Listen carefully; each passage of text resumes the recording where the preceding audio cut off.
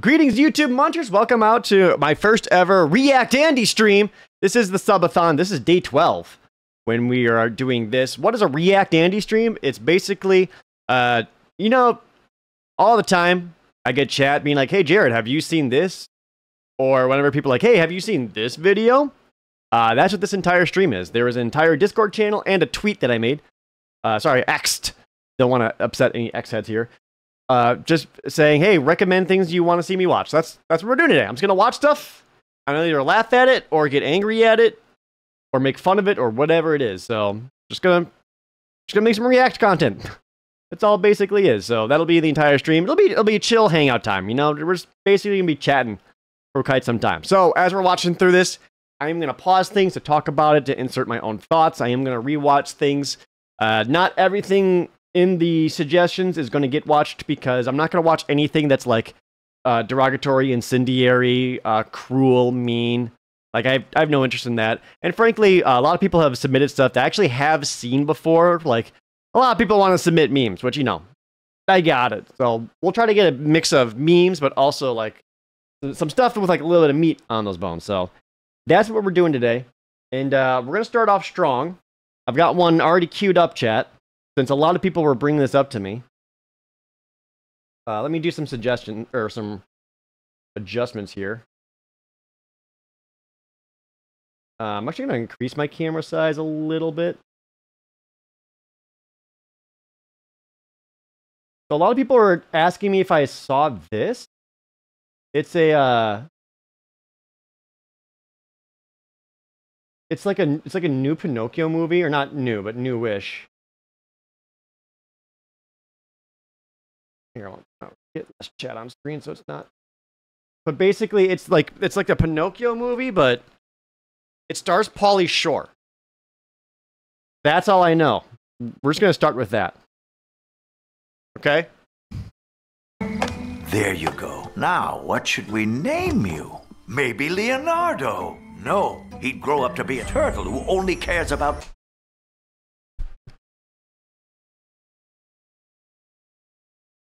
We're 9 seconds in, and it's already got just like a really bad joke.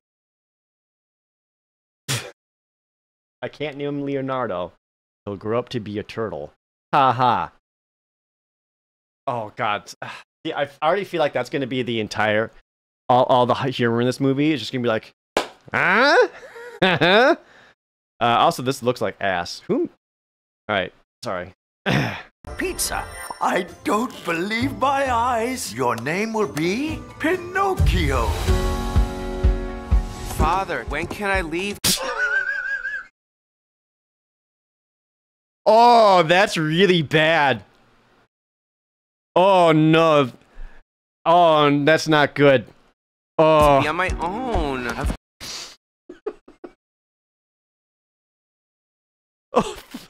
Oh, it gets worse? Oh, come on. Oh, man, that's bad. Okay. Got the whole world to see. You are too special, Pinocchio. The world is full of people who could harm you. The timeless story. Our last few shows barely had any audience. We just need to come up with a new act. Ooh, come on! You thought you knew. The coach is headed for the cliff. She's gonna fall. Hold on! Senorina, alley-oop. The director for this movie, when they got Pauly Shore on board, he was just like, so, how do you want me to deliver this line? And the director was just like, just say it in your normal voice. Who cares? Ooh, left it. Are you made of wood? You will become a star, my boy. Ladies and... This also looks like a movie. The quality of this movie, like the animation and all that, this makes it look like a movie that was made in like 2005. He was directed to act wooden. How dare you? How dare you? You know, remember like in 2005 when like a bunch of movies like this were coming out? It's like this, like Shark's Tale, Over the Edge. Like all that kind of quality animation. And gentlemen, Pinocchio!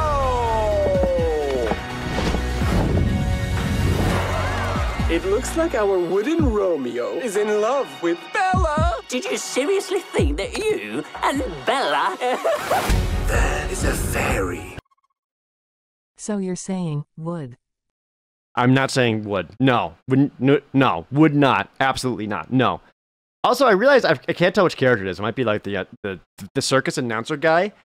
This has to have been made during the pandemic or something, right? Because his microphone sounds like it was recorded in like a closet, but the closet was just dead ass empty, so all of the audio is bouncing off the walls, and I can hear it, and I can hear the echo, and it sounds really bad. Her name is Lucilda. I'm sure she could turn you into a real boy. Let's go, Tybalt! Great adventures away! Take the adventure. I did want to see the world, but I realized she is the most beautiful thing the world has to offer. Oh my god, they had to slice that audio up.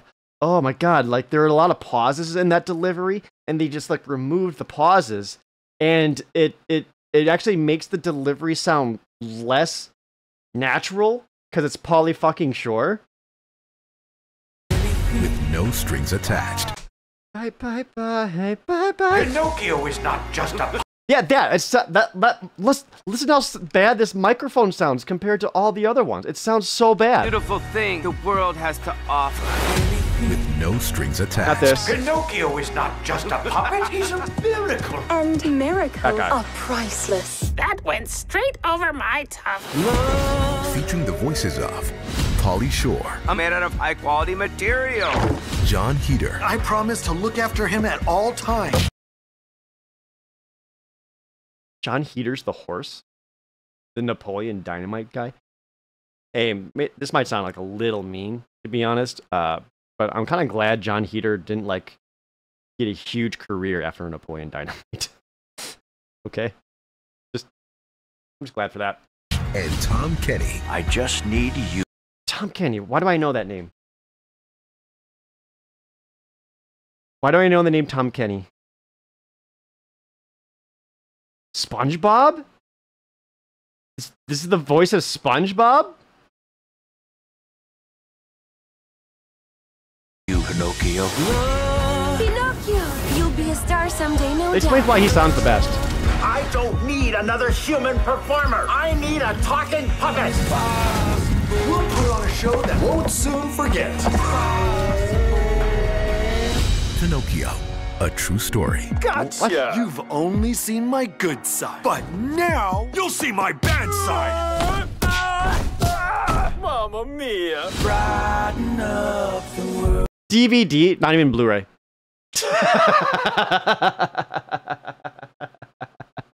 Not even Blu-ray. 2022. Not even Blu-ray.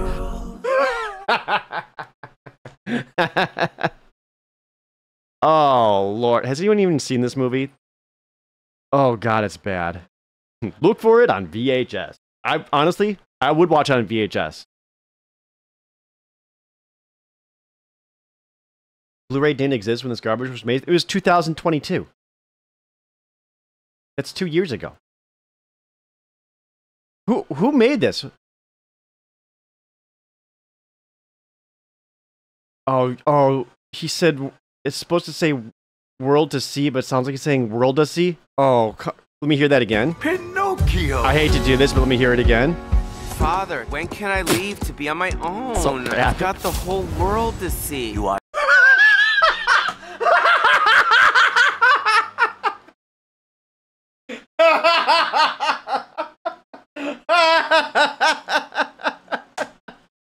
Oh no! Oh no! Oh, leaf blower guy, come in here. You should see this. No, hear me out. Absolutely no, hear me out. I got the world to see. Father, I want to go out on my own. I've got a whole world to see. Yeah, whole world to see. Oh boy. There has to be like YouTube videos about this already, right? There's surely like a bunch of YouTube videos already made about the Pauly Shore Pinocchio movie. It was said, yeah, it was definitely said better in the text to speech. But like, someone must have covered this because this is Polly Shorley. Is that a YouTuber? It was memed things back in 2022. I completely missed it.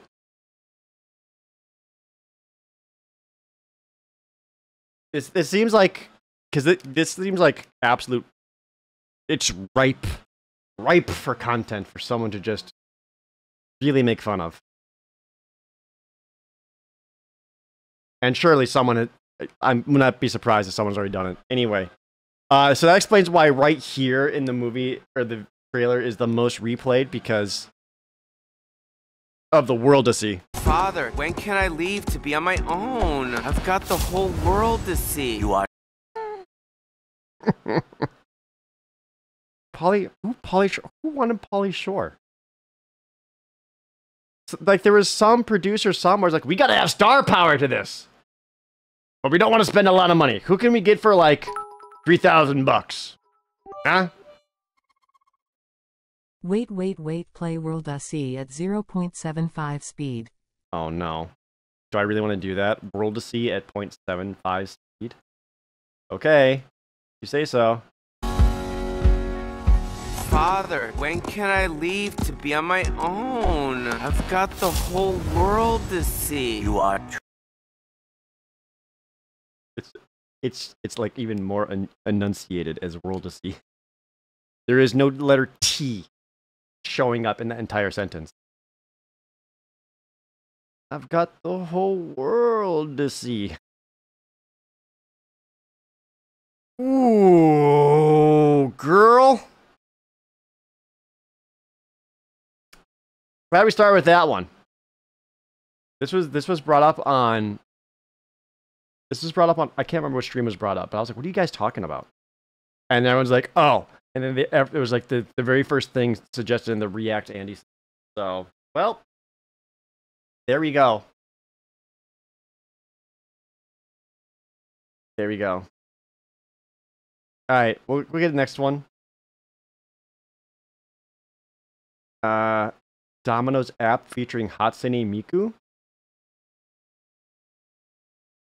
Is this real? Hello everyone, I'm Scott, president of Domino's Pizza. Have you heard of Hatsune Miku? Today, I'd like to announce a new collaborative project featuring Hatsune Miku. What is this editing? Domino's app featuring Hatsune Miku. Hatsune Miku exists in a software called Vocaloid. Vocaloid enables you to produce songs. A character named Hatsune Miku sings the songs you create.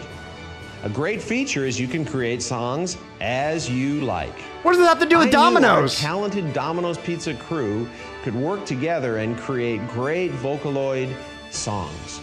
Bokoropi, Eshi, Chokyoshi, Furitsukeshi, everyone. Oh, that pronunciation.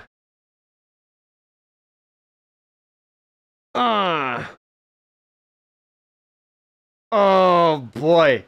This is real? This is like a real advertisement that Domino's had in Japan, I'm assuming. Yeah, this feels like a skit. Amazing Vocaloid songs have been created with the fantastic imagination of the crews from all over Japan.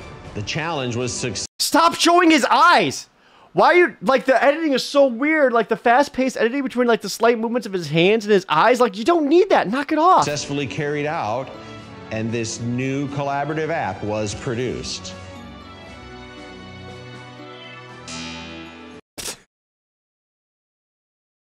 I'm sorry, can I see that smile again? I need to see that smile again, I'm sorry. Was produced. Please let me see it again.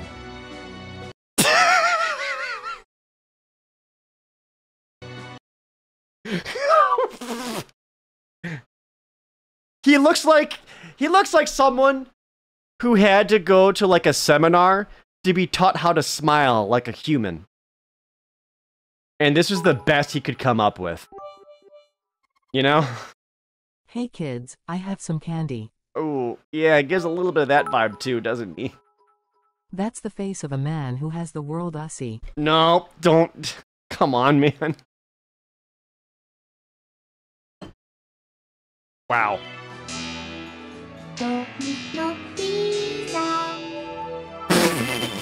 So stupid. Based on Miku's image, the Domino's app changes its appearance.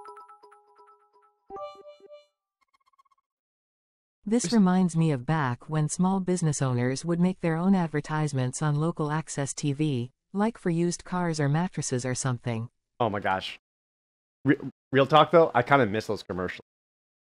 Like, I have some home VHS tapes of stuff that were recorded, and there's a part of me that, of all the things that get like saved and archived these days, people will re-upload or like re-release, TV shows, movies, series, or whatever. But there's like no reason out there for anyone to try to save or archive commercials. So anytime I can get like a VHS tape and it still has commercials on there, that's golden. Like, that's delicious stuff. Like, that's the kind of things I want to see. Because most other things you can still find online somewhere, usually on YouTube, but a lot of commercials don't get out there. And that goes particularly true for local commercials, because who the fuck's going to save those? And there are so many bad local commercials. Do they not really do those anymore? Is that not really a thing? Because, my God, was it everywhere in the early 2000s. One of the worst early local commercials I'd ever seen, and it was so bad, it's just stuck with me. Just stuck with me to this very day, and I hate it so much. Picture this, all right? Picture this. It's like 2000, I don't know, 2002, 2003, give or take. I forget exactly what it is. And to just show you how dated this commercial is, it's a commercial for used cars, just selling cars. And this was in Green Bay, Wisconsin. It's like local Green Bay, Wisconsin used car commercial. And the commercial was they were just like on a yellow backdrop that was obviously green screened in. And there's like, oh, come on down to whatever in the Fox Cities to get the used car of your dreams. And then it just cuts to a really bad Austin Powers impersonator. And he like does a thing, returns to the camera, and he's like, can't believe these prices, baby, yeah. And like the nanosecond after the Austin Powers impersonation shows up on screen, it then cuts to another guy, kind of got the black, kind of spiked up hair. He's got the black short sleeve t-shirt that's a little too tight for his body, and he's sitting at a desk, and he's got his arms folded. And it's a Simon Cowell impersonator from American Idol. And he just goes, absolutely dreadful. And that's it. That's the commercial. That's how they tried to sell their cars. They used an intentionally bad Austin Powers impersonator to then make fun of him with a bad Simon Cowell impersonator while throwing out like car deals in between it all. That's the kind of stuff people made in the early 2000s. And like, I remember thinking, I continued to see these kinds of commercials while I was part of the improv comedy troupe. And we would have our practices on Wednesday evenings. And after practices, we usually go to someone's house just to like watch some TV shows or something. Whatever like the big TV show at the time. Like a lot of people like watched Survivor. We all watched Lost together. That was one of the big ones. And usually at the guy Ken's house. And we would just watch TV. And, of course, commercials would come on. And then a local commercial would come on. And they were always so bad. And all of us there were just like, what the hell are we doing here making like improv comedy? We should just be writing commercials because clearly no one else here knows how to do it.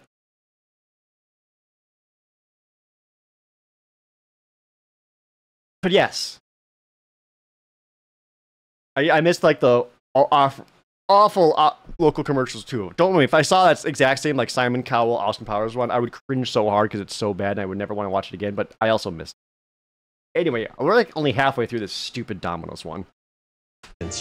A lot of music and illustrations produced by Domino's crew are here. From the menu to the order, it looks very cute, just like Miku. Once your pizza's delivered, Have some fun with Miku.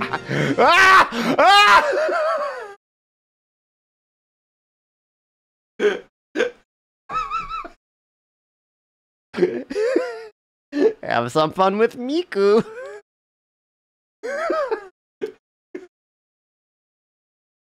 Hello, I too am human.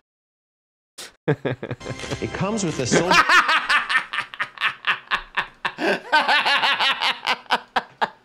Oh my god.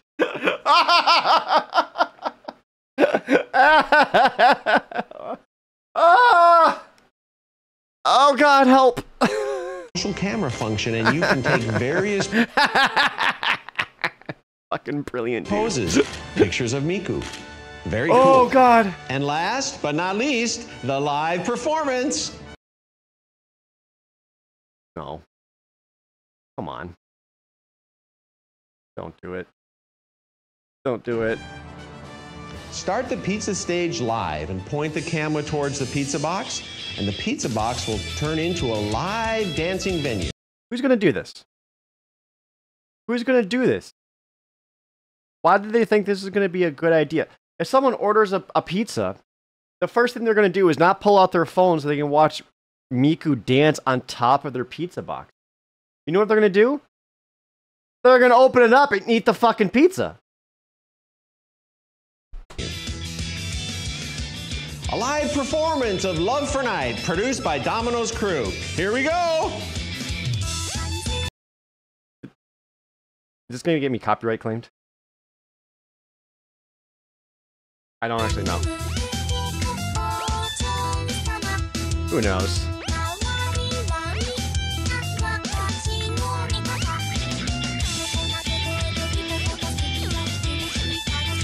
Let's enjoy the rest of the performance with the app. I can't believe this is the thing that was made. I can't believe it. When was this uploaded for archiving? This was real in Japan. Got retired and this got removed. So this is a very real commercial with the CEO of Domino's Japan at the time. Yeah. The man had an interview a decade later and no, he has no clue what Miku is. Sorry. Sorry for that music jump scare. That's funny. Oh boy. Yikes, dude. I don't know what else to say other than yikes. Oh boy. All right.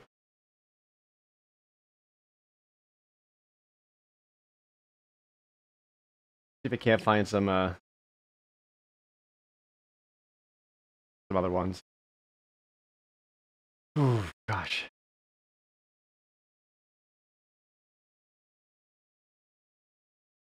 We got Albert Wesker, finale speech, take one. I don't need anyone else. I have big balls. Sorry, Albert, can we do that again? I have Ouroboros. In less than 5 minutes, we'll reach Vader's Death Star. Take 3. In less than 5 minutes, we'll reach the optimal altitude for missile deployment. George Bush will be released into the atmosphere. Yeah, What did I say?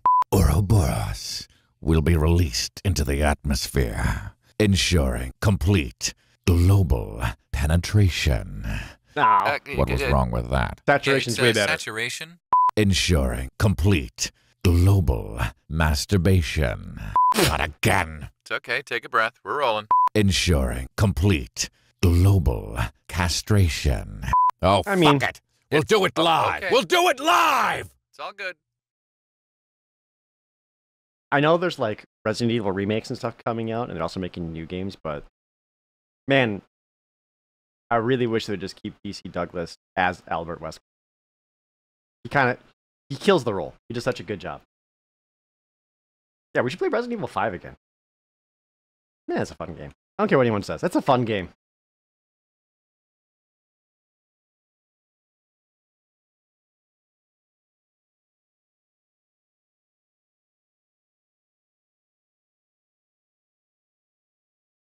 I don't know what this is. It's called ratings ploy.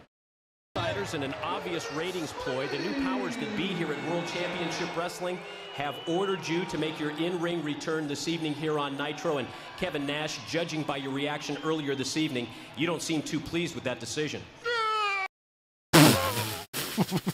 Fucking what? In an obvious ratings ploy, the new powers that pleased with that decision. He's wearing a FUBU jersey.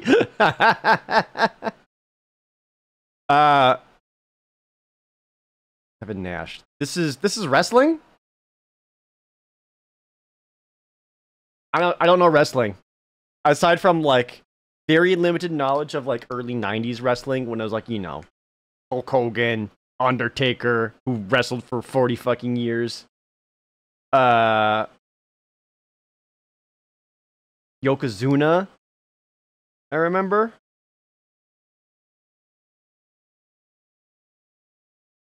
I don't know. But yeah. I mean, I want to know why he just went, nerd! That's funny. Star Wars, the totally Phantom Menace. Today is a big day. Here is your first lightsaber. It is now time for you to learn how to this will get me copyright claimed. I can't watch this one. Sorry. I can't do it. Dragon Ball Z? Hey, I just realized we're gonna be needing the Dragon Radar. Oh. Well, I had it, but then I gave it to Piccolo, right? Yes, that's right. But I think it's in my other pants pocket.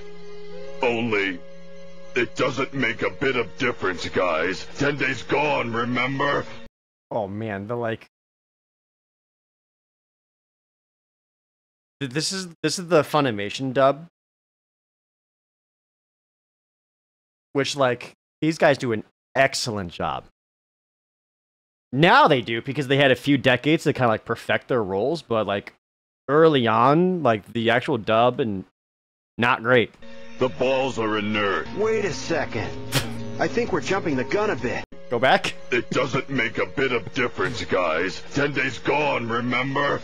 The balls are inert. Wait a second. I think we're jumping the gun a bit. What? The balls are inert. It doesn't make a bit of difference, guys. But it's still there. Yes, but I think it doesn't make a bit of difference, guys. This is like a YouTube The balls poop. are inert. But it's Gohan. The balls are inert. Terrible. Gohan. But it's impossible. My balls aren't there. It's in my other pants pocket. Only, it doesn't make a bit of difference, guys. Can't be. My balls are inert. Does that mean they don't work? Yes. I've been keeping tabs on the man lately. Only, it doesn't make a bit of difference, guys. Just take a look at this. Stop it. Don't open that door.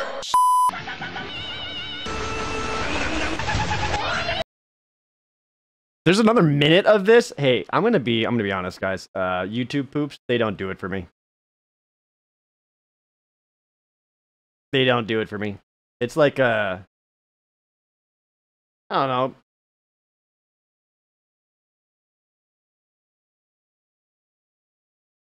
I guess whatever that kind of great for teens. Yeah, it's like 12, 13-year-old humor. Yeah, it beats the joke to the ground. Yeah. This one's just called the best scene in all of Ultraman.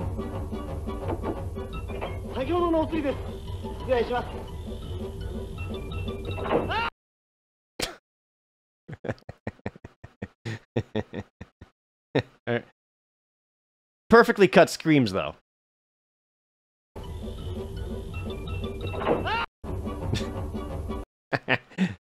That's good.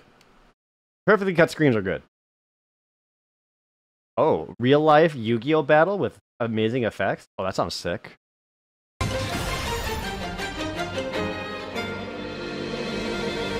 Oh, please. With the Infinity Gauntlet!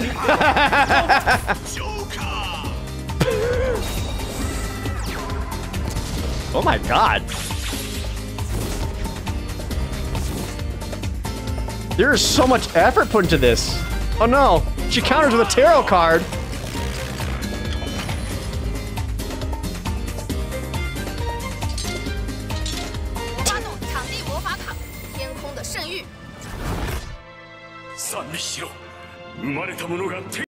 This is kind of awesome. I want to do this.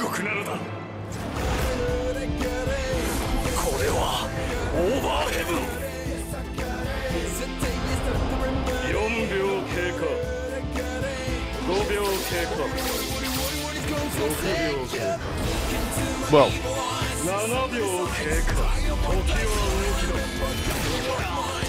That's silly.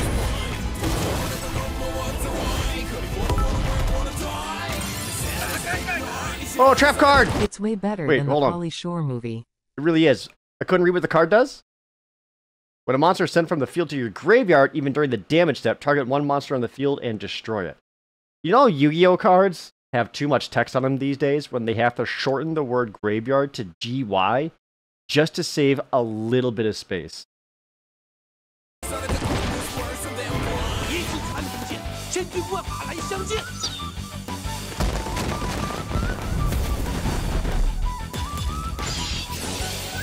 Guan Yu?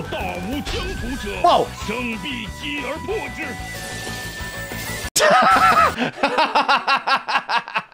They're just pulling out cards from everywhere. A Hearthstone card? Blessing of Wisdom.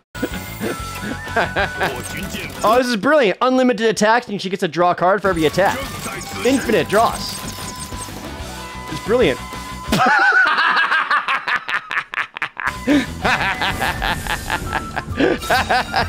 Yes. Incredible. Amazing.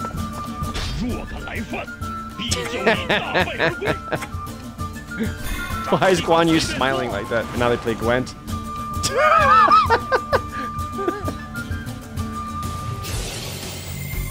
Oh, 2 fusion tag.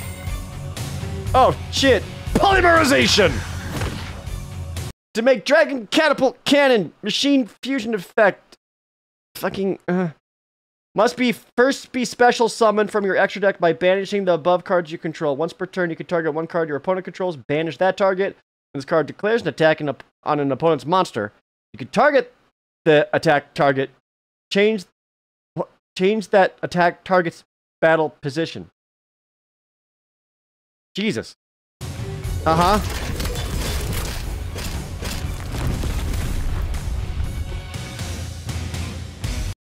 Good hand. Got 3 Hearthstone cards and a couple of Yu-Gi-Oh cards. What? I was gonna say.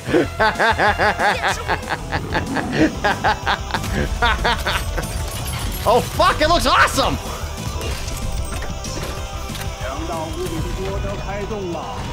Hell yeah, brother! Oh, now you have the power sword out? There it is, let's go! I love the original Power Rangers, because, you know, that's what I grew up on. You know, can't help it. But even when I watched the original Power Rangers as a kid, the one thing that always bothered me is, like, in the middle of their battle, it's like, you know, it's like the guy in the Megazord suit, whatever, and he's all like, ugh, and they, like, fight a little bit, and they're punching each other, and there's sparks flying.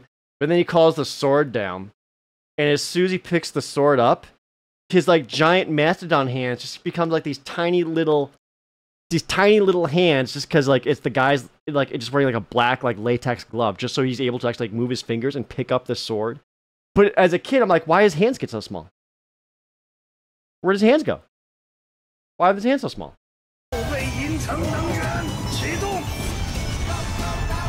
That's a good-looking explosion. I think I recognize some of these smoke effects. Ooh, and then she plays one more card face down. Oh, Polymerization 3 Blue Eyes? It's happening. Oh, it's happening.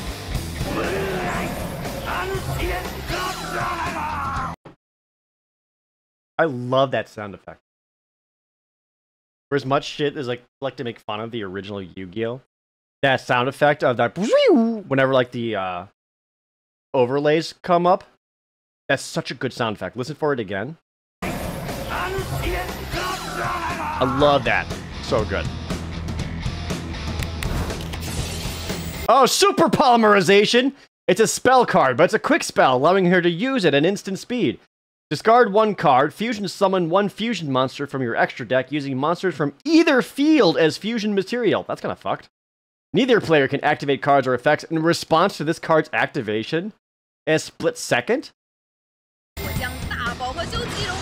Fusing Big Bao and Blue Eyes Ultimate Dragon.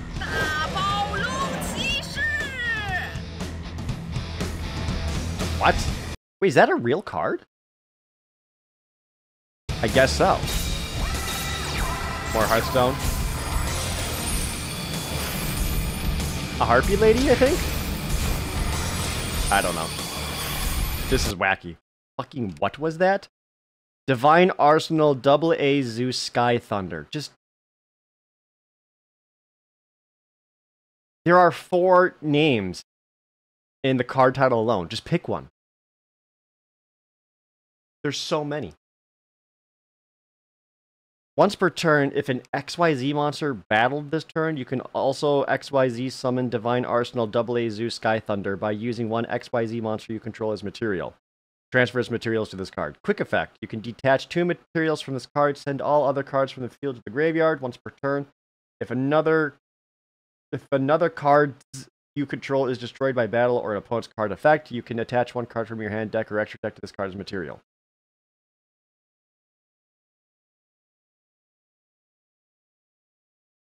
This is a headache to read. I remember I liked it when I played Beaver Warrior.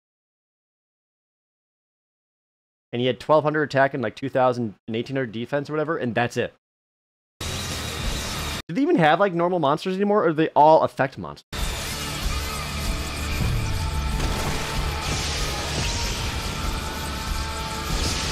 That looks sick.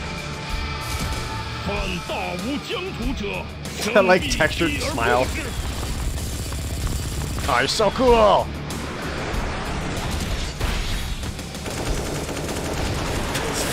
Yeah, shoot him with your gun! He's summoning a Gundam? Oh, OG Gundam too. Tight.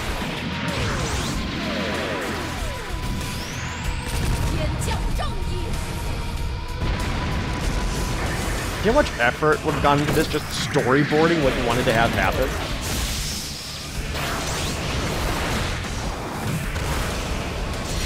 This is impressive. Oh, that was good. Ah, don't leave it falls on a cliffhanger. Ah, come on.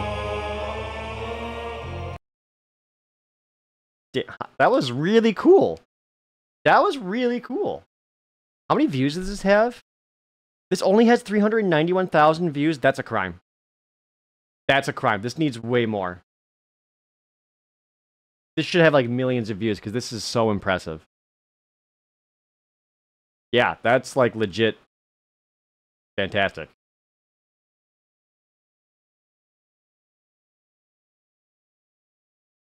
Wow.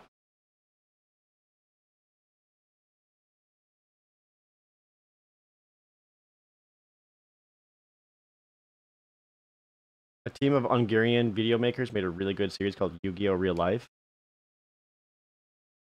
Neat. I don't want to like keep picking the same videos from the same people, so I want to like spread it out a little bit. Technical jargon overload. Here at Rockwell Automation's world headquarters, research has been proceeding to develop a line of automation products that establishes new standards for quality, technological leadership, and operating excellence. Okay. With customer success as our primary focus, work has been proceeding on the crudely conceived idea of an instrument that would not only provide inverse reactive current for use in unilateral phase detractors, but would also be capable of automatically synchronizing cardinal gram meters. Cool. I like that. Such an instrument comprised of Dodge gears and bearings, Reliance electric motors, Allen Bradley controls, and all monitored by Rockwell software is Rockwell Automation's Retro Encabulator. Encabulator? Now, basically, the only new principle involved is that instead of power being generated by the relative motion of conductors and fluxes, yeah, I'm with you. It's produced by the modial interaction of magnetoreluctance and capacitive directance. Okay. Yep. Okay.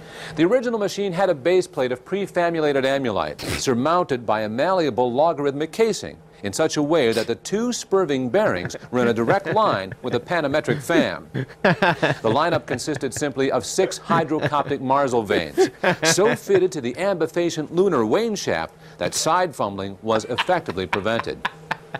The main winding was of the normal Lotus O deltoid type placed in panendermic semi-boloid slots of the stator. Every 7th conductor being connected by a non-reversible Tremi pipe to the differential girdle spring on the up end of the gram meters. Moreover, whenever fluorescent score motion is required, it may also be employed in conjunction with a drawn reciprocation dingle arm to reduce sinusoidal depleneration. The Retro Encabulator has now reached a high level of development, and it's being successfully used in the operation of Milford Trunnions. It's available Chad, you soon be writing this down. Yeah, write this down. Rockwell Automation products are sold. Wow, that might have been my favorite episode of Star Trek I've ever watched. Like that was like the exact same kind of like technobabble that would show up in any Star Trek. Honestly, if I was someone, if I like actively played like the Star Trek tabletop RPG or something, and I had to play an engineer or whatever, I would basically just memorize most of the words that they just said in this, and I would repurpose that to roleplay Star Trek.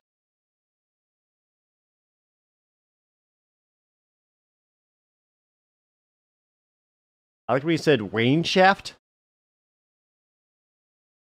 That was kind of a good in.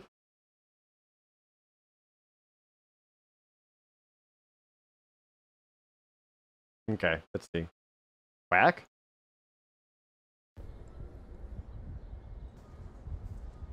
Quack. Quack. Quack. Quack.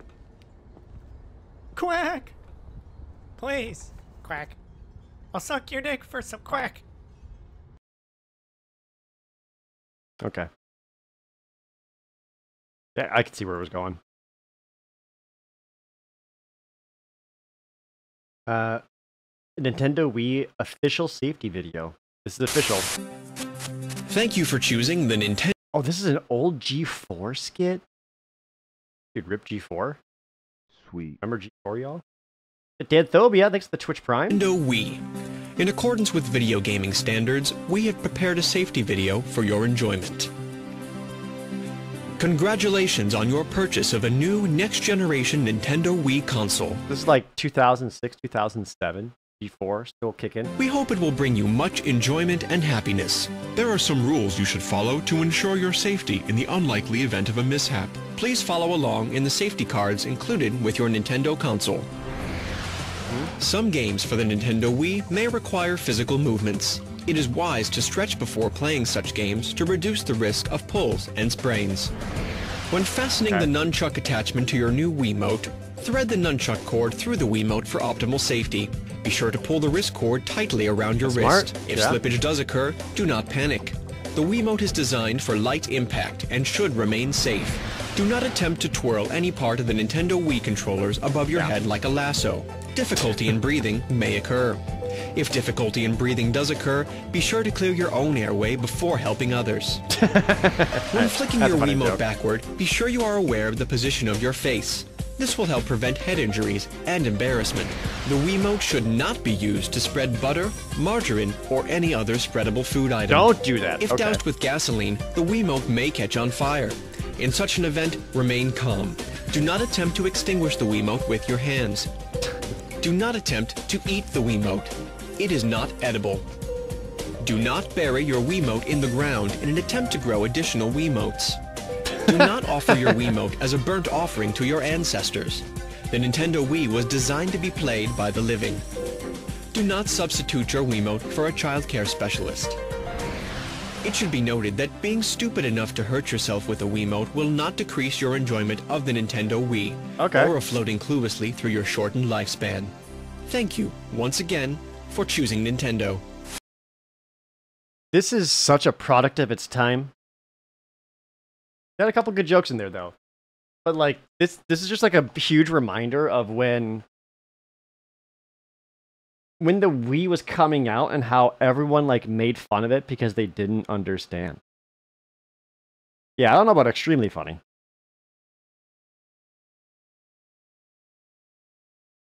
Like, so, I don't know how many people remember this. Again, I was working at GameStop when the Nintendo Wii came out. But the number of people who, like, just didn't understand and made fun of the controller, the name, the everything, like, people didn't understand how, like, you play with the Wii remote. Like, again, working at GameStop, the number of people like, oh, the Wii sucks, dude. I like Xbox 360. And I was like, what's wrong with the Wii? He's like, the controller's dumb. Who wants to sit there and play games like this the whole time? And I'm like, well, you don't do this the whole time. Rest your elbow wherever, and then you just, like, barely point, and you're doing this.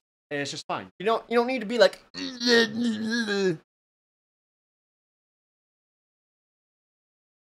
But again, worked at GameStop when the Wii was coming out. So the number of people that would also just not know how to pronounce the name is probably what I remember the most. Like, parents would come in, the parents would call in, whatever. They would say, do you have the Nintendo Y in stock? And then, you know, I'd have to respond. I was like, oh, we actually are sold out of Nintendo Wiis. My favorite, though, are the parents who called in. And they were just like, hi, I was wondering if you guys have any of those Nintendo Wii's? Like, they wouldn't even say it. They spelled it out. Like, they wouldn't even say the word Wii or Y. They just spelled it out. It's like, the Wii? No, we're sold out. We'll never have the Wii. And stop calling. Stop hanging out my store. But, yeah, it was just, people made fun of it, like, all the time. Just because they didn't understand. Then went on to be, like, the biggest selling console ever. And then come, like, 2008 or so, no one was making fun of it anymore. Because it just became so huge. I mean, people are making fun of, like, the shitty games around there, but people were not making fun of the Wii as, like, a concept. Anyway, to the next video.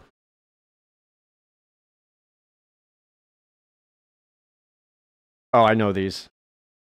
I actually have seen some of these, but I still like them. These are Star Trek. We made, speaking of Star Trek, you guys ever see Star Trek intakes? These are glorious. There is no question about it, sir. It is his signal. Picard to Commander Riker, do you read me? Riker to Picard, I'm here. Are you all right? Yes, sir, I'm all right. What about Geordi and Worf? We beamed them up an hour ago. They're fine. But we lost you in mid-transport. Where have you been? What is going on down there? I'm not sure yet, sir. But I think I'm about to find out. Stand by. I love these. These are so good. So those of you who don't know the concept, unlike the Star Trek Next Generation like DVD set or Blu-ray set or whatever it is, you can, you know, watch the outtakes. So they have a bunch of outtakes. So this guy, this YouTube channel, Ryan's Edits, just took all the outtakes from Star Trek Next Generation and re-edited them into the episodes so they just happen seamlessly. And they're glorious.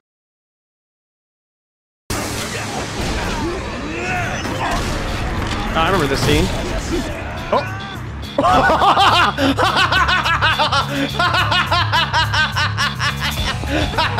Oh no! Oh no!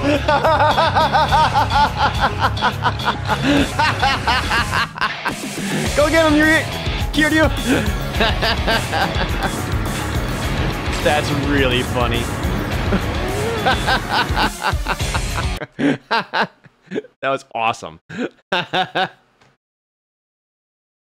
Just what's wrong? Oh shit. I love that the player was just like, well, better chase after him.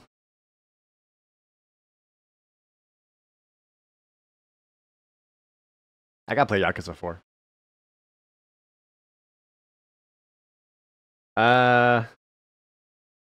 Cam Clark and David Hitter Liquid Grinch parody? This stupid? It's Solid Snake and Liquid Snake. You're a mean one. Liquid Snake. Yeah, you really squeeze my hog. You're as charming as some fox dye in a rabid snarling dog, Liquid Snake. You're a recessive gene Xerox. Got him. With a busted hind D. That's silly. This might go on. This song actually might be copyright claimed just because of the melody, not necessarily the lyrics. I don't know how much I could keep going on there. That's funny.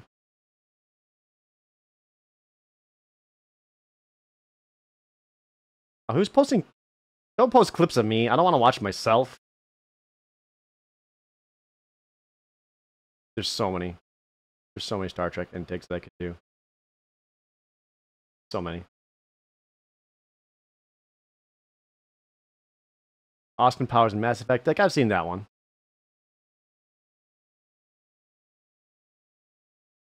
Ash roasting people in season 1. Dogs are one of the 3 most disgusting things in the world! Aside from you, what are the other disgusting things? Got her? I knew we shouldn't have listened to you. Now we'll never get out of here. As if your sense of direction's so bad you can't find yourself in a mirror. You crack mirrors! Got her. Rip the voice actress to Misty and Jesse, by the way. You know what's really upsetting? I had no idea that she was the voice actress who did Jesse and Misty. She was only like 20 years old when that started. 20. What was I doing when I was 20? I think I was trying to make Flash animations using sprites for Newgrounds while jerking off. I don't know. That's incredible. Excuse me, but are you by any chance the oddball in your family? My father. Huh? You mean you're the good-for-nothing father who left home and never came back? Psyduck and I are so cute we'll look good whatever fashion we wear. I'm sure Psyduck will. I hate Ash the way is she brutal. treats us, but I like the way she looks. Yeah, not like some other girls who treat you bad and look even worse. Got This her. camera is my life. Get yourself a new life. Holy shit. Oh my god, Ash. Relax. Oh my god.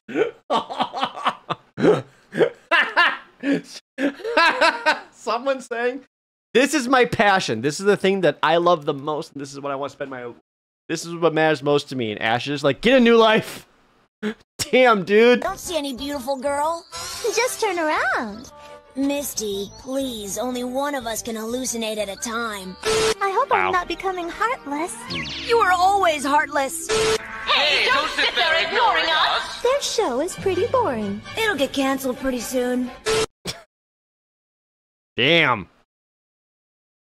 Freaking Ash, man. Rip Chibi, thanks for that. Twitch Prime resub. Yeah. They just like tone that down in the later seasons or something because damn, he was just roasting them. If anything, I missed that.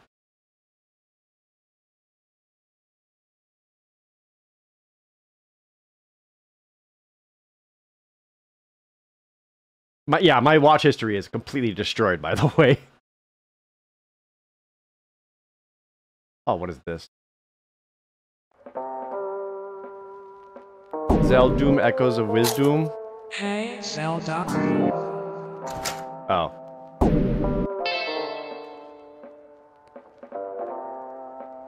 Kinda looks memey. Hey, Zelda.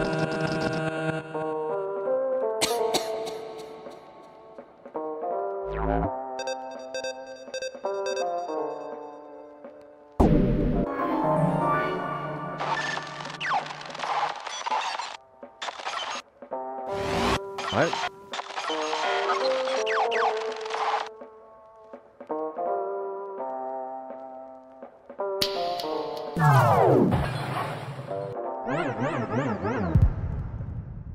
What? What's the punchline?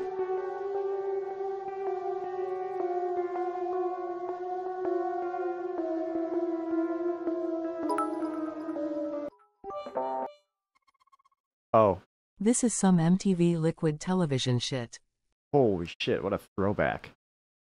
MTV's Liquid Television? What a throwback. But honestly, yeah, this... I mean, again, she's caught in an eternal loop, and then the new Zelda also realized there's been tons of Zeldas before her, and she too ends up in the loop. I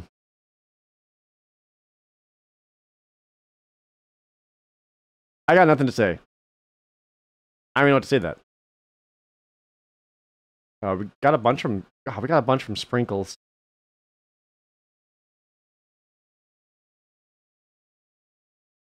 All right, Sprinkles. What else you got? This is your other suggestion. Are you fed up with trying to shit in a dark room? Tired of getting out of bed every night just to shit? Hi, Billy Mays here to share with you the most important product I have ever endorsed. The Big City Toilet, the new wireless toilet that lets you shit anywhere. Just pick the place you want to shit and plug the Big City Toilet into the remote receiver. Then simply Another peel YouTube poop. off all your clothing and shit. You can shit upstairs, so you don't have to go back downstairs. You can shit next to your bed, in a closet. You can even shit in a child's room.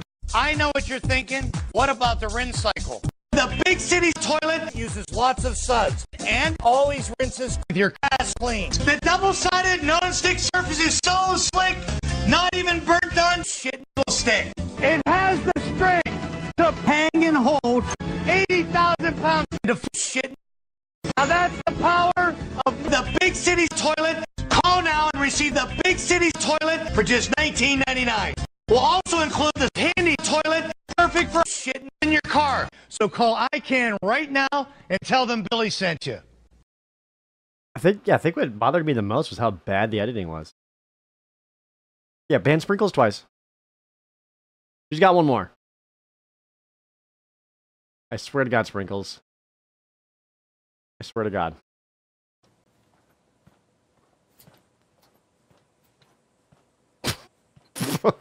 Okay.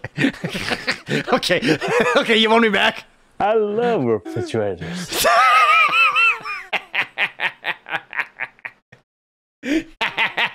This is a fucking real commercial. This is a real commercial. He's got 10 seconds of just walking towards the camera. Look at him smiling as he waves his head back and forth. Who decided they needed to include this entire walk-up? I love refrigerators. He's adorable. Redeemed.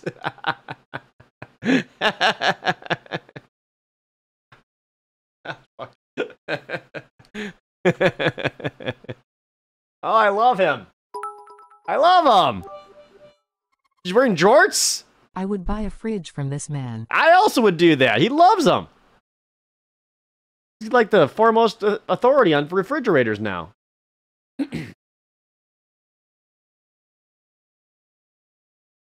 Oh, fuck. Okay. Let's see. Yeah, there's a couple other ones I've seen before. Oh, no. Something Kingdom Hearts.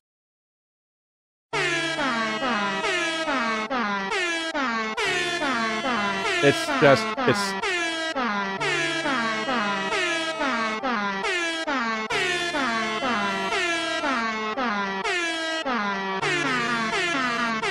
it's just the Kingdom Hearts scene, but with air horns the entire time. That's it. That's the.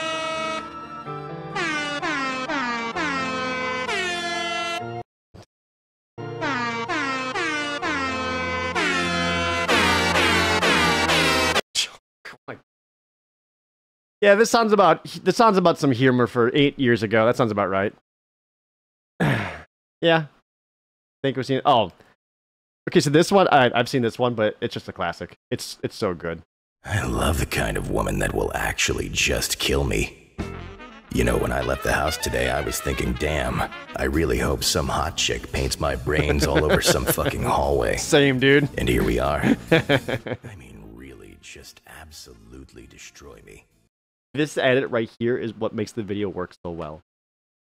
Just the fact that they made his voice far away for this, like, far away shot, and it's only in the left channel. Brilliant. I'm talking full-on watermelon in the thighs level carnage. And I wanted to scare the shit out of me. I mean, I hope I piss myself. Also good at it. Myself and you call me your little pee-pee piss boy. I want you to fuck me up. I mean, I want you to make me your bitch. Your little pee-pee piss myself bitch. I want it to get embarrassing. I mean, like, weirdly embarrassing. Unsanitary, too. We should be entirely different people by the end of the first 8 hours. Do you understand what I'm trying to say here? I mean, I'm a real freak. I'm not normal. Ma'am, please, you have to crush me. It's a good bit. It's a good bit. 7 million views. Also, this guy does like a pretty solid Steve Blum impersonation. Here's a classic. He's got his AirPods in. Oh, this is one of the Yakuza games. One of the Judgments.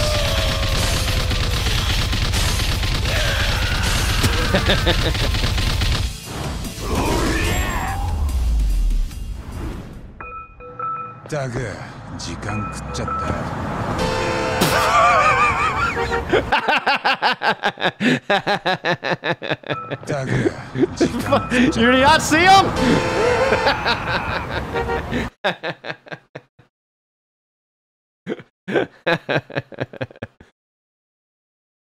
It's just like a little shitty bitch car too. That's what makes it funny. Oh god. Oh no. Well, speaking of mods and do I trust them? Alcahest, what is this?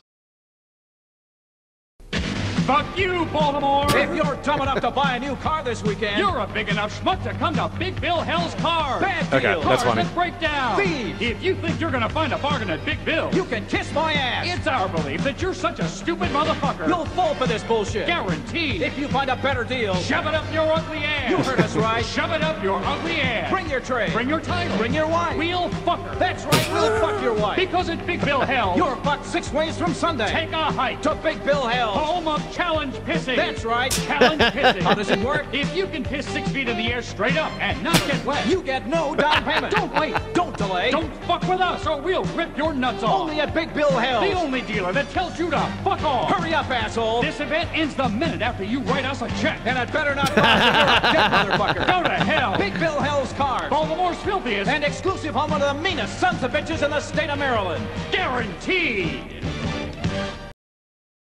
I would shop there. I need a car. They seem trustworthy.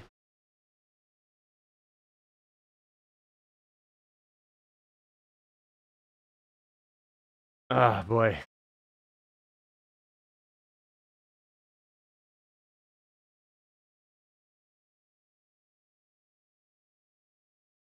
Oh, do I want to see this?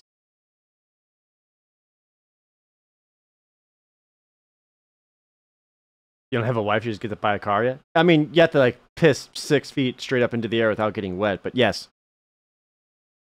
What's a Cyberpunk showcase?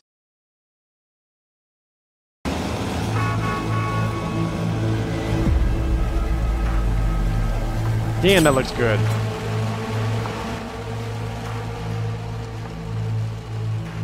$8K graphics? Hey, yo. Hold on. Bump it up.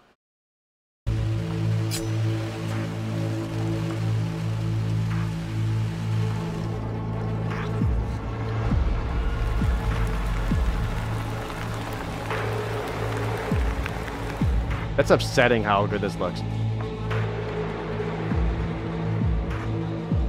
So chat, when I get my new PC, we can do this, right? What the fuck? Look at her hair.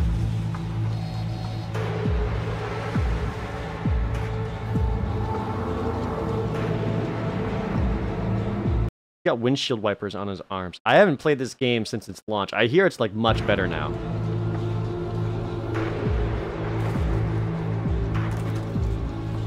Dude, this looks great. I was expecting this to be a bit, but no, I think it's actually just a showcase. Like, I'm not a car guy at all, but like, that's very pretty.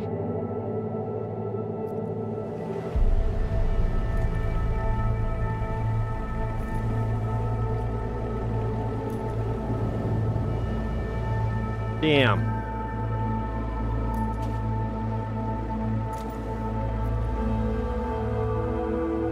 That's cool.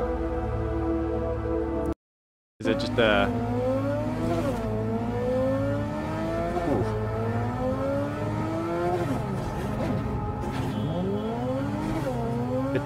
It's actually kind of upsetting how good this looks. At least on my end. You know, everyone else, you know, getting funky bit rate, like 1080p or whatever. Holy shit.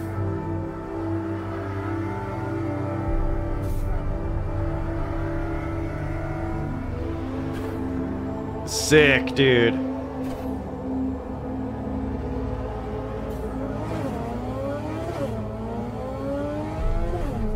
I guess there probably are just like a bunch of graphics mods out there for it now, huh?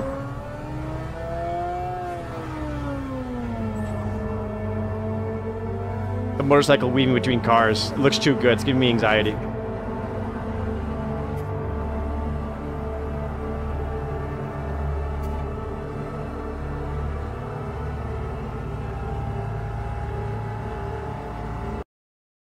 And it's just like a lot of car porn for a while. Lifelike environments?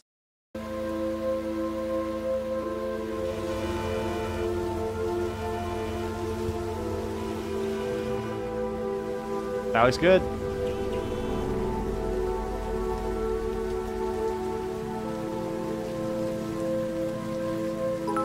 Looks good, gotta say. I'd pay good money to see you replay Cyberpunk. It's my favorite game and I liked your first playthrough, but that was sadly pre-VOD channel. That was pre-VOD channel. I haven't played it since, so it's been like, what, 3-4 years? But my god, like that looks so good.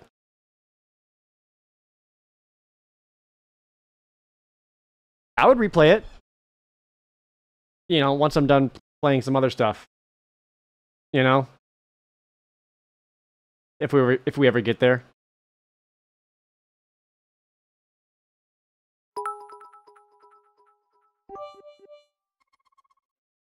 Adding in my 2 cents. The game has been improved so much it's almost a new game. That's what I hear. Well worth another playthrough. Yeah, and it's also been so long that like I basically like don't really remember most of the stuff from even playing it. So if I were to play it again, it'd basically be like a lot of new stuff.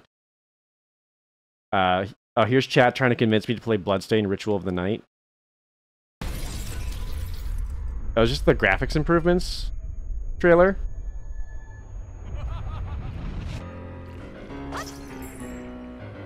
Because I just finished up Symphony of the Night. Oh, those like actual comments. Oh, is this the one where Igarashi shows up? He's like, fine!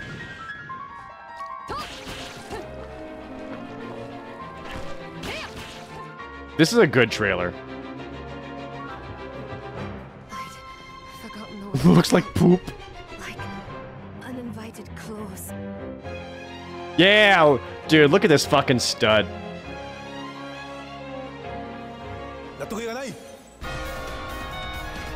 It actually said poop. Wow, it does look way better. Yeah, that just pops. Look at that.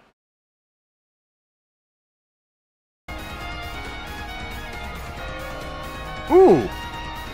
Yeah, dude.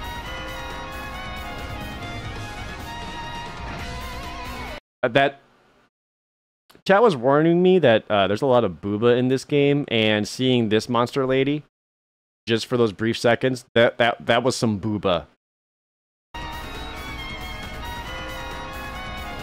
Oh, at least in the old, like it seemed much better in new, but in old the booba was out of control. Look at that. Like, look at that. Come on. The Dargon looks really good. Whoa. That's the same area? Go back?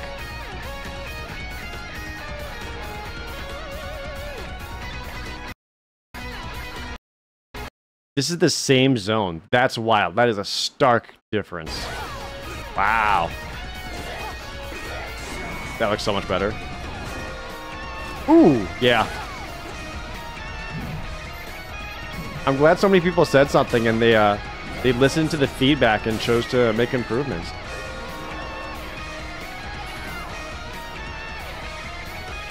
Yeah. I need to play that at some point. That looks really good. Oh, and the most replayed part? This fucking guy. He even throws the wine glass. Dude, what a fucking stud. Did you ever play The Legend of Dragoon? Yes, I have. Multiple times. That's so good. Do I want to know what this is? Can't have a boy in your bed. Why not? You do.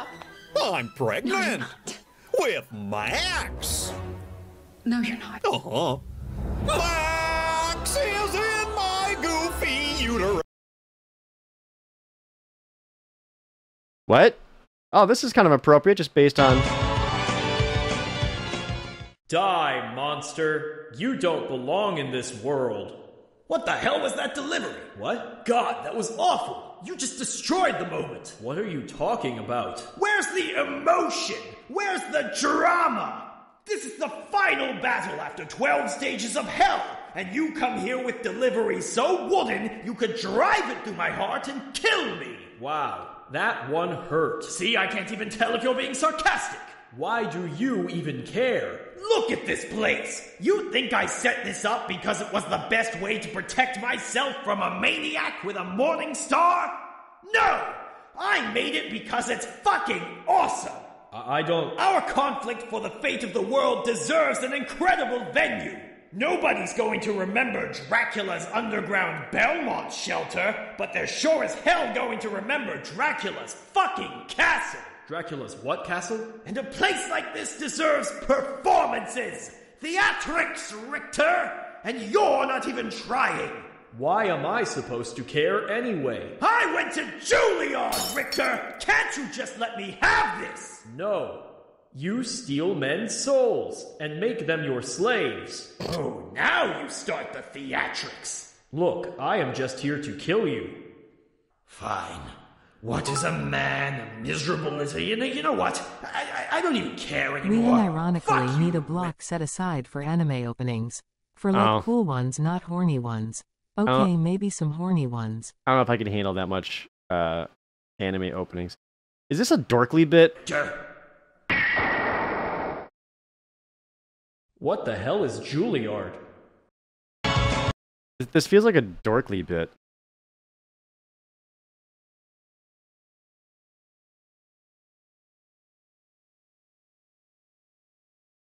But I feel like there's not enough like lip flaps and cropped out sprite movements for it to be a Dorkly bit.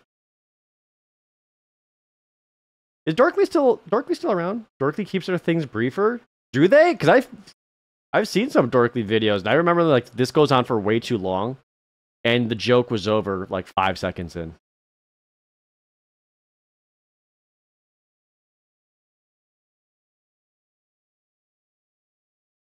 Oh, I mean, related. Time, monster. You don't belong in this world. It was not by my hand that I was once again given flesh. Hey, what the fuck is going on? Dude. We skipped one part. Damn. Oh, are we doing the thing? No, we didn't. Okay.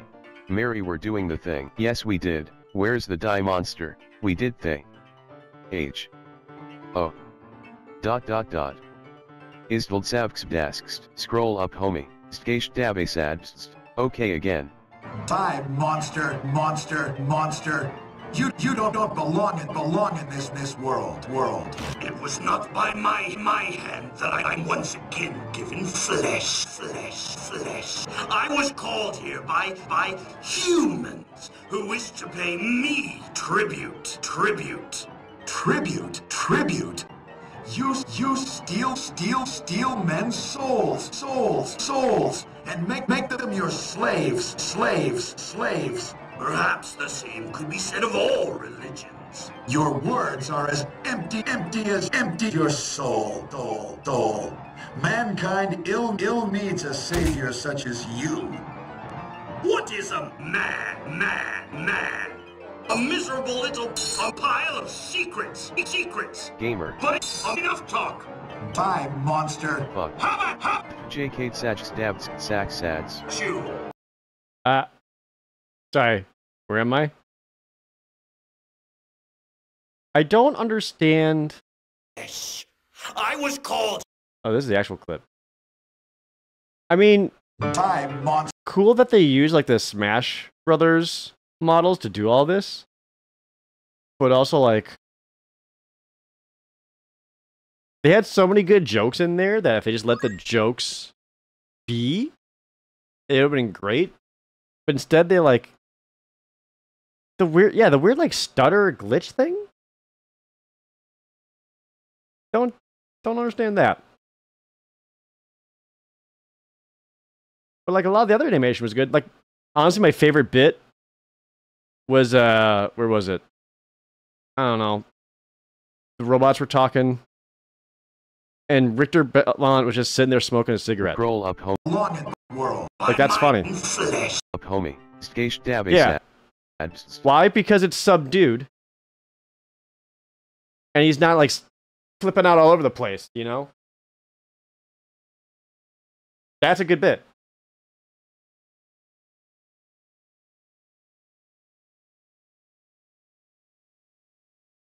Desert Phantom, thanks for gifting 10 subs to the chat. Oh no. This video is just titled Cringe.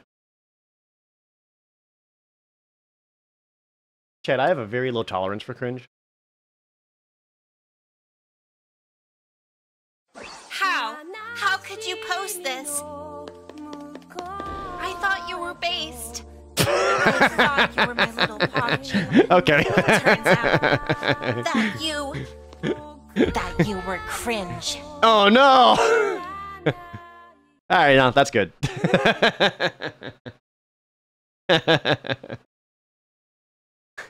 Oh no, chat.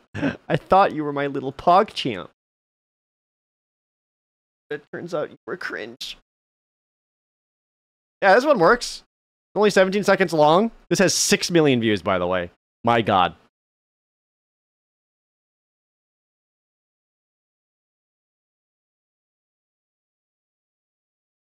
Yeah, that's a good one.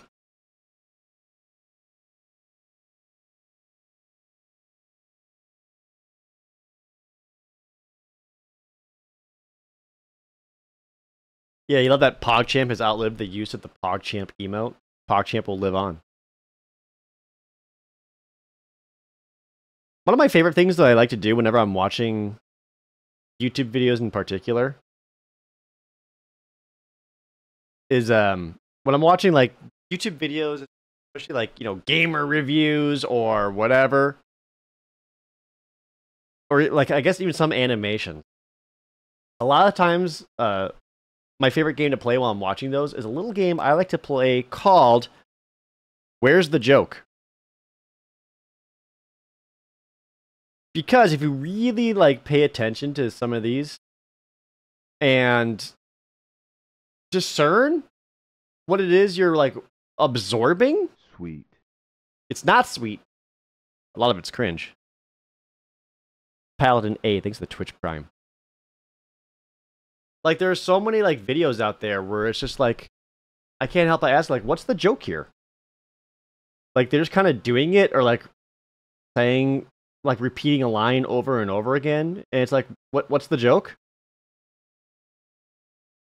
What's the joke? It's like 80% of Nostalgia Critic. It's the best example I can think of, especially early ones. Like early ones, like what's the joke here? Just screaming? Or those like oh, what are they called? It's like a whole freaking series of them. It's like little animations, just like kind of recapping like entire video games or whatever. And all they do is scream. And I'm just like, what's the joke here?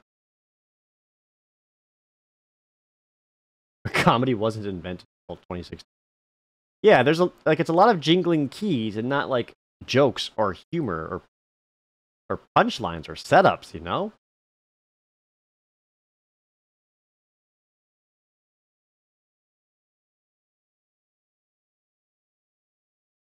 So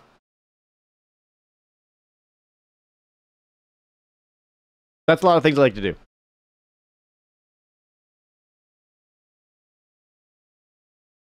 You're saying I'm too good for some jingling keys? Yes, I've evolved beyond that. Well, it's kind of like the same way that, you know, if I were to watch a YouTube video, I like see the seam and like I see between it all, you know? I can see like the editing, I can see like the sentence structure and all that. Like I'm not just like watching and getting the information. I'm like I can like see all that between that. And frankly, that happens the same way with a lot of comedy, because I'm trying to not sound like a prick, but I did professional comedy for years. Some could argue to this day, I don't.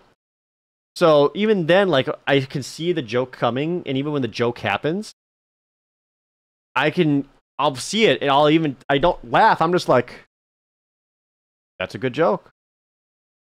That might be the funniest thing I've ever heard.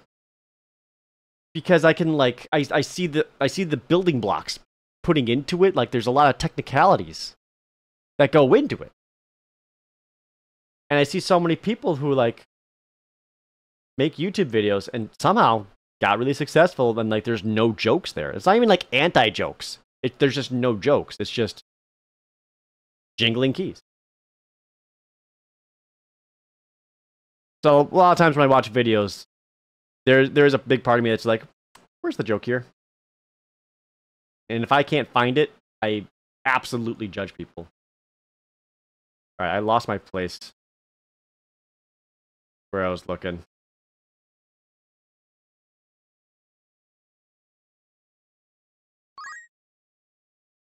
There's a lot of memes I've seen before. I really don't want to see again. Oh, that dude with 50 gifted subs! That is a lot of subs! Thank you so much, dude! Congrats to everyone who's got hit in that massive blast. That's a lot of subs! Thank you, thank you, thank you! By the way, as a reminder to everyone who's currently here, Wednesday we will be doing the Retro Shuffler and Spicy Wing stream, and Thursday is Hide Light. You should come by for that! I don't know what this is. This one's Real Brother Relationship? Oh. I just wanted some time with my brother. You little dope. I love this cartoon. Love this cartoon. I, like, made a point to try to watch it when it was actually on TV as a kid, because the intro was so sick. And there was one episode where Mega Man X shows up, so I kept rewatching it every single day, hoping for the Mega Man X episode. You big goof.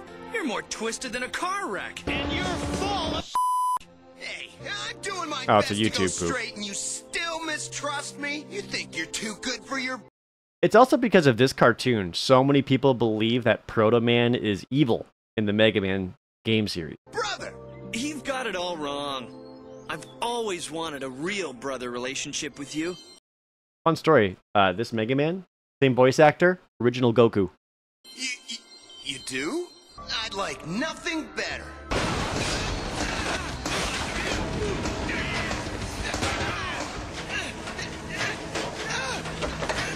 I could have been melted, man.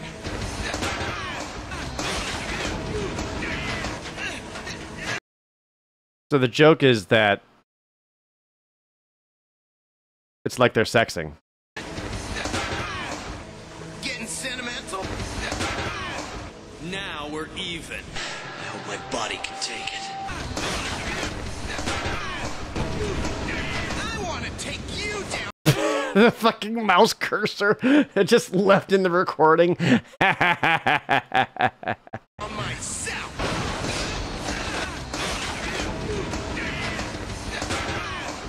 and try it! Whatever you say, bro.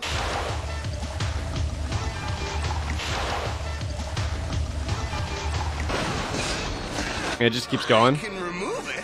Don't mind me. Feel free to.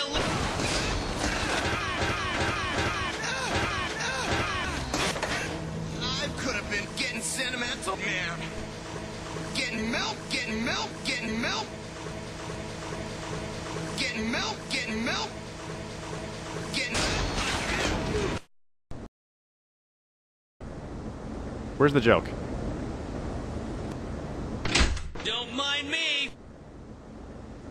What's the joke there? I know that VG Cats cartoon you're talking about, Zombie Jeebus. But that's a good comic.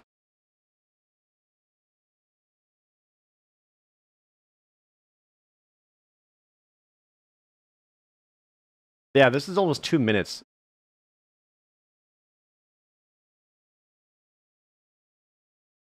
Ooh. Hold on, is this real? Guess the Final Fantasy music? Oh, shit. Is this real? Hold on.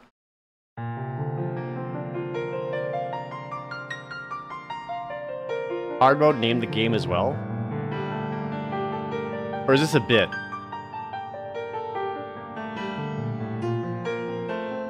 That's the Final Fantasy Overture theme.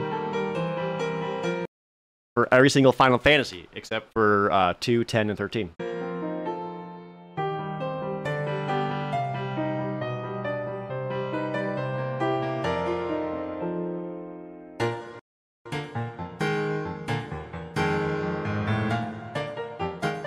Okay.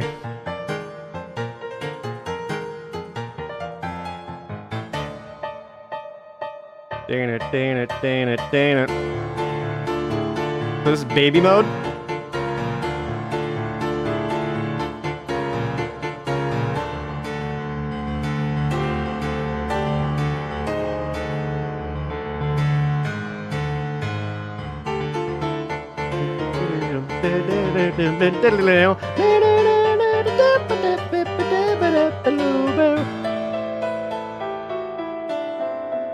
The transitions between the songs is kind of more interesting than anything else. Ooh, Xanarkin. Still a gorgeous song.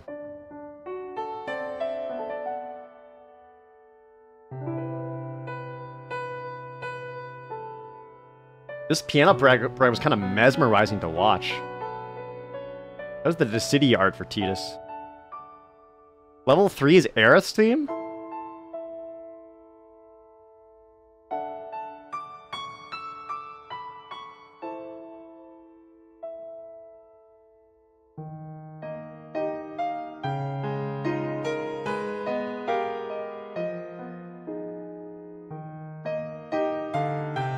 I don't know how many levels there are. It's like a good melody, though?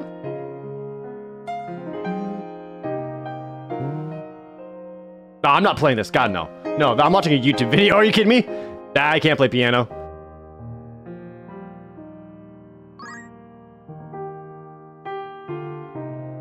Oh.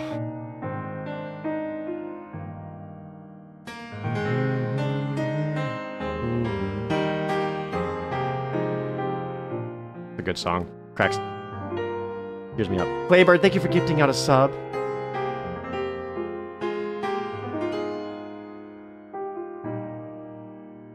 Showing Vivi for Melodies of Life? Come on, this is a Garnet song.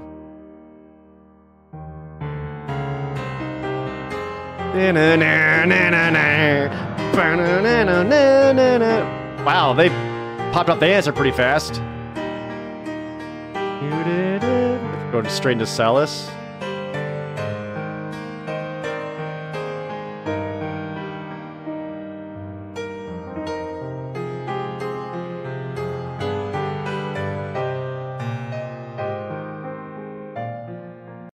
They're using the what's it called? Not Brave Exvius, but the Brave Exvius, the tactical game art of Celes. But she does look great. She's got them thighs.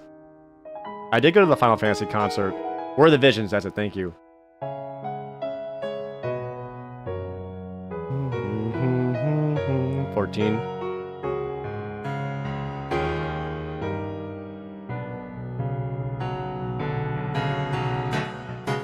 Dun, dun, dun, dun. Yeah, I mean that's a 13 battle thing.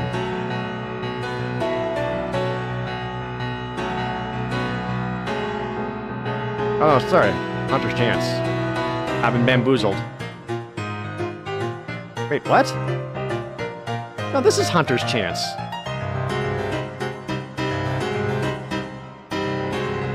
They got those backwards! This is wrong! Hey! Hey! Hey! Unacceptable! You're trying to make me look dumb?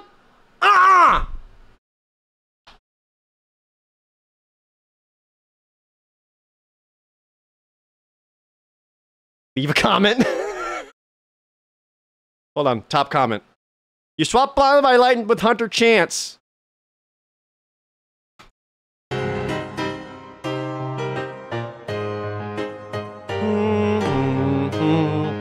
Final Fantasy 11? No, no, no, no, no.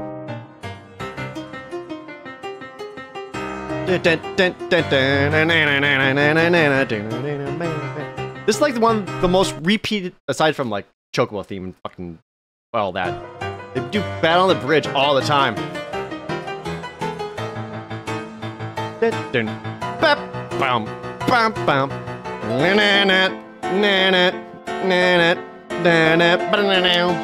Or Fiends. I do love that song.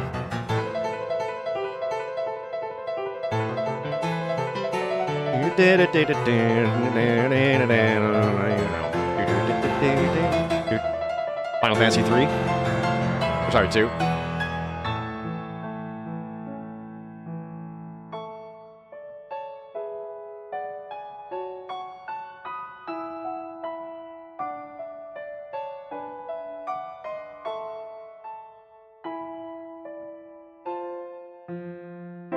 That one I didn't know. I could not remember. This is 5.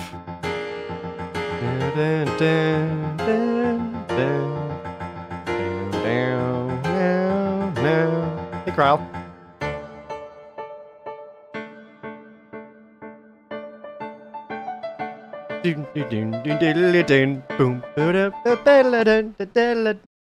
Bust out some 12. Let's go.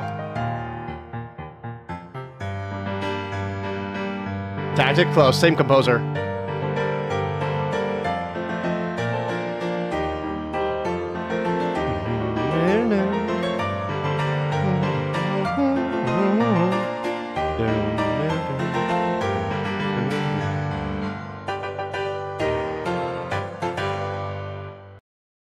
Can't believe they fucked those two up. Can't believe those fucked up. Tried to make me look stupid. Can't believe it. Uriange's milkshake.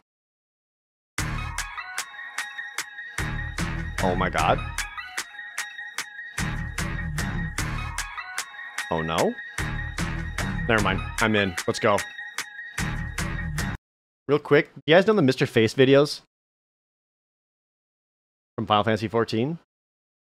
Those got like hella banned or blocked from YouTube. My milkshake bringeth all yon gentlefolk to mine yard. 'Tis better than thine.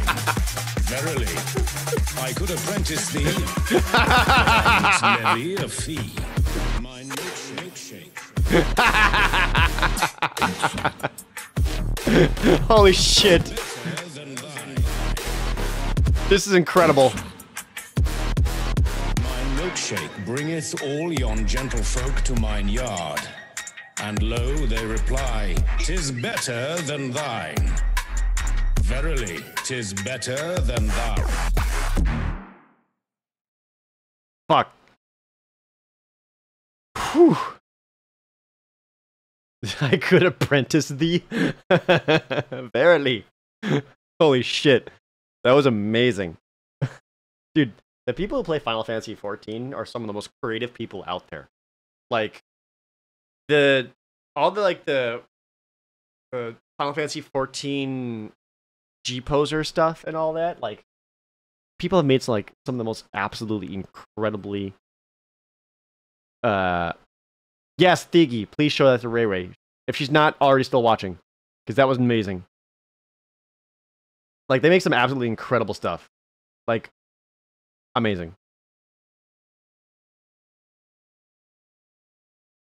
They also make, like, some of the horniest stuff, though. Like, if we're talking about G-posers, like, whenever the, like Final Fantasy XIV category, whatever shows up in my, like, for you, it's just like, here's my OC, and it's like, yeah, their boobs are huge, and they're mostly naked, and they're basically covering themselves, and you're with Grahatia. But also, like, they do stuff like this. Hell yeah. Verily. I could apprentice thee. That's good. Remember when you were making out with your first girlfriend? I know this bit. It wasn't originally Sonic. It was originally Flash and Reverse Flash, but it's still really fun. Really funny, so I'm gonna let it play. And you came right as she touched your leg? It was me, Sonic. I jerked you off at super speed, so it seemed like you nutted at just a woman's touch. It's funny. It's the guy who actually voiced Reverse Flash in one of the DC Animated Universes film. He actually voiced it. Like he actually did like his own. Like, he actually, like, recorded himself doing it. It's amazing. Hold on. It was me, Barry. Hold on. This might be it. Remember when you were making out with your first girlfriend, and you came right as she touched your leg? It was me, Barry. I jerked you off at super speed so it'd seem like you nutted at just a woman's touch. That's funny. Just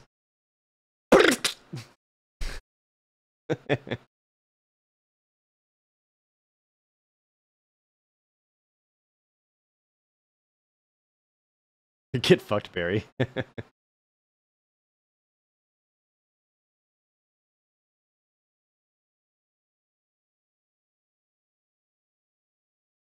Yeah, Reverse Flash does stuff like that. For the Urianger bit, they got the actual voice actor to read those lines during the podcast. I was wondering how they did that. There was a part of me that thought maybe they used AI. But if they actually got the voice actor to do that, that's glorious. Is this a stage play? What is it? This is just called Budget Kiryu-chan? What? What? Is this real? What?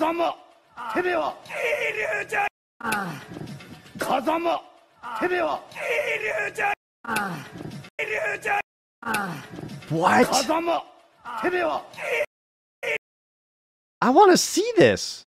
Also, Kiryu's suit looks awesome. Because it's got a nice sheen to it.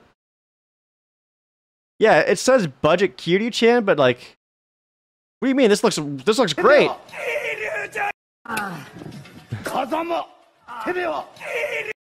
Like he's screaming his lungs out.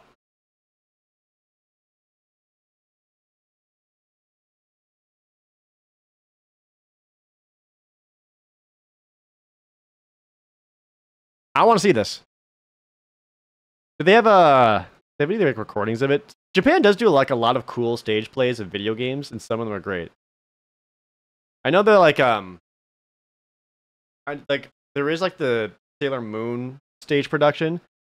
One lonely night in like 2013, I was living in Texas, you know, alone. Had trouble sleeping, didn't know what to do. So I figured, you know what I'll do? I took my Wii U gamepad just to help show you, just to help date this a little bit for you. I took my Wii U gamepad and opened up the YouTube app on my Wii U gamepad, and I laid in bed and I watched the entire Ace Attorney Phoenix Wright stage show.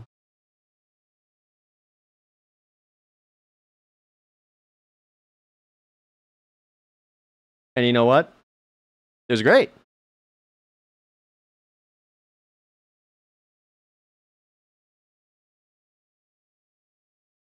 I was going to try to watch it to like help me fall asleep. Instead, I found myself captivated.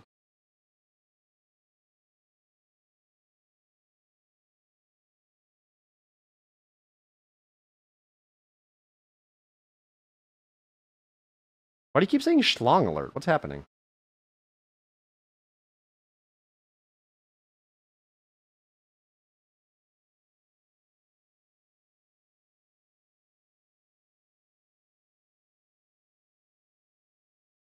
Yeah, it's actually a good stage show. Recommend it. I feel like that it's like a theater troupe in Japan, and they've done multiples. I might be misremembering, but I want to say the same troupe that did Phoenix Wright also did the Sailor Moon stage show. Look at his pants as he turns. I assure you that's not his dick.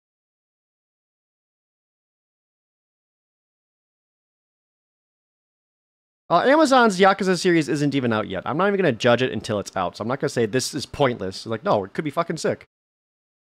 I will watch it when it comes out, though. I'm going to give everything a fair shot.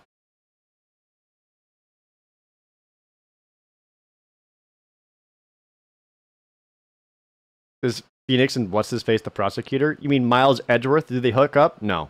They should, though, because God, do we all want it. There's an Attack on Titan stage musical? A musical? Yeah, remember when people mocked the live-action One Piece and then everyone liked the live-action One Piece?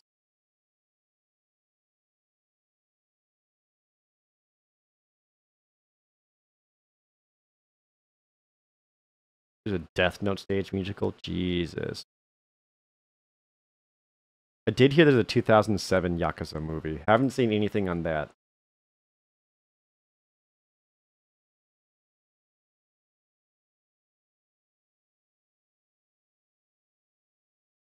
Yeah, for almost anything. I've always wanted to see a stage production of Metal Gear Solid, the first one. In my head, I was like, that could work as a stage play somehow. Why not? I don't know.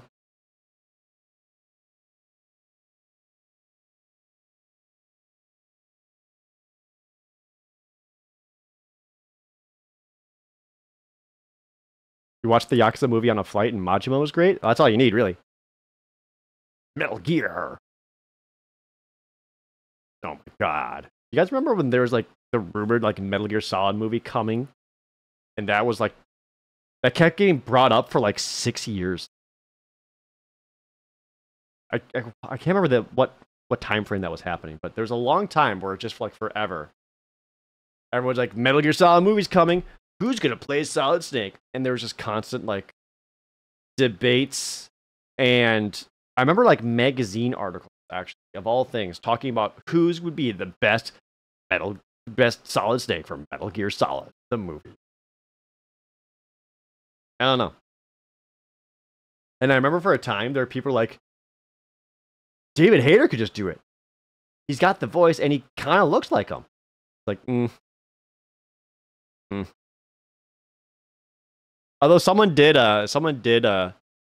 use what is it, like AI face swap or AI tech or whatever to take the new like Metal Gear Solid Delta trailer, and they put David Hayter's face over Snake's, and you know what? Looked pretty good as Snake. Granted, you know, they gave him the hair and the bandana and all that. Yeah, people said like David Hayter looks like Snake, and it's like, not quite. Snake has like a very particular like bone structure in his face that not a lot of people have, you know? Yeah, exactly. A lot of people just kind of expose how little they know about casting, because for a lot of people, when it comes to that, or even discussions, the kind of things they say and bring up is this: people just want whoever looks the part. They're just trying to get him to look the part without actually considering the, you know, acting part.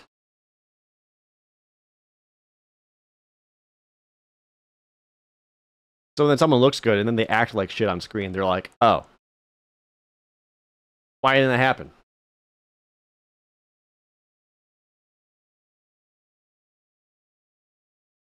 The best looks the part actually worked out was Patrick Stewart as Professor X. Actually, yes. I mean, yeah. Yeah, I kind of nailed it there. Absolutely. And then Patrick Stewart, like, also kept voicing Professor X in X-Men video games.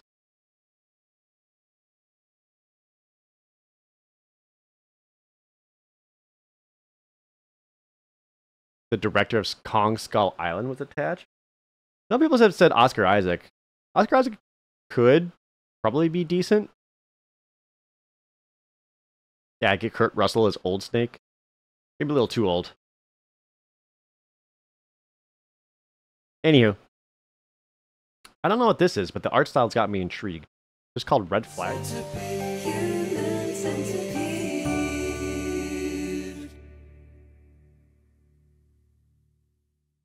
That was incredible. Who animated this?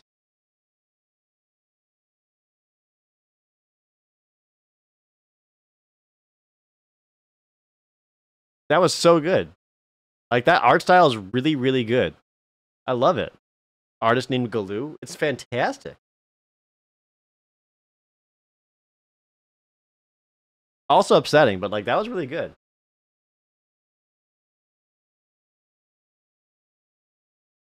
Yeah, I've seen Tom Hardy before. I had not seen this one, but like the animation to it, wow. Chat. I can fix her.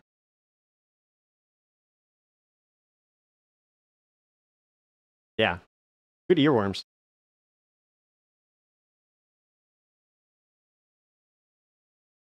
Blinking in Morse code was a meme for a bit too. Oh, hey Sprinkles. About you. How dare you?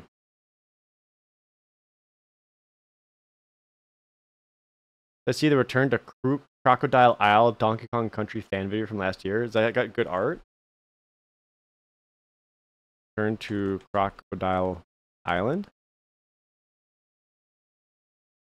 It's like 10 minutes long.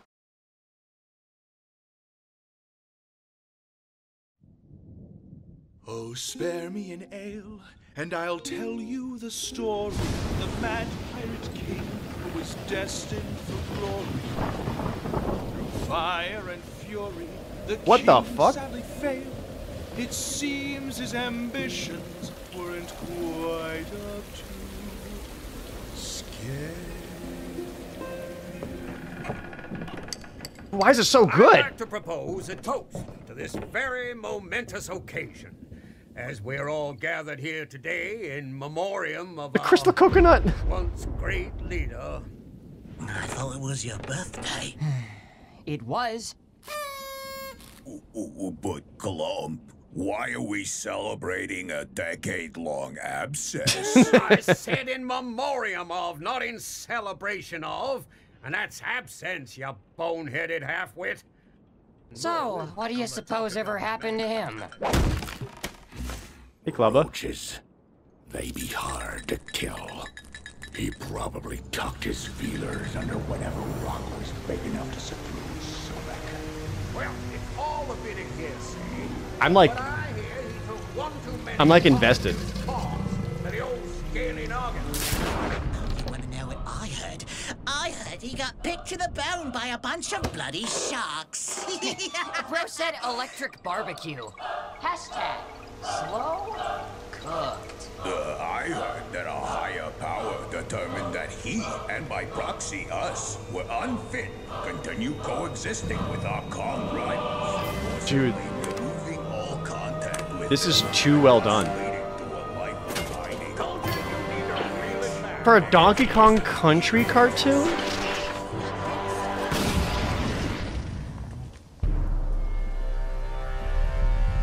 I love that these are all like actual enemies. Finally back. Performing for you. If you know your place, you can join him. put your claws together for a villain most cruel, 'cause this time he's here to rule.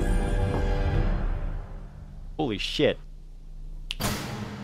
If absence sows a hungry heart, are you famished without your king? Nice Punch-Out poster. Seems you lot forgot the brand of cruelty that I bring. I'll remind you, faithful subjects, I know it's been a while, lest you fancy your death by my jaws or my breath. Don't smile at this crocodile. Dude, the shading. I love it. I think this thing's like 3D models. In individuals, insanity is rare, but in crews, cutthroats, countries, and cremaspheres, it is the rule.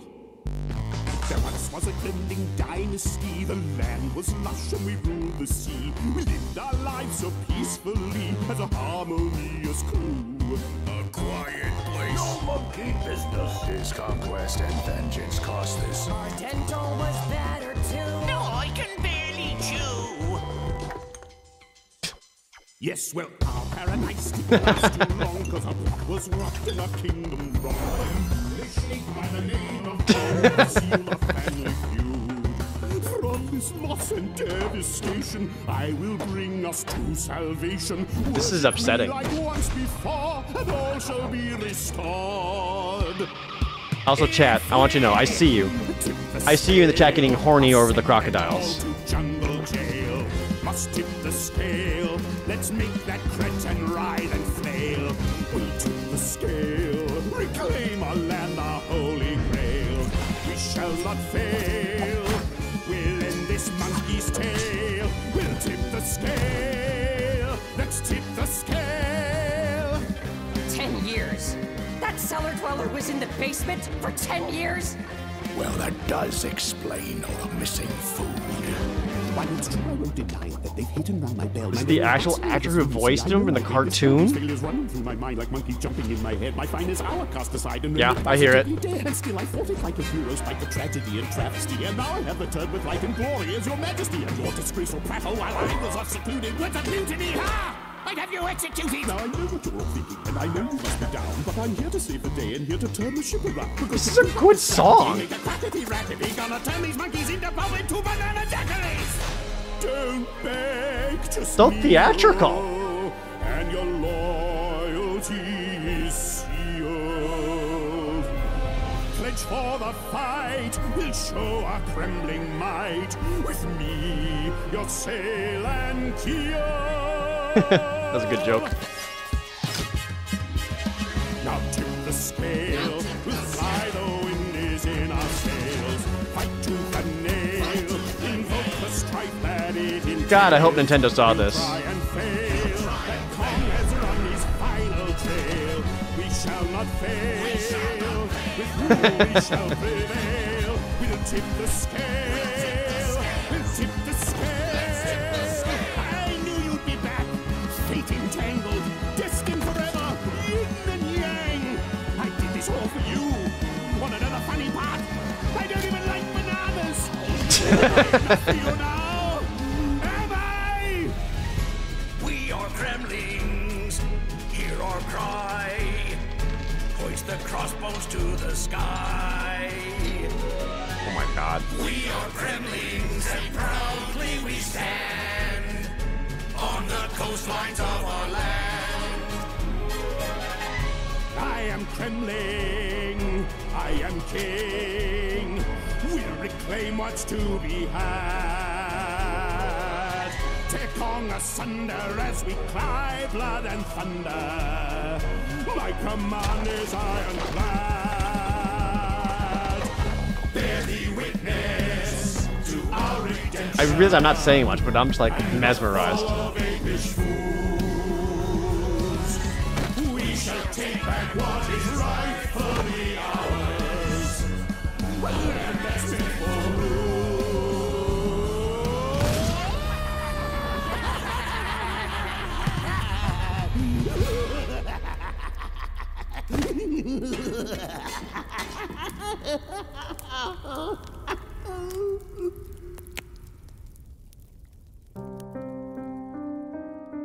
Holy shit, dude. My god. Benedict Campbell is King K. Rool. Oh my god, this is a lot of the voice actors. So, like, you can see what, like, an actual good voice actor looks like compared to, you know, Pauly Shore. Donkey, you face some fierce foes in the past, but always manage to come out on top. Any big, scaly villains you feel deserve a special shout-out? Bowser? Oh my god. Are you sure? Isn't there a portly, clawed fellow who's got it out for you? Kraid? Not a chance. Fucking It's, great to have you back, Your Highness. The Kremlin crew's been in a bit of disarray without you. It came again. How many times have we been over this? There's no Mr. Keith Crud Rule residing within these walls, soldier. I don't even know who that is. Why we keep getting this junk man? Clump. My dearly dauntless Clump. Remind me, if I ever were to kill myself, I could scale to the heights of your blind devotion and leap down towards your IQ! You know, it's a very handsome name. Well, I'll be, well, welcome home, sir. On a slightly less sensitive note, is there anyone in particular you'd really like to see join the roster for the upcoming event? Nope. No one comes to mind. I mean, who else is there? That's cute. They got frickin' Donkey Kong to show up. Damn, man.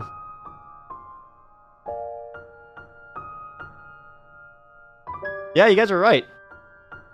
That was fantastic. Wow. I would watch this movie. Especially if they use the exact same voice actors, because they still got it.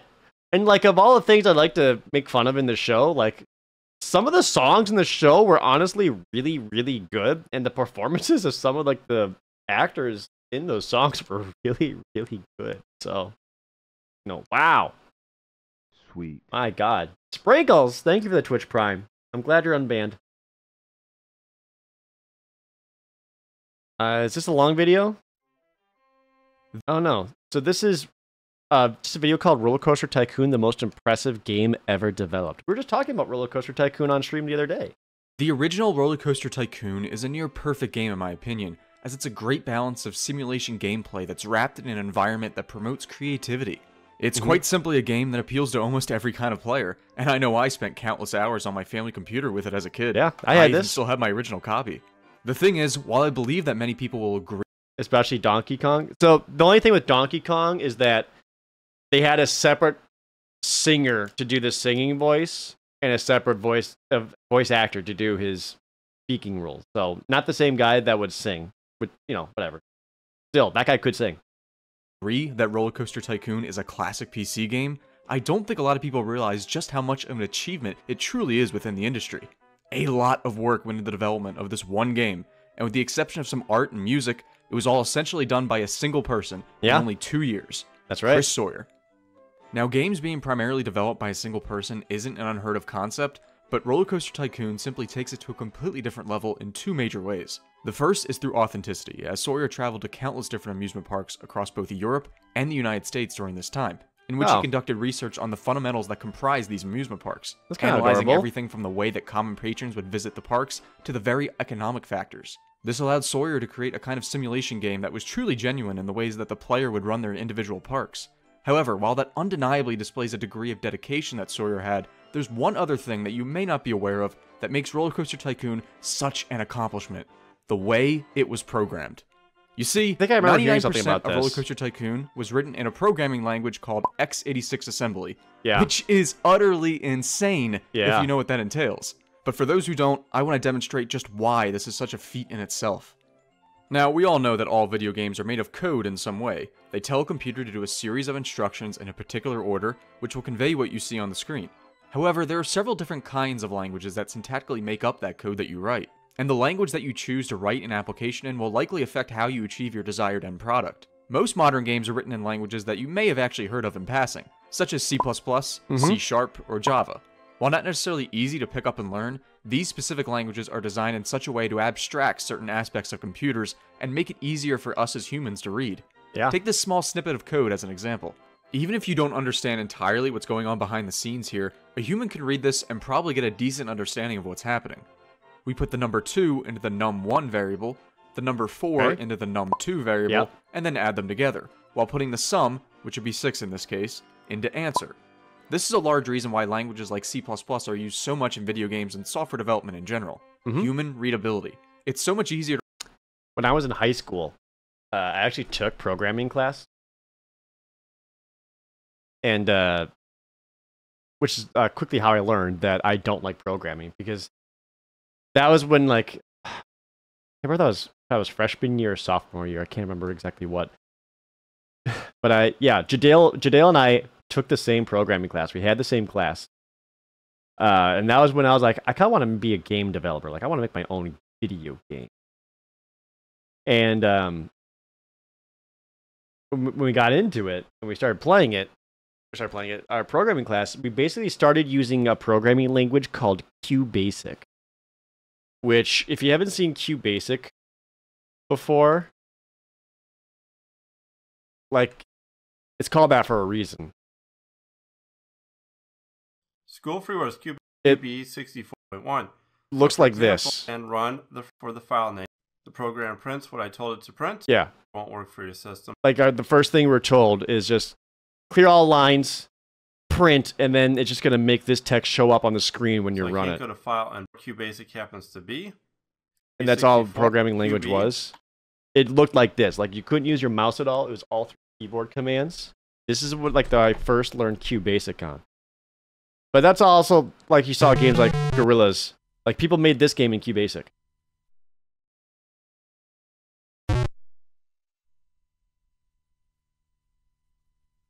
Wait for it. God, I'm nice, dude. Dude. Huge. And then you go again. This was a very popular game in QBasic. So we did this for a long time, and this was like a majority of the semester was just doing QBasic programming. And then in the last like month or two of it, I forget exactly how long, we got to like level up more or less, and we started learning programming in C++. And just trying to put together stuff in C++ that was enough for me to be like, hey, you know what? I hate this. I would love to make video games, but I know I can't be like the guy who does the literal programming. Like, I don't enjoy that. I don't find that fascinating. I don't enjoy trying to put the pieces together and finding the right code and all that. Like, it's not what I enjoyed. So that's the extent of my programming language. So when this video is like talking about showing like this and C++ and all that, I'm just like, oh god, it's still in there in my brain somewhere from like 25 years ago. To write code when the language's logic is easy to follow mathematically. And if you make a mistake when coding in one of these languages, you can much more easily trace back what may have gone wrong. x86 assembly, however, the language that Chris Sawyer wrote Roller Coaster Tycoon in, does not fall into this category of languages. Something like C++ is what we call a high-level language. It's designed to make abstractions for the sake of convenience for the programmer, when x86 assembly is what we call a low-level language. It's the closest way you can interact with the hardware of a computer itself through code, as you are directly telling the machine where to put your data. Before we see how that looks, let's go back and compare our snippet of code from before. Sure. Remember how we clearly put the numbers we wanted into the variables num1 and num2? I'm with you. Well, x86 assembly makes this a much more involved process. Let's look back at what that code snippet would be if we wrote it in x86 assembly. This is the equivalent of that. You see those symbols like RBP? Well, those are what we call registers, which refers to an actual segment on your CPU. So as a result, going from C or C++ to assembly is the difference of putting numbers into a variable that you can personally name to manually loading it directly into a data location. As you can imagine, expanding a process like this over the course of a much more complex project would force you to practically rewire your brain in the ways that you attack a mathematical problem, if only because there's so much more that you have to manage as a programmer in this situation. Not to mention the fact that this objectively takes way longer to actually plan out and implement, even if you're an expert in x86 assembly. Our example written in C took only 6 lines to write, but its equivalent in x86 assembly was 12. So not only is the logic more sophisticated, but the actual amount that you're writing is twice as long in this case. And this problem only gets worse the larger the project is. Here is another example of C code that uses more advanced computer science concepts that you would likely need to know in order to program a game like this. You don't need to understand what the code itself is actually doing, but notice that this segment is just short of 50 lines here, and that when we take a look at its assembly equivalent, we see that we've now reached just over 200. That's 4 times the amount of written code that we would have to do. Time is just as important of a resource for a programming project as anything else. And he still made the game in 2 years? Like, he probably could have got it done in 1 if he just knew any other language. And the fact is that coding and assembly requires an exponential amount of more time doing logic design and writing than you would with a traditional high-level language. This is why I consider the original Roller Coaster Tycoon to be such a triumph. Chris Sawyer was able to craft an exceptional simulation game through a language that literally defies common mathematical logic and demands way more time and effort to put together. Now, I should mention, a lot of older games were actually written in assembly back in the day, pretty much up until the arrival of the original PlayStation. This, actually, hurts my brain to even, consider and think of and put together. I'm autistic and I flunked coding. Holy shit. Do I ever watch The Gaming Historian? Oh, you mean Norm? Yeah, Norm's a good friend of mine. Watched a lot of Gaming Historian. Hung out with the dude. We've played Magic. It's been great. Love Norm. Believe it or not. The difference between those games... Doom was written in a combination of assembly and C, not C++, just C. Yeah. And Roller Coaster Tycoon is project complexity and robustness. Look, I love the original Final Fantasy and Mario games as much as the next guy, but the core gameplay systems that those games had in the 80s and early 90s are nothing compared to the layers that Roller Coaster Tycoon has. With everything from creation tools to the management systems, and even to the interactions with hundreds of NPCs, there's so much going on at a given moment in this game. That's not to diminish the success of Final Fantasy, Zelda, or Mario, or whoever back then. Anything hand-coded in assembly is an impressive feat to me. But it's just that the sheer complexity behind Roller Coaster Tycoon makes it that much of a more impressive final product to me. Now, you may be wondering, why? Why would Chris Sawyer even want to do this in the first place if coding in a high-level language is so much more convenient? Yeah. Well, I think it's important to understand that all high-level code is actually compiled by your computer into assembly. And that compiler makes special optimizations behind the scenes to output assembly that's more likely to be efficient than anything a human could write. However, human-written assembly code will always run faster if the person writing the code has extensive knowledge and understanding that would surpass the output of the compiler. The thing is, people with this degree of knowledge are few and far between, so it's probably best in most cases to stick with a high-level language unless your job is unique. Chris Sawyer is one of these people. Its implementation of Roller Coaster Tycoon was optimized in such a way that allowed for the game to run on weaker hardware and broaden both the reach of his audience and his selling profit. Not to mention that there were also next to no bugs in the final product, at least any that are game-breaking, which is once again astounding given the complexity of the code. That's not something you always got back on the NES. I mean, it's impressive that the original Final Fantasy was written in assembly to begin with, but let's be honest with ourselves, that game's busted. There are so many coding issues in that game that render some character attributes useless, and the sheer difficulty of assembly may have contributed to those bugs. If you look at it on the outside, Roller Coaster Tycoon just seems like a well-made simulation game with an unremarkable development history. I mean, there were no moments of project turmoil or any real setbacks at all from what I could find. No. Wow. What makes Roller Coaster Tycoon stand out is how Chris Sawyer created the final product we know and love today, and I don't think those kind of things get recognized enough in the gaming industry. It's an achievement in not just simulation level design, but also true computer science and time and dedication. In an age where we're surrounded by graphical powerhouses in the AAA space, it's important to remember that sometimes the gems created by the smallest teams can carry just as much technical prowess, and in my opinion, Chris Sawyer and Roller Coaster Tycoon will always be the prime example of that.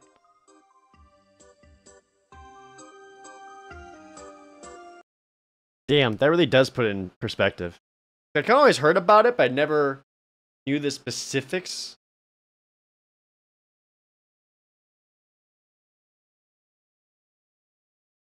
Damn, dude.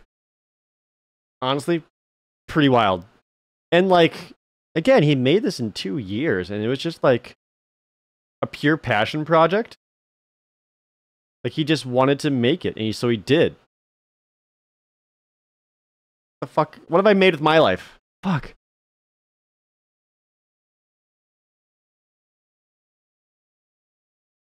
I know there are people who are still like doing stuff with Roller Coaster Tycoon to this day. Like there's like Twitch integration Roller Coaster Tycoon now. And multiplayer Roller Coaster Tycoon.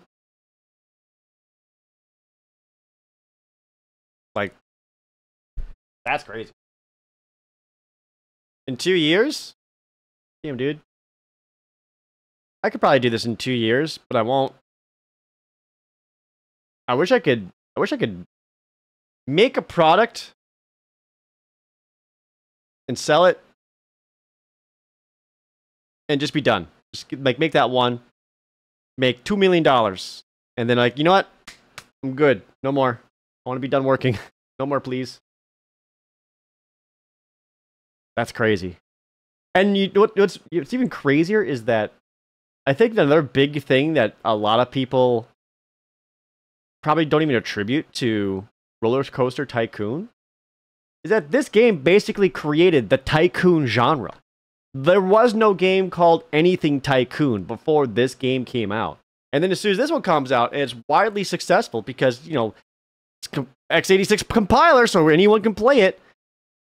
And then out of nowhere, there's just Tycoon games left and right. Can't throw a stone without hitting Tycoon games. And even like these days, there's still Tycoon games.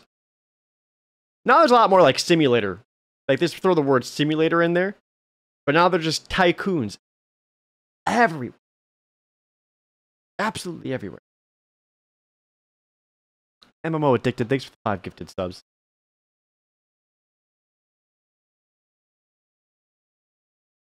But my God. My God, like that's absolutely nuts.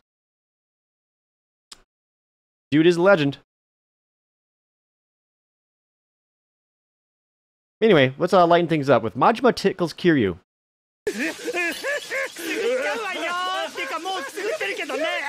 There we go.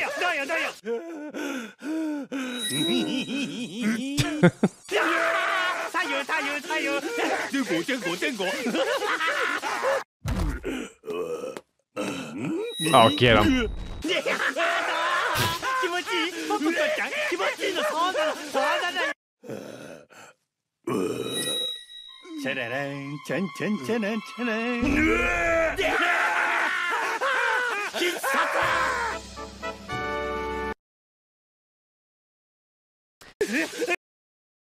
Chat, I'm about to get bricked up. Did his dick jiggle when he walked in? Hold on. Sure did.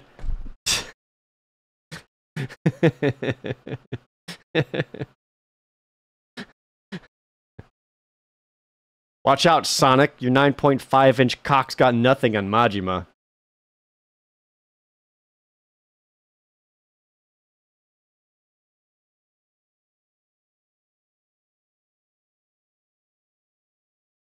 Oh boy. I'm gonna use the restroom. I'm gonna be right back. Chat, can I share something with you?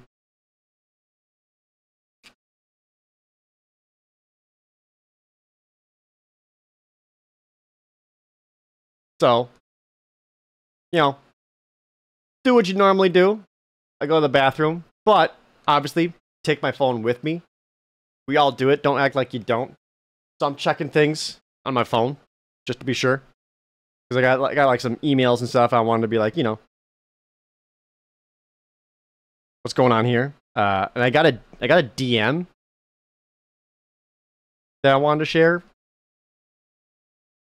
Of all things. This is on Instagram actually. I got an Instagram DM. Hey Pro Jared, how are you doing? Harry here, reaching out to inquire if you're open for casino collaborations.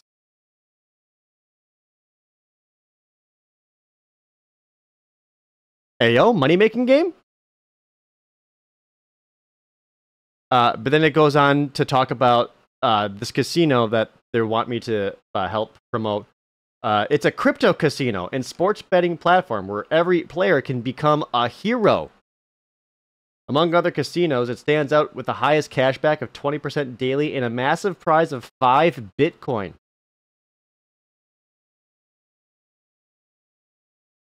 Chad, I could be a hero. Huh?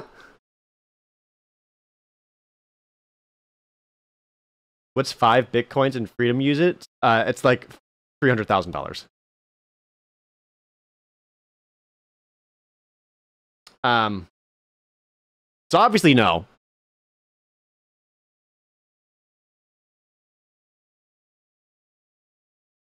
But like, I'm more like, what did you see of mine?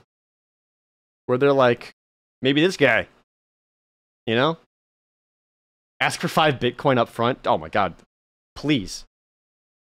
If they could just give me 5 Bitcoin, that's $300,000. Yeah, I would do it. Fuck it.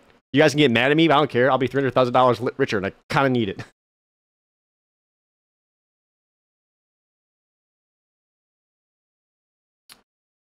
The only other funny DMs I got was another dude saying, "Will anyone be sucking your dick on your birthday?" Which, like, obviously.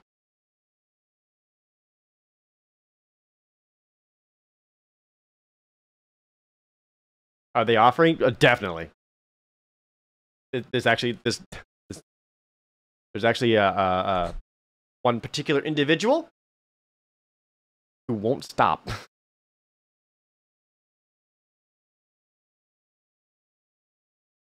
Nice. They're just making sure you're taken care of.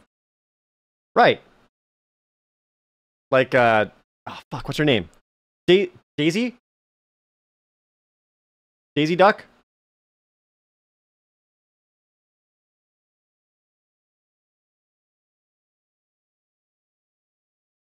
Won't stop sucking, won't stop offering. Won't stop offering.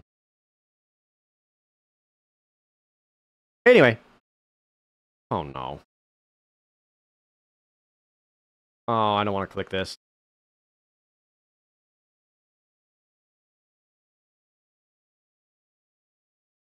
Did they have a resume, some references? No.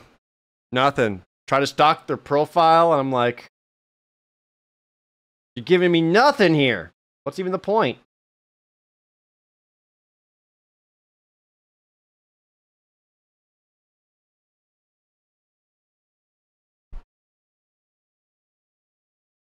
Yeah, how many bites does it take for them to finish a banana? That's part of the vetting process, you know? You say 3 or more? Not good enough. I'll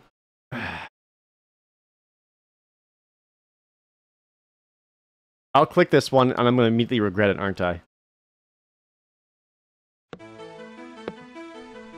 Hello there. Welcome to the world of Pokemon. My name is Professor Harkness. No. This world is widely inhabited by mysterious and sexy creatures No. called Pokemon. No.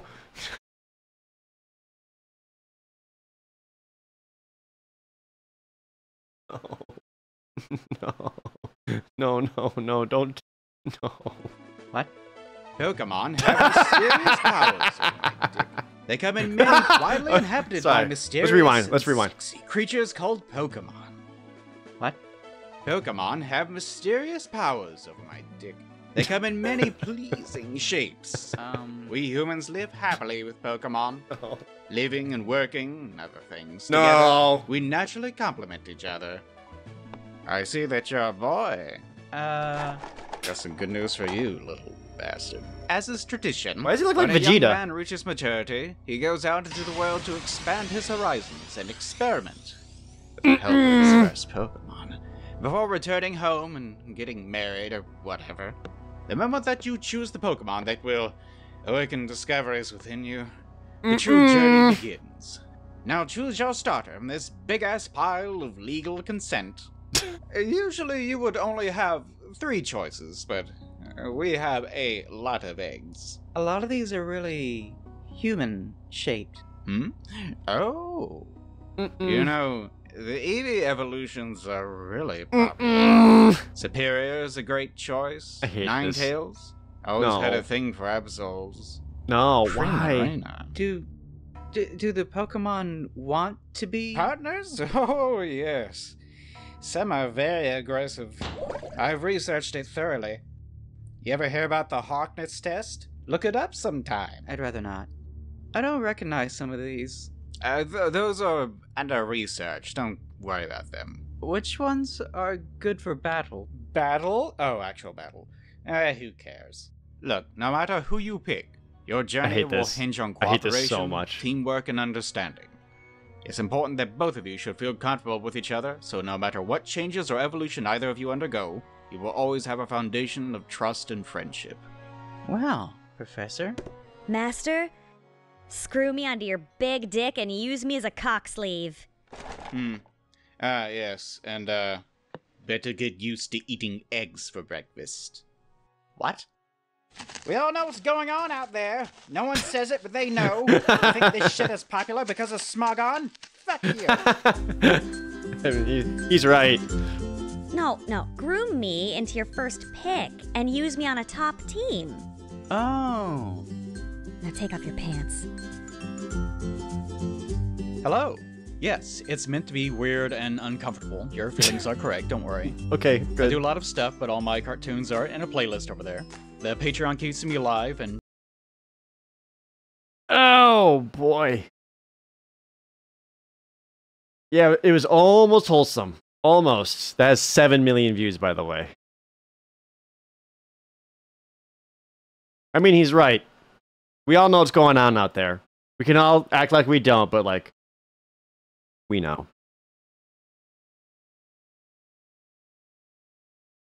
My chat. Another Tom Cardy? God, the art style is so good.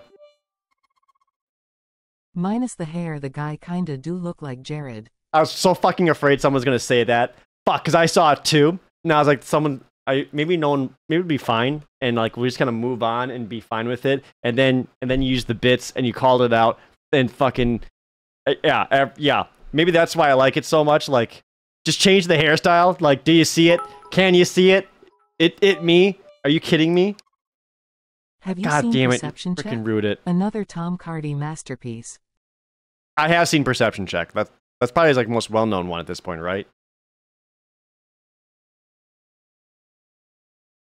Also, like, I'm just as shredded as this, so like that reminded me of me a lot, definitely. It's like it's his nose. You know, just change the hairstyle.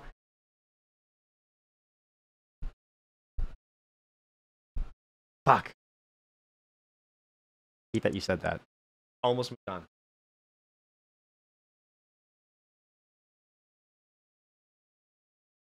You didn't want to point out the nose? No, it's fine. It's the nose.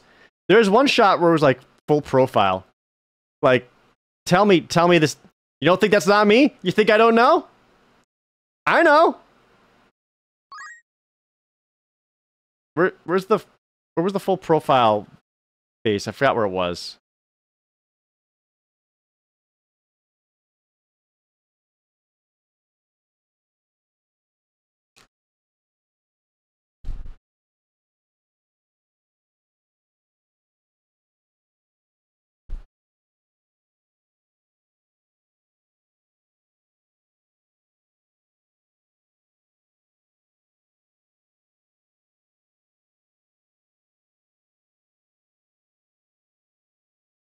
Maybe I can like screenshot this guy and then let's like pay an artist just to like draw new hair on it and just be like, it's me.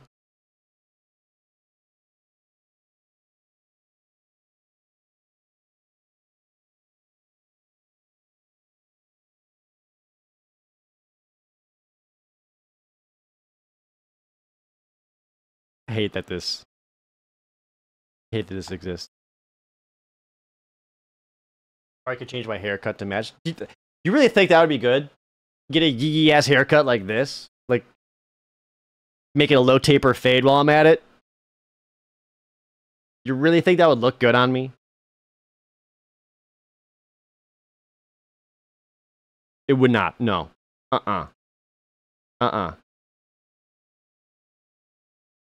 Mean he bagged a hottie? You think I can't? Have I ever dyed my... I've never dyed my hair, no. No, this would not look good on me, chat. No.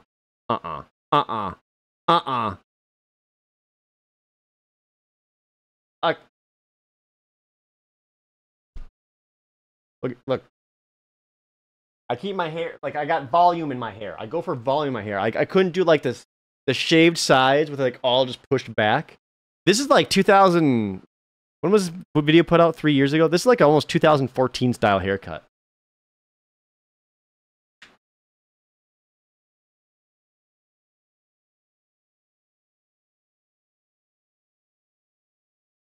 I would not look good like this. I mean, I have thought about basically keeping the same hair what I have now, like with the same volume that I've got going, all that, but just like slightly shorter sides. I have considered that, but not whatever this is, like the buzz cut sides or taper fade with just the slicked back. No.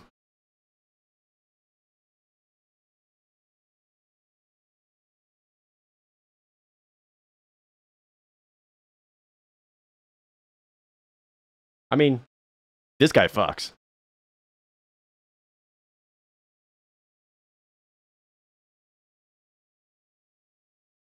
But yes, I'm well aware of the freaking resemblance. You think I can be like, I don't wear Hawaiian shirts, but I do intend to expose my chest this much, yes. Yeah, he fucks and punches her dad in the dick. I need to do his dance moves. I mean, they're pretty easy. Fuck. Fucking ruined it, chat. Gotta move on.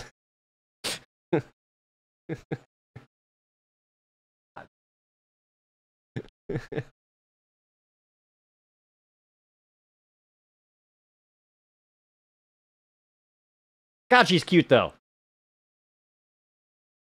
I hate how cute she is. Fuck. Is there any more starring than this guy, or?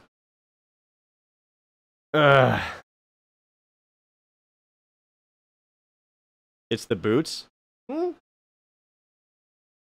boots help. I like the dress she's got on, wearing a lot. And it's her hairstyle.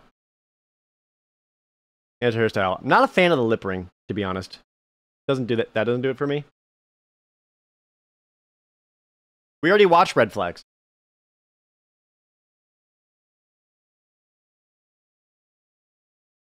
Fucking hell.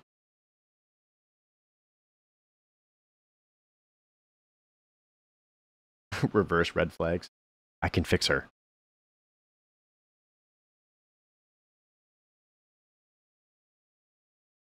All right. We're moving on from this. No, there's a reverse red flags bit. What?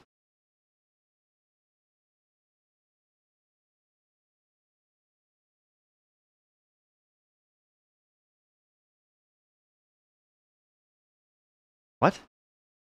Like another video? There's like there's a red flags and reverse red flags? Oh, well, the animator took a section of red flags and did it from her point of view.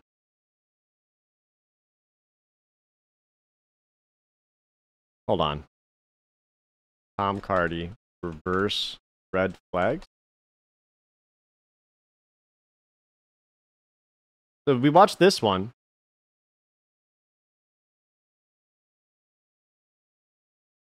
Is it the same? Is it the actual same animator? Okay, so let me just like reverse it. I was kind of hoping it was going to be more like... I thought it was going to be more like what she was doing at the same time. Not quite. Not quite.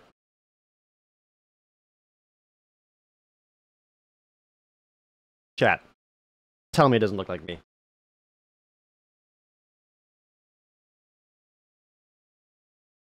If you were in a room with me and this guy and he had one bullet, would you know who to shoot?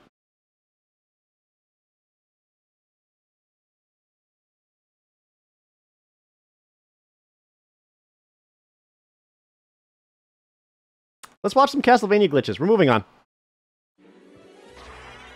Oh, this is 26 minutes. May not watch this whole thing, but we can see some glitches. If only because we just got done establish which version playing of the this game game. we're talking about. The original Symphony was released on PlayStation and the Or create a new file and name it x-x Wait, what? exclamation point v apostrophe apostrophe q.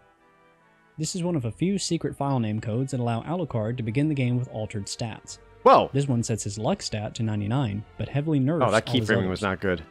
This type of playthrough is often referred to as luck mode, and while it itself isn't a glitch, what we're going to do with it is. Putting That's Alucard kinda aside cool. for now, we first have to play through the opening as Richter. You might think this part of the game doesn't matter much since we're about to switch characters anyway, but there are a few things we can do as Richter that will carry over to Alucard. Hell yeah. If you collect at least 40 hearts before battling Dracula, Alucard will start with a neutron bomb in his inventory. Oh! If you use them all up before the fight ends, he will start with a heart refresh as well. Oh! And if you beat Dracula without taking any damage, Alucard will start with bonus HP. Oh! Once Dracula's Those down, aren't and you glitches, but swap those are over to cool. controlling his son, we can set up our first glitch. I didn't know any of that. That's really cool. How do people discover that kind of stuff? When Alucard first enters the castle, he does so carrying some of the strongest equipment in the game. I remember. But only a few screens in, he will encounter Death, who takes away all of that incredible in-game gear and scatters it throughout the castle. The developers inverted wanted you to castle. get a taste of Alucard at his full power, so that you would be invested in collecting his equipment again for the game's end state. Yeah. But what they didn't anticipate was that there would be a way for you to never lose it in the first place. Oh. While there are a few different methods to skip the encounter with Death, the easiest has to do with the code we entered on the file select screen. Oh, this crazy luck stat code? When Alucard takes damage from an enemy, he gets knocked backward. But if a single hit from an enemy is so strong that it takes away over half of his health in one blow, he then- will be rocketed Whoa! around and continue flying until he hits a wall. Oh! We can't power up the enemies found in the room before the cutscene with Death, but we can power down Alucard. What? By starting in luck mode with Alucard's maximum health nerfed to 25, it's possible to jump over the first wolf in the hallway that leads to Death, unequip all of his in-game armor to lower his defense, and then walk into the wolf to take 20 points of damage and be rocketed past the cutscene with Death before it even has a chance to begin. That's hilarious. At this point, the game is in a weird state where it thinks a cutscene is playing, but also not playing, so you will be unable to pause the game until reaching a save room. Now, we can re-equip all of our in-game items to use immediately, and so the luck code that we used on the title screen that was supposed to nerf Alucard's stats for a more difficult playthrough has actually left him more powerful than ever. That's really funny. After clearing our way through the Alchemy Laboratory and the Marble Gallery, we have a brief interaction with Maria in the giant clock room and make clock our way room. to the outer wall to activate the elevator and pick up the wolf transformation. Yeah? In a normal playthrough, transforming into a wolf doesn't really unlock anything, but we are going to be putting it to use right away. Take the elevator down all the way to the bottom and then proceed to the screen below. Here there is a vase in the upper right corner of the screen that contains a garnet, an item that we need for a later glitch. But our current jump isn't high enough to reach the platform. No, it's not. You're supposed to climb to the top of the castle Yeah, and get the collect double leap jump. stone, which allows Alucard to double jump, then come back and collect the garnet afterward. However, for this playthrough, we won't be needing the leap stone at all. My god, what? To get the garnet now, first transition to the screen below, transform into a wolf, and then double tap left to begin the wolf's dash back up the stairs. Then, during the screen transition, jump turn and around, switch jump? to holding right instead of left. Whoa! This will convert the wolf's horizontal speed into vertical speed, which is just enough to reach the platform without double jumping. Wolf jump! Break the pot to collect the garnet, and just hold on to it for now. The next major progression item we need is the Mist transformation, which is found all the way in the Colosseum, back in the direction we came from. To get there, pass through the right half of the Marble Gallery and return to the giant clock room. Once again, the game assumes we have the ability to double jump at this point, so we need another exploit to make up for the fact that we don't. First, jump into the air and transform into a wolf, then immediately transform back. When coming out of an aerial transformation, Wait, what? Alucard has the ability to dive kick by pressing jump again while holding diagonal down so left just or jump down kick right. off of a candle? By dive kicking onto the burning torch in this room, you bounce off of it, essentially forcing a double jump despite lacking the ability to do so. That's a innately. cool skip. Thankfully for us, The other 2 jumps needed to make it to the next area are standard height, so no exploit needed there. We're now in Olrox's quarters, but won't be for long. We have no need to fight the boss of this area, and can instead pass directly through and head straight for the Colosseum. While our damage output is incredible for this stage of the game, our overall health is still quite low due to the luck code, so it's imperative to make sure Alucard doesn't take too many hits while making our way to the boss. Yeah, I'm fascinated. Just outside the entrance to the boss room is a library card, something we will be making use of very soon. This boss fight is the first real interaction Alucard has with Richter. I believe I've seen this after channel which he somewhere escapes, before. And the boss battle begins against the werewolf and minotaur.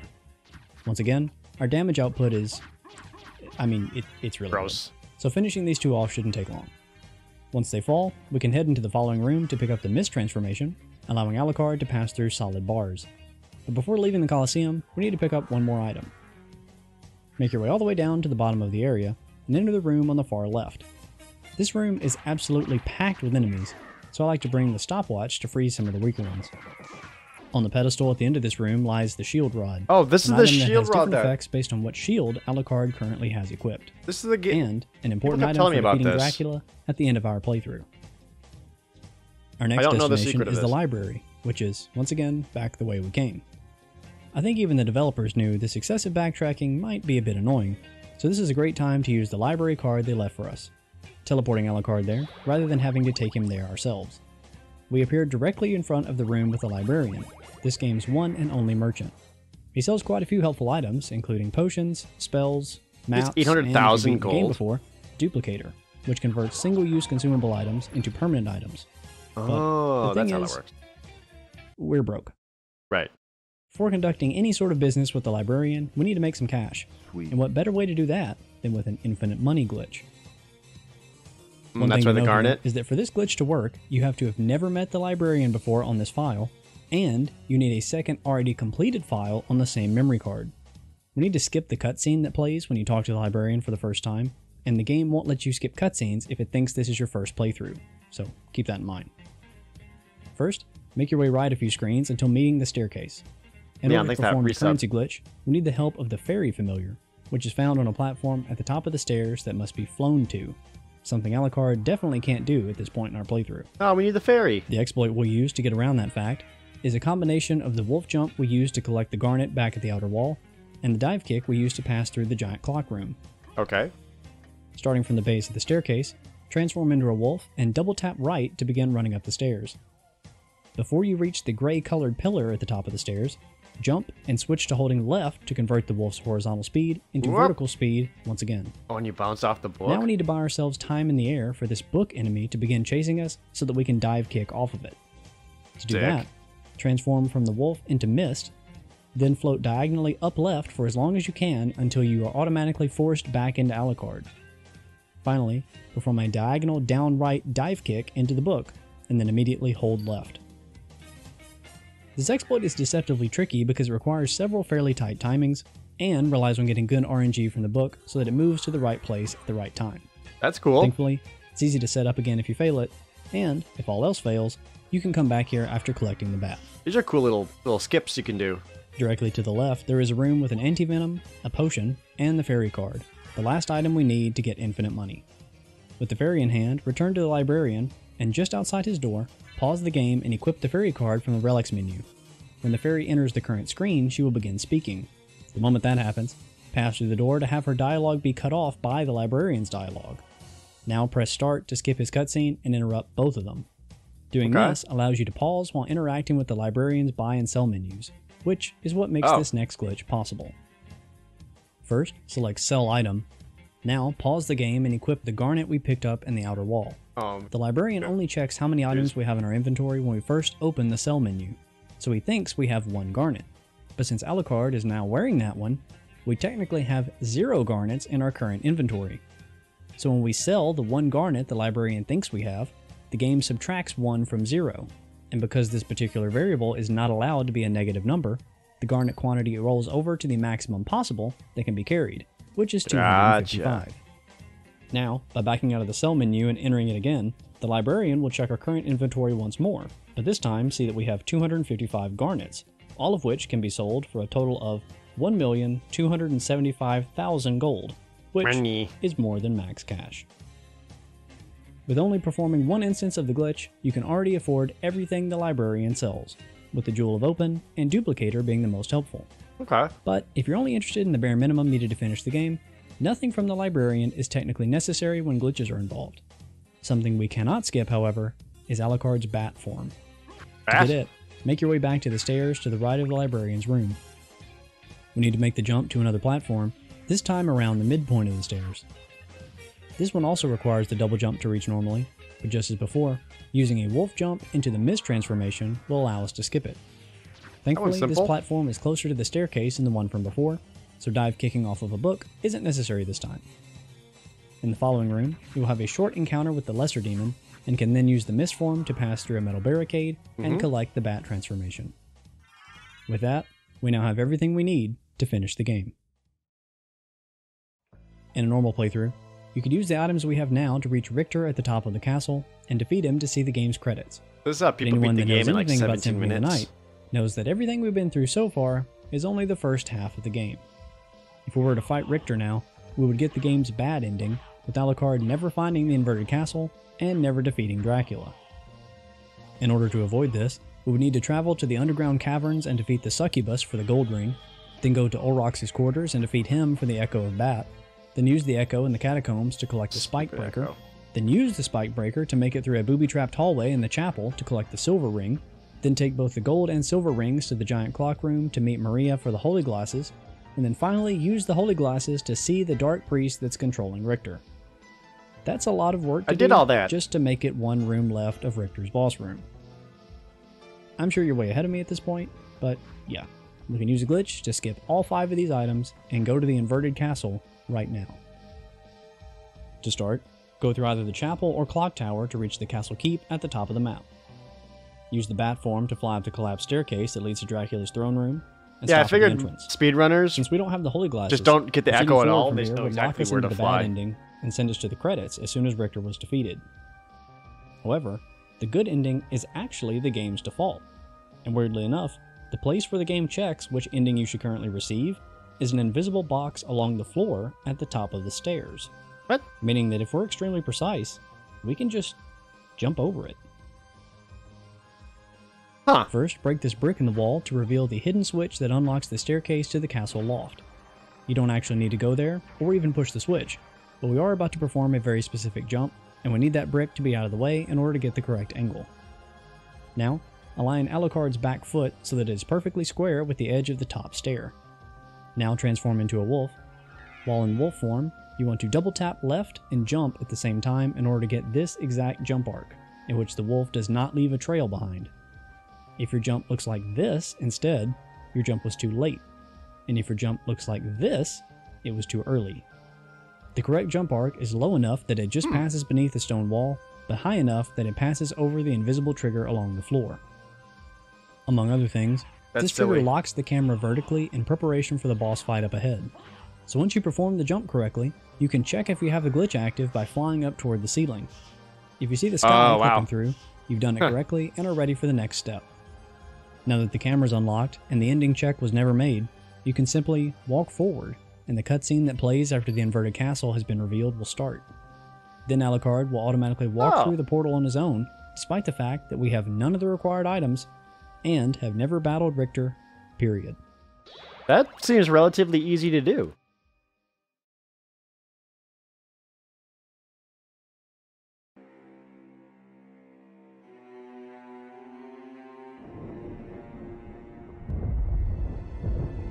Relic, skip, reverse shift line. So, how do we reach Dracula? Well, the inverted castle is 5 relics of Vlad. The funny thing about game logic is that it really couldn't care less about lore. Mechanically speaking, Dracula is already there waiting for us in his boss room at the center of the map, and the 5 relics function more like a key, opening up the door to his chamber. That means if we could clip through that door, there would be no reason to collect them in the first place.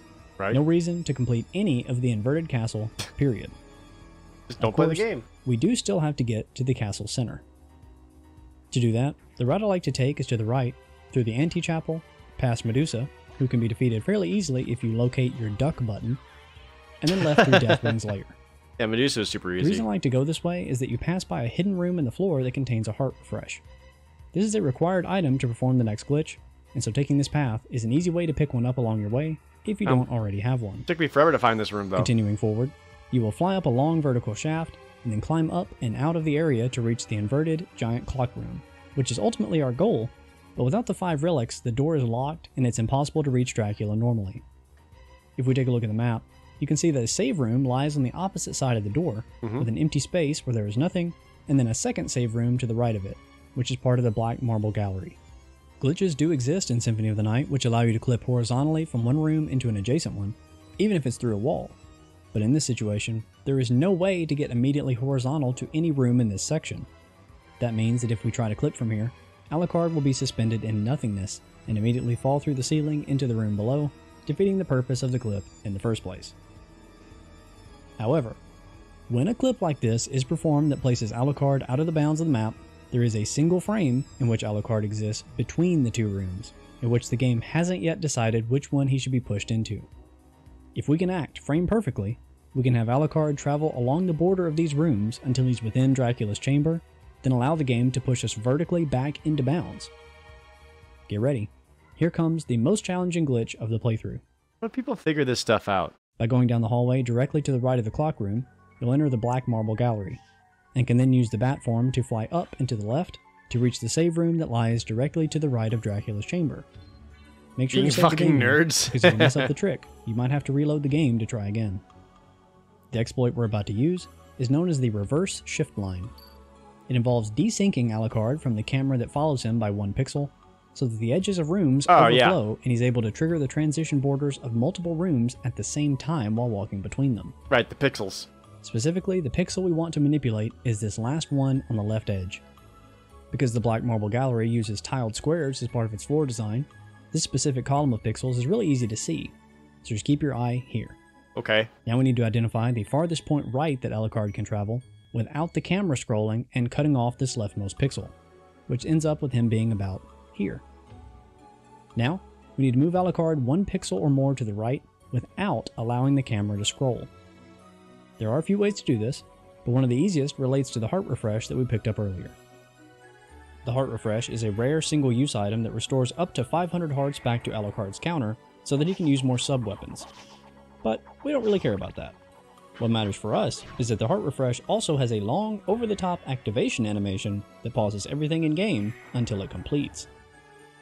If you press right and activate a heart refresh at the same time, Alucard will move forward for exactly 1 frame, but the item animation will prevent the movement of the camera, desyncing it from Alucard.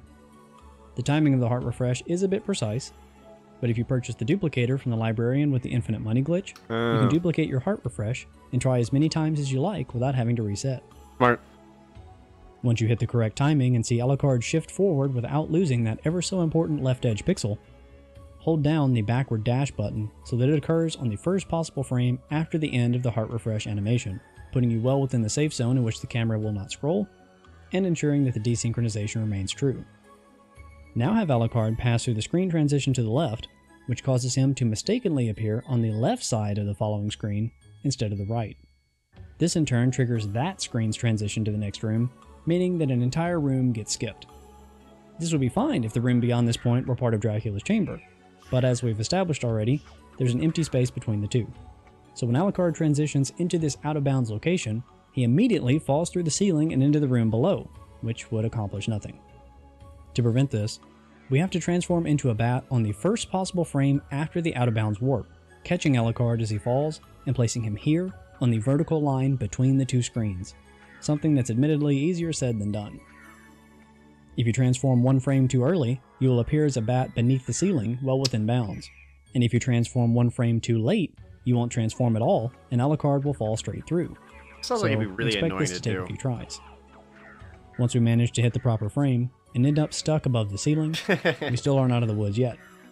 If you try to move normally as the bat, the game will eventually eject you out of the ceiling before we make it far enough to the left to clip back in bounds. To make it far enough left to actually clip inside Dracula's chamber, you'll need to use a technique called the Wing Smash. This is an intended mechanic that can only be performed while in bat form and doesn't require any other items. First, hold down jump, then quickly press up, diagonal upright, right, diagonal down right, down, diagonal down left, left, and then release jump. This will cause Alucard to rocket forward at top speed while invincible and dealing damage to enemies, though it doesn't last very long. That's just a thing you One can do? wing smash doesn't take us far enough to clip into Dracula's chamber, but thankfully, this move can be chained together over and over to maintain the speed for as long as necessary, provided that you have enough MP and don't mess up the admittedly complicated inputs. What the heck? Because the window to execute all these inputs is so short, this can be the most difficult part of the glitch for a new player. But once you manage to chain at least 5, Alucard will make it far enough left that he ends up on the border between the save room that is part of Dracula's inner chamber and the hallway that leads to the Black Marble Gallery, and this will happen, as the game tries to decide which of the 2 rooms Alucard should be pushed into. In order to escape this loading and unloading loop, hold left, and eventually, Alucard will pop back in bounds within the inner castle without collecting a single Relic of Vlad, better known as Relic Skip. All that remains is the boss battle with the Dark Priest and the battle that immediately follows it with Dracula. Save the game here, and then take the elevator up into the final room of the game. We are still severely underpowered at this point, and are about to take on the hardest boss in the game. But luckily, we picked up something earlier in preparation for this moment. The Shield Rod. I don't know if he's the hardest boss. This is a melee weapon that can cast a spell which changes based on which shield is equipped alongside it. And it just so happens that the best effect comes from the Alucard shield, the one that we've been using since we skipped death at the very beginning of the game. Yeah, what even is this item? By pressing both attack buttons at the same time while the Shield Rod and Alucard shield are equipped simultaneously, this animation will play, and the Alucard shield will gain the bonus effect that blocking damage with it will restore HP. However, due to an oversight, the shield will now also deal damage every frame equal to the amount that it was meant to block, meaning that just by holding the block button and jumping into an enemy, you will deal thousands of points of damage per second. Come on. The priest will go down this quickly. And the final battle with Dracula, a boss who has significantly more health than any other enemy in the game, is made into a joke of a fight that only lasts about 6 seconds. With So, Dracula like, defeated, this the super castle cool disappears, shield ability people wanted me Alucard to goes do, into hiding it and wasn't like a adopts the use secret of ability, it was pseudonym, just a straight not up to be seen glitch to, again like, until the year insta-kill 2035, everyone. when we meet him again as Soma in Castlevania Aria of Sorrow. So, maybe I should cover that one next. Wait, did you Seen say... again in seconds. Did you say Alucard was Soma? With Dracula defeated, the castle disappears, Alucard goes into hiding and adopts the use of a pseudonym, not to be seen again until the year 2035, when we meet him again as Soma. Soma isn't Alucard. Aricado is Alucard. That's why his name is Aricado. In Castlevania Idiot! Fucking garbage ass video. Aria of Sorrow. So, You mean you play as Soma? That's that. Let me hear those words again. it only lasts about 6 seconds. With Dracula defeated, the castle disappears, Alucard goes into hiding and adopts the use of a pseudonym, not to be seen again until the year 2035, when we meet him again as Soma in Castlevania Aria of Sorrow. That could have been phrased better. I see what you're saying. That could be phrased better. A fully exhaustive list of every glitch. That's interesting. That's a lot of. Some of those glitches are actually pretty easy to do. But that's kind of cool. Like the shield rod busts out a bunch of different shields that I imagine each one has like a different effect. All I could do was make the little like a little shine ball come out, which didn't do anything. Anywho, we'll move on.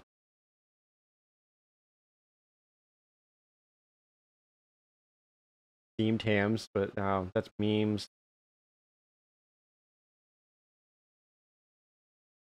I don't know if I want to watch.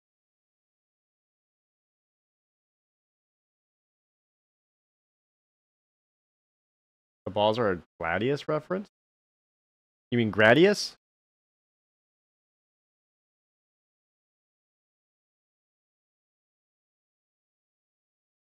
Ball blocks projectiles, but does nothing else. Oh, yeah, I guess I never did that. Oh no, my immortal animated. People were telling me about this. I've never seen this. AN, author's note. Special fangs. Get it? Because I'm gothic. To my GF. Ew, not in that way. Raven, Bloody Tears 666. For helping me with the story and spelling. You rock! Justin, you're the love of my depressing life. You rock too. MCR. Is this the animation that everyone was telling me about? Hi, my name is Ebony Darkness Dementia Ravenway, and I have long ebony black hair. Open bracket, that's how I got my name. Close bracket. With purple streaks and red tips that reaches my mid-back, and icy blue eyes like limpid tears. And a lot of people tell me I look like Amy Lee. AN, if you don't know who she is, get the hell out of here! I don't know who Amy Lee is. I'm not related to Gerard Way, but I wish I was, because he's a major fucking hottie. Wait. I like forgot this line in the fan Reddit. She says Gerard Way is a major fucking hottie. So she wishes she was related to him?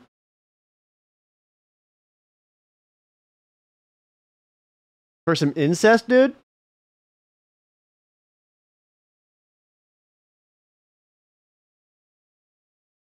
Is that not what she's saying?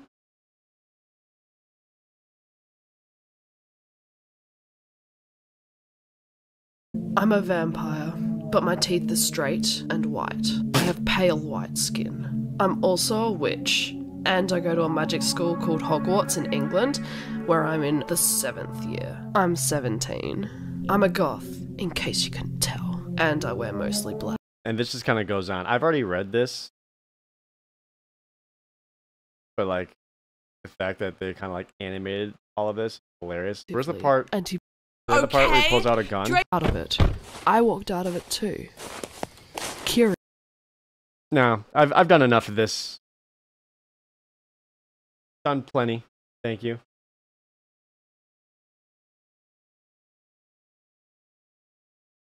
This is something completely unrelated. Some Twitter video.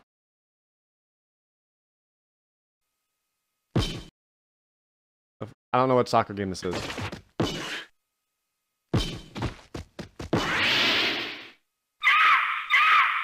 Hyper shot! Whoa! Oh, you killed him! It's like Mega Man Soccer. That was awesome.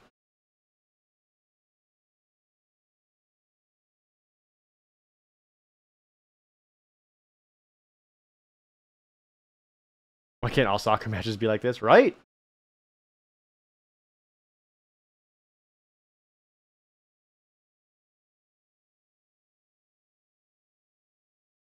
Dawn Trail spoilers ahead. Oh no, the ice cream! No! No, don't do it! Raha? No! No!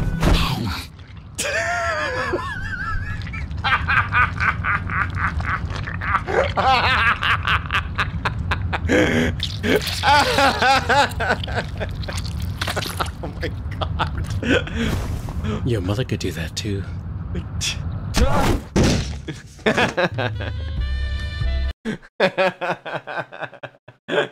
Oh my god. So if those of you don't know, this is an actual scene in Dawn Trail where Krau's with her parents, they all got ice cream and they're being really awkward. So to break the awkwardness, G'raha Tia runs up with his own ice cream and he just goes, ow. And he like just makes that noise multiple times and it's so awkward. But you know, obviously this version, Raha? way hotter. Cause you know.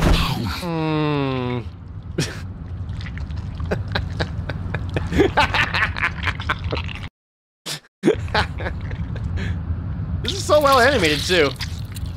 Oh, Your mother could do that too. God damn. Looks like G'raha Tia could probably take all of Sonic's 9.5-inch dick, am I right? Yeah, this is why Final Fantasy XIV is so critically acclaimed. It's because of stuff like this. happening on stream the other day. I hate. Konnichiwa, sir. I will be speaking Japanglish. Number 1. I hate Japanglish. We got thanks. No. Number 2, we got. Store. It's so bad. I hate we this. Got, see you now. Number 4, we got. Number 5, we got. And you know, people talk like this too. Thanks so much. Konnichiwa, sir.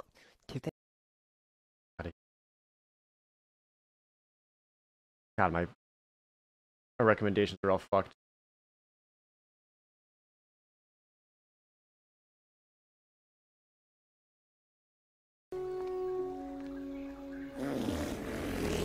And I'm out.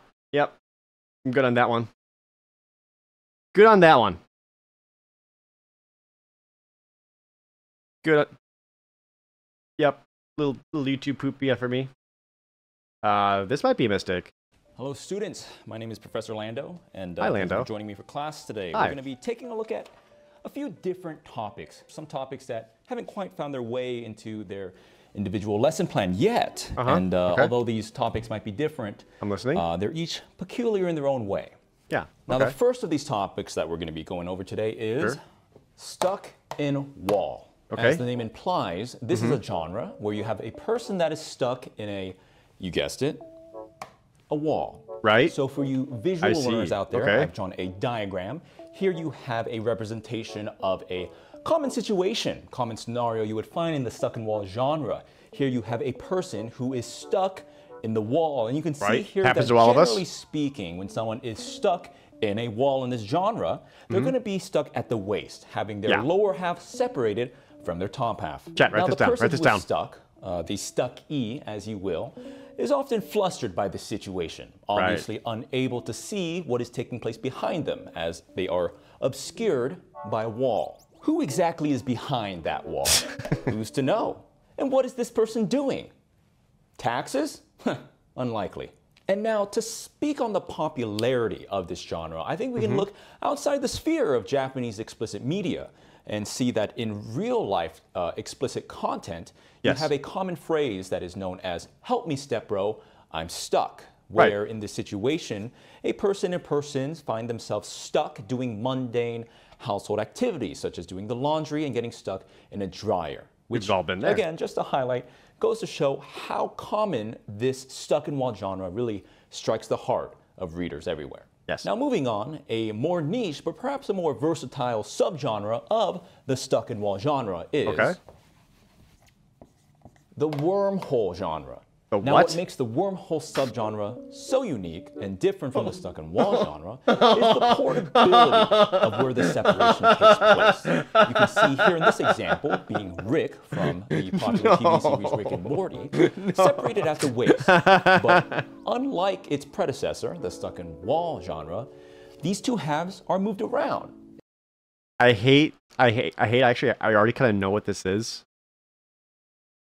Because of Chell from Portal. And in this scenario, Rick is behind himself, about to go to town. We're gonna have to buy some extra toothpaste after this one, Morty. Now, if you're having trouble understanding the appeal of these stuck genres, I can ask you a simple question. Have you ever had an itch on your back that you just can't quite reach? I've been there. Well, same. And in this situation, instead of an itch on your back, Oni Girl and it's Anonymous, thanks for eating gifting your 10 own ass. subs each. The next genre that I want to cover is the time stop genre, where in the context of explicit Japanese media, both fictional and in real life, a person or persons are frozen in time or stuck in time, as you will, while they have coitus performed upon them by a secondary actor who is often the protagonist who is exempt from being frozen in time, usually via some sort of mechanism involving the supernatural or some sort of power. Now, I know what you're thinking, that this might be one of the strangest genres in the world. Students, while time was stopped, I wanted to take a moment to announce that my new merchandise line official, that is And in the merch plug, skip. The official Omona shop thing is Sissy Hypno.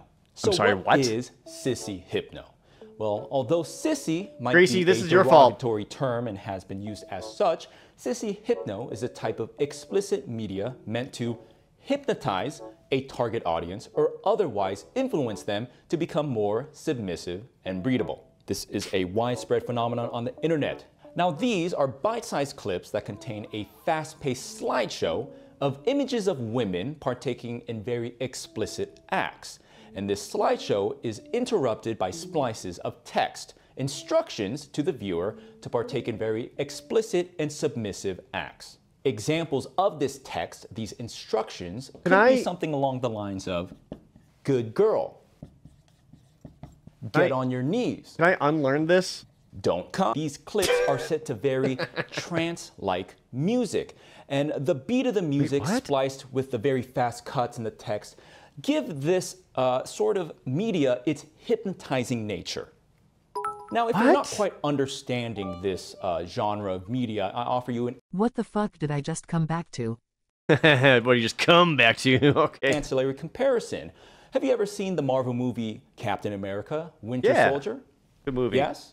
Well, it's like that. But instead of becoming a Russian sleeper agent terrorist super soldier, you start wearing a chastity cage and thigh highs.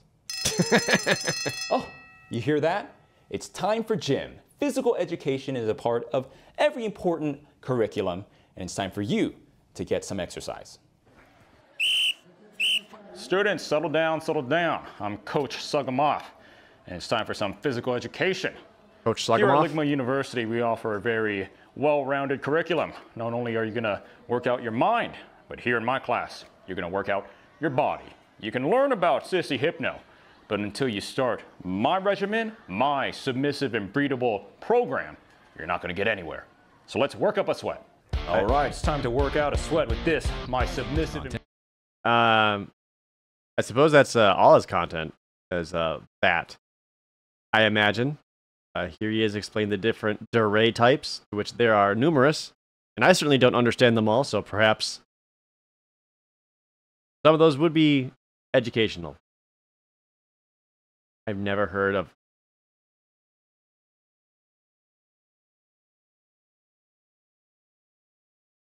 I'm not going to click that one. Probably shouldn't. Same guy explaining Futanari. Probably won't click that one.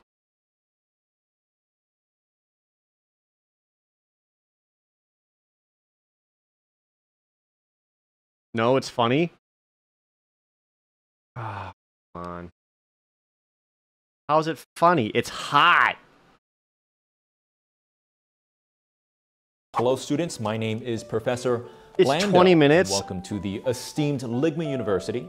And in today's lesson, we're taking a look at a very important topic, and that is one on You guys are trying. Futanari. Yes, You guys are trying to Futanari. destroy my channel. What is it? And also, why exactly do why do we like it so much? That's what we're striving to Good answer bit, today. okay. So please, again, take a seat, open up your notebooks, and let's begin class. Change the speed to 1.25 or 1.5. I never do that. I never do that. I never do that, and I don't know. Maybe it's just because that's the creator side of me. Like it almost always kind of seems like disrespectful, because a lot of time and effort goes into the editing, cadence, and timing of these things. If you speed that up, you're totally ruining it. Even just changes the tone of voice and the inflections you're trying to deliver. Anyway, welcome to anyone showing up to the stream, and this is the first thing you're seeing. Like I said, students, today we are going over Futanari. It is a genre of explicit Japanese material, aka hentai, where a character or characters has both female and male explicit parts, body parts. Now, what do I mean exactly by this? Well, I'll give you an example here. Let's take a female character,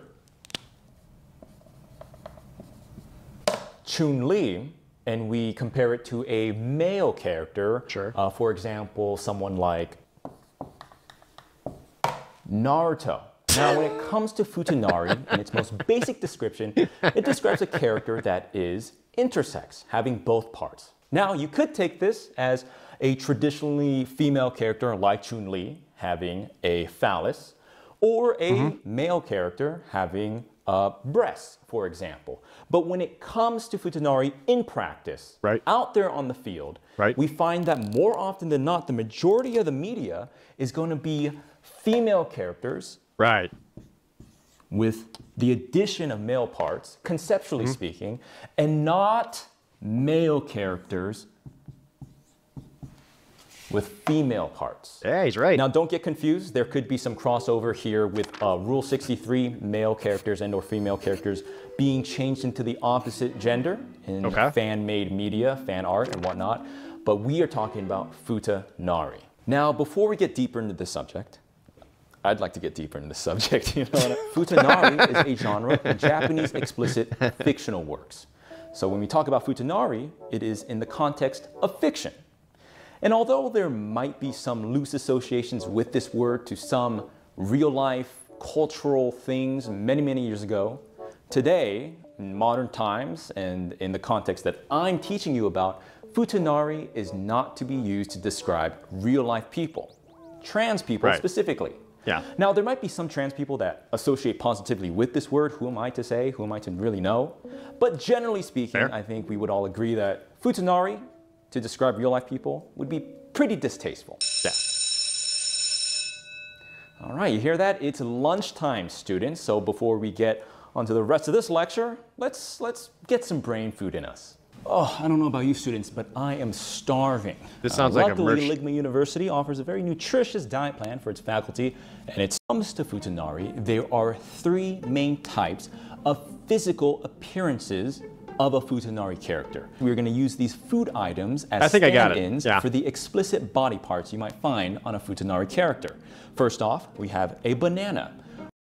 Oh, so fucking good. Well, that answers the question of what is Futanari, but not why Futanari. And what do we mean by why Futanari? Well, I think I made that part better, frankly. Let me give you some metrics here for reference. We're going to be pulling from 2 main sources, 2 main websites where Japanese explicit media, as well as other types of explicit media, are hosted. That would be these 2 websites right here. Now, for liability's sake, I'm not going to tell you exactly which websites these are, but I will say that these are the 2 most popular websites for hosting Japanese explicit media, as well as other types of explicit Rule 34. media. I don't understand Images, and this one being for doujins, or the comic manga version. And I don't know what the first second one website, is. there are 603,639 individual results for the word Futanari. And for the doujin site, there are 35,416 individual works posted with the tag Futanari. And between mountains, I think that's a lot of Futanari. I don't know what it is. Now the question is why? Why do we like Futanari so much? Well, the key thing here is projection. That's the term that I use to describe the phenomena. I've actually talked about this before. I think it has to do with like a projection / empathy thing, where there's a lot of guys out there, well, presumably straight males, watching porn or hentai or whatever, but they don't want to see a dick in their hentai because they don't want to see a penis because that's gay, that makes them uncomfortable. Ew, dicks are gross. However, if it's like Futanari hentai and like one of them has a penis, well, that's okay because then they can empathize with the feeling of stuff happening to the PP or projecting themselves into that. At play here when it comes to Futanari. Much like how Charles Xavier, famed telepath leader of the X-Men, might project his conscious mind from one X-Men to another person. Tracer with a big fat. That's the type of projection I'm talking about here. Now let me go more into depth. The key appeal of the Futanari genre is understanding. Understanding what it feels like to have your chicken choked. So I think the tabooness and the appeal of Futanari comes from having that sensation that men are so intimately familiar with. And projecting it onto a female character or female form. I'm saying. Having that character experience, know what it's like to have that pleasure. Yeah, that's what I'm saying. Like, there's like, oh, she's getting her dick jerked. I know what it feels like to get my dick jerked because I do it 8 times a day. Therefore, I can empathize / project myself into this scene or whatever, and it's way better. That's the taboo-ness. That is where the main appeal of Futanari comes into play. Basically, the appeal of Futanari can be summed up in this way. Me and Lando? I know what it feels same wavelength. like, and I like that she knows what it feels like. But she's not supposed to, and that makes it hot. That's the projection I'm talking about. It's witnessing these female characters experience the same pleasure that I feel, with a little bit of taboo-ness. Students, I'll ask you this. Why do we all like MILF so much?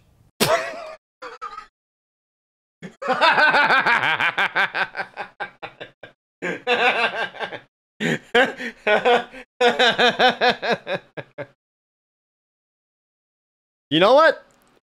You got me. Why do I love MILF so much? Well, we all have a mother or can relate to some sort of motherly experience, positive or negative. And why do we all like furries so much? Or maybe moms are hot. Well, I think it's because we all have an innate primal nature harkening back to our pharaoh ancestors that we all want to tap into and go primal. And that's why we like Futanari so much. It's because it's relatable. It's universal. Right. And so intellectual detractors might say, hey, Professor Lando, if it's about relatability, then why wouldn't you just watch Men? Isn't that the ultimate relatability? That's because we're missing out on the taboo element. Men beating it, well, I beat it. I've been beating it my whole life. Also, why would I watch Men? What, am I gay? Yeah, that's what I'm saying. That's what I'm saying. Like, I don't want to watch other men, that's gay. But it's okay if a fictional female character has a dick. Because that's not gay. But I want a dick in there because I can imagine what that feels like to get it sucked by this other fictional female character.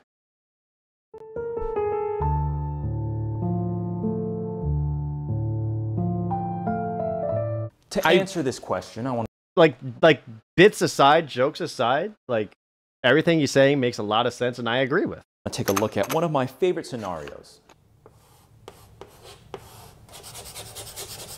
So what we have here is a visual representation for Plato's allegory of a cave. In regards to hardcore Futanari, I ask you this question, students. Are you the prisoner or are you the onlooker? What exactly are you lusting for? Are you lusting for the concept, the idea, the projection and relatability of the phallus on the female character? Right. If so, then I purport that it is not gay. However, if that is not the reason you like Futanari, then there could be a whole nother discussion to be had, and maybe, just maybe, it might be gay. Okay, now we're going to talk about something called the Futanari pipeline of self-discovery. So how does this diagram start? Well, it starts with the most basic exposure. Jesus Christ. Hentai. Perhaps the first stage because of how accessible it is, especially with how provocative the visuals can be, mostly being animated media. This could be discovering a certain Teen Titans animation on Newgrounds, or perhaps seeing a clip. That sounded specific. Was there a Teen Titans animation on Newgrounds that everyone knows? That sounded very specific.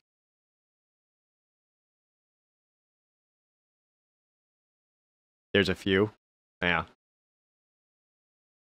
Clip of some sort of animated, explicit Japanese fictional work. But eventually you go on to the next stage, which is doujins, a slew of content that you never knew existed before. The volumes are comparable to a Library of Alexandria, the sort of Library of Alexandria of the modern age. When it comes to the animated world. No, I'm not baiting that. I legit didn't know about that. But I'm just guessing there was one in particular that, like, I don't know if they started the trend or like most people know or what. Works. This is the clickbait of the not safe for work pipeline. Because although there are some fantastic animated works, generally speaking, these are not the best. In hindsight, of course, when you're first discovering, this is very sensational, but doujins, that's where the meat is at. Is he trying to tell me that great American classics like Bible Black and La Blue Girl isn't all that good? I don't know, man.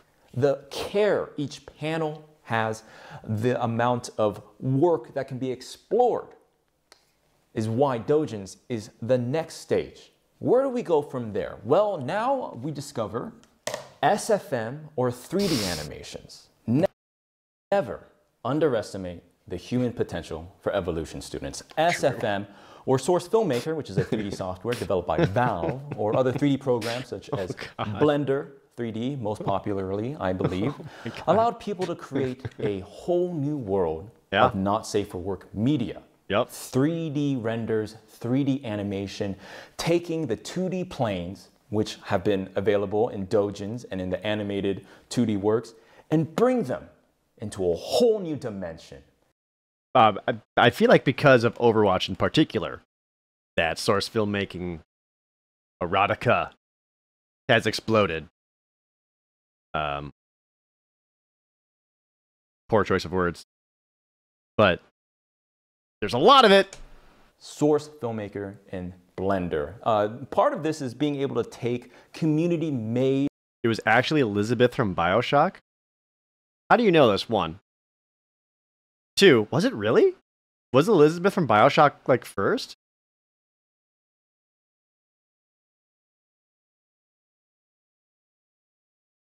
I hate how much I'm learning.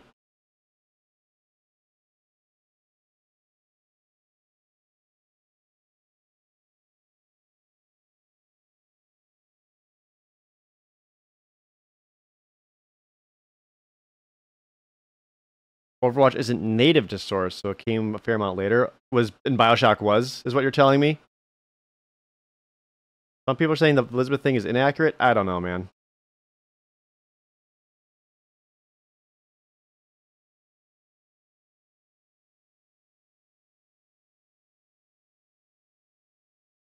Models, assets, and the sheer productivity, the sheer output going down this pipeline.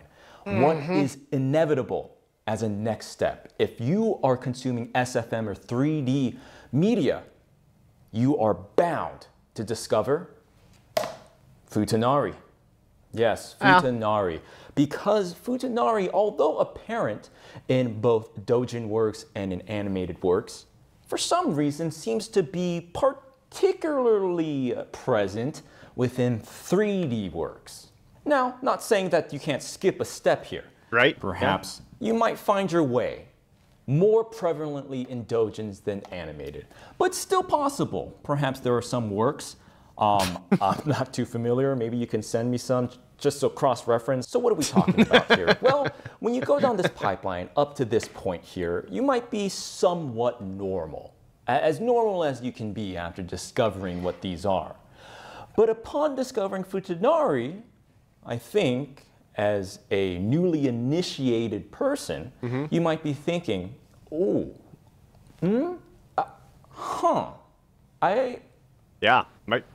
don't hate it. Maybe. Kind of like it. So whether you follow the standard flow or perhaps find yourself off the beaten path a little bit, you get to this point and you have to admit something to yourself. Hey, kind of like that. And where do we go from here? On an entirely separate pipeline, maybe you could see something like this happening. Whoa, wait a minute. Really funny. Now, instead of liking female characters, yeah, those are just dudes. But hey, I think students, what you're saying is, but Professor Lando, no, they're feminine. They're breedable or and submissive. Perfect delivery. Perfect. Well, once you're at this stage, there is a way you might find yourself even deeper. F it, I just like men.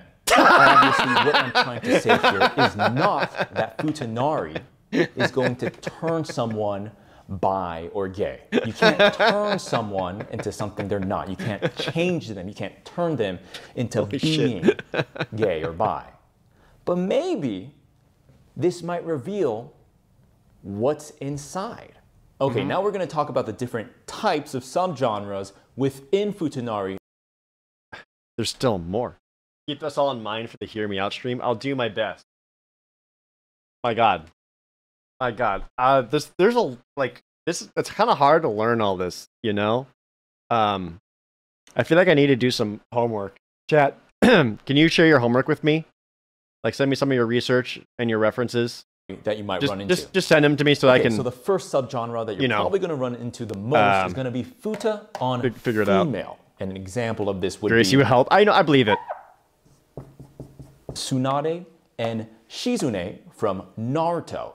Tsunade here being the Futanari character and Shizune being the standard female character. Now the reason I've chosen these two characters to demonstrate this scenario is because within the canonical material, the series Naruto, Tsunade and Shizune are a pair. They're friends. Shizune serving as an aide to Tsunade, who is the Hokage for a time, and introducing the Futanari aspect within this pairing specifically, and other types of female and female pairings that you might usually see in the source material, it is able to take their relationship and introduce this sort of new flavor to it. Now, there already is fan-made content of explicit nature, right? Being images or... Shoutouts to his, like 2014 Pro Jared haircut. Dojins of these two characters and other female characters partaking in coitus, lovemaking. And that already is a sort of rush and tabooness in itself. But introducing that next level, whether it be Futanari or something else, you're taking it to that I can't bring it back. boundary. He does it better. All in all, when it comes to Futanari, this model is pretty standard stuff. Okay, so the next subgenre that we're going to take a look at is Futa on Futa. Oh, nice. Yeah, now we're getting into the good the stuff. example I'm choosing here is Cammy and Juri from Street Fighter. So obviously in this subgenre, Futanari on Futanari, you take two characters that are usually portrayed as female in the source material, and they are both Futanari characters. And they sword fight. What really sets this subgenre apart from the others is the combative nature of it, as opposed to the first one, Futa and female, where there is a very clear give and take in the relationship. I enjoy the sort of clashing that might appear in Futanari and Futanari. That's why I've chosen these characters from a fighting game, Street Fighter, of course, Cammy and Juri. It's sort of a battle, and that's where the fun is. Okay, and the last subgenre that I'm going to cover is Futa on male, or Futanari on male. Okay, my example for this would be 2B from Nier Automata, and me, Professor The traditional role that men often find themselves forced into by societal norms is one where men are predominantly the acting force, specifically in relationships. But sometimes we need these roles. Yeah, can we all just agree? What's this guy's name? Professor Lando? Dude, based as fuck. So based. Goddamn. And what do I mean by that? Well, sometimes men might like the door held open for them. Or maybe sometimes they would like to be the ones to get a compliment. Or maybe sometimes they would like the other person to pay for the check at dinner time. Right. Yes. And sometimes they want Futanari 2B to plow them like the fertile lands of Mesopotamia. So it is in this way that Futanari on male might be the most complicated, but perhaps the most rewarding of the subgenres of Futanari. And I've been speaking mostly on Futanari on male, but of course this implies that the male could top the Futanari character. Yes. But that is for the weak of soul and mind and body. Only the weakest, whose bloodlines are inevitably bound to wither away and die, would prefer to top a Futanari 2B when the option to get topped by a Futanari 2B exists. Now, a lecture on the subject of Futanari would not be complete if we did not talk about Overwatch. This first-person shooter game developed by Blizzard Entertainment, released on 2016. What'd I say? It's a worldwide scale. It's hard to really adequately describe how popular Overwatch was, from the fan-made content, cosplays, art, to the competitive scene, the casual gaming scene, all the videos on YouTube and clips online. Why am I always so right? Overwatch was simply a phenomenon. Okay, well, students, you might be wondering, why are we talking about Overwatch? Well, it's because when it comes to Futanari, there is so much Futanari based on Overwatch. I have seen so much Overwatch Futanari. And not just Futanari, there's just so much not safe for work content of Overwatch out there. On the previously mentioned not safe for work image hosting site, there are 101,367 results for Overwatch. It's like early on, it was so much Widowmaker X Tracer, which is just so basic. You know? What's like, are you fucking kidding me? When Mercy's right there? That aside, what is the answer to the question, why is there so much Overwatch Futanari? Well, it's because playing Overwatch feels like you're getting f***ed by every character, that they have to give each character a dick so you can probably get f***ed by your teammates no matter who they play. Additionally, to answer the question, is it gay to like Overwatch Futanari? My answer, yes. And it's not because of the Futanari. It's because I can't think of anything gayer than liking Overwatch. Hello, students. Holy shit. Holy shit. Well, I guess we all learned something today, chat. Whew. My God. My God. There was no shot that this video is going to be on the VODs channel. I have to edit out so much. Rip me playing Overwatch on the other monitor. Holy shit, dude. Absolutely incredible.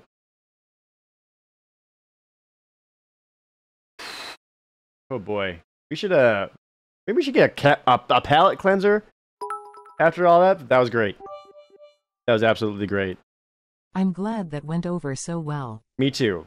And again, like, I'm also really glad, like, that was really funny, but it's also done so respectfully.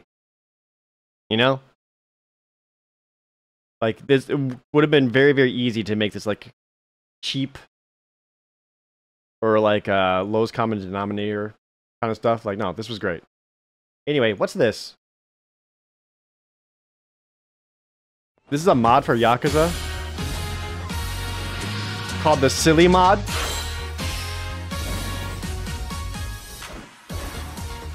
New dance moves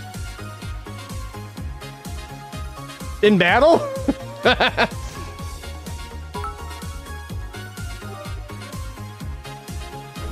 So, is the homework channel going up after stream or? No, absolutely not. No, that's how you get your Discord deleted. No, absolutely not.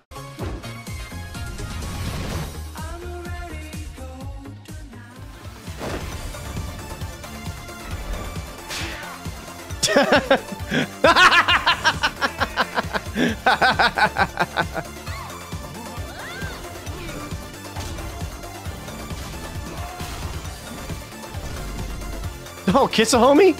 Nice. Get him, dog. Yeet. I would play this. Among Us? What?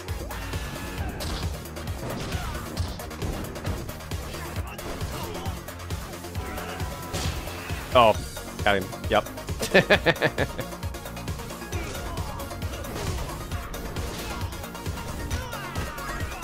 Amazing. Oh! He's fine though. Don't worry about it. I know what it looks like, but he's fine. Trust me. He was okay. Anonymous, thanks for getting up 5 subs to the chat.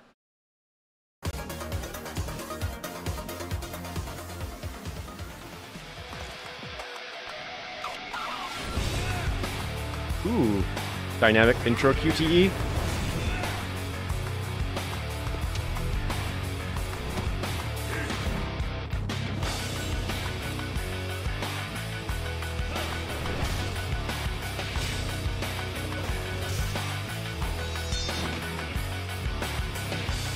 so silly.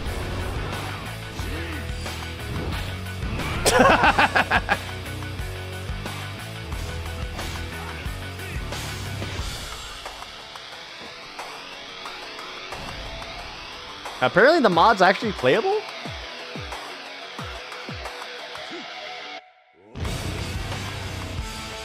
What? Oh, he's fine. He's just twerking in the background. Uno reverse! He's fine. That was sick.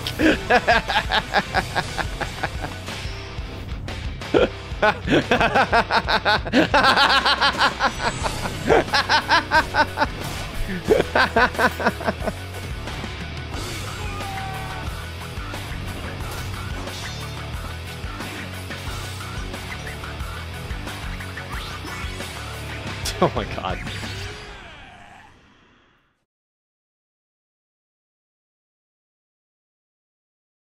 That actually looks kind of cool. It's an actual mod.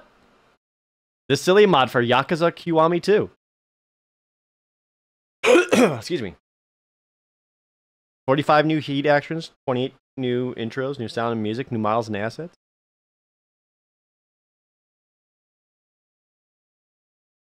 What if I did, chat? What if I did?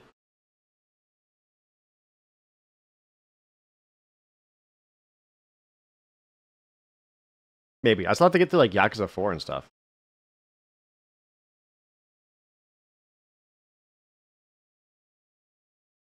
Oh, shit.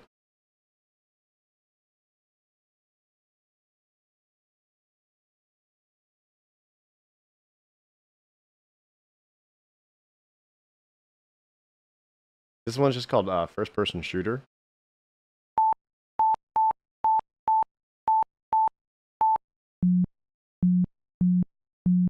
Oh, this is just like an evolution animation thing. Oh, this is kind of cool. You get Faceball.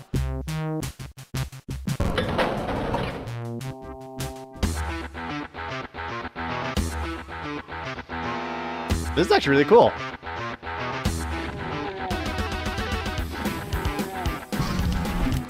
Duke Nukem 3D, yeah. Into Quake. This is a big deal. This is all in 3D.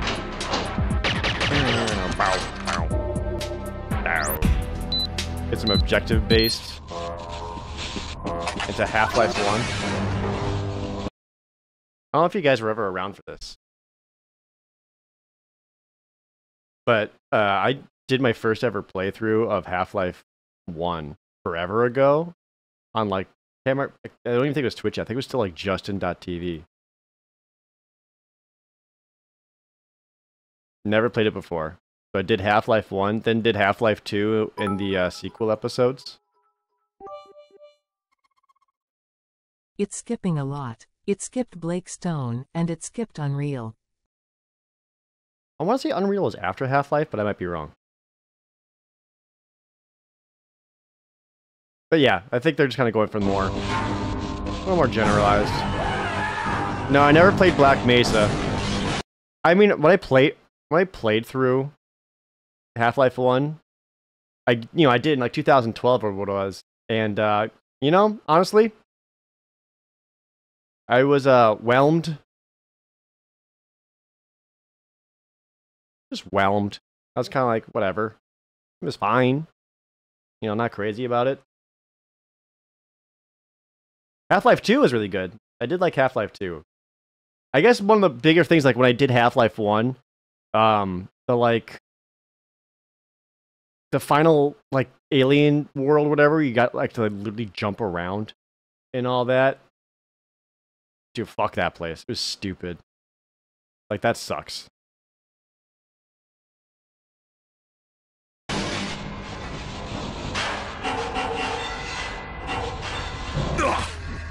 But yeah, you're like, oh, there's Unreal.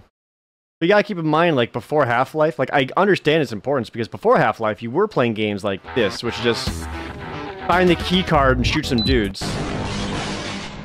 And then Half-Life comes by and gives you like little mini cutscenes that you can interact with and interrupt. Little pathways you gotta sneak through and all that. Like, this was crazy innovative.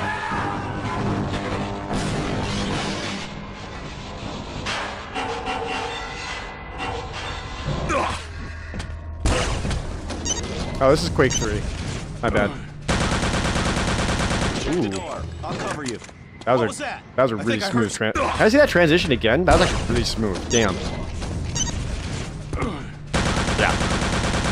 That was crazy. I'll cover you. What was that? I think I heard something. I think it's easy to overstate or understate like how huge this is.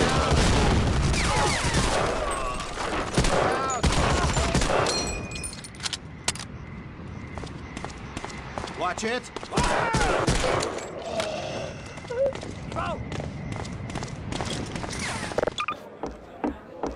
And then, oh, right into Half-Life 2. Fucking butter smooth.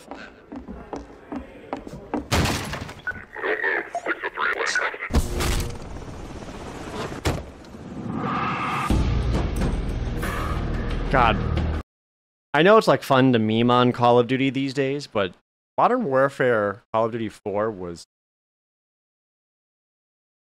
God, it was such a thing. Like, my God. Like, this was huge. Changed the industry. For good reason.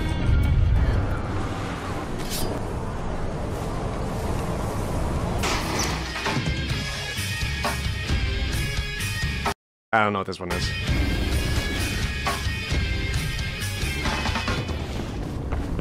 Is it Mirror's Edge? Hell yeah.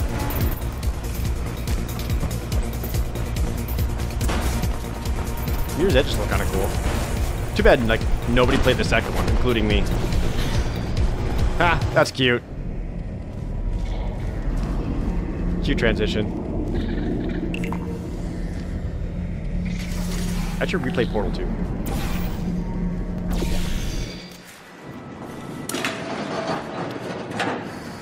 This Battlefield? Oh yeah, this Battlefield 3? I remember this elevator. Get fucked. That was cool.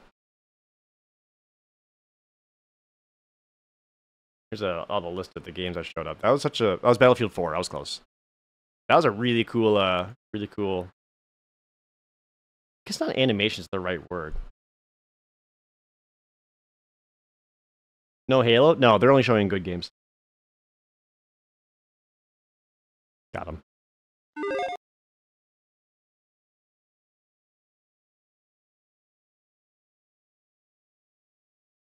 I know this one. Only because it's appeared on Patty streams several times. But it's a good meme.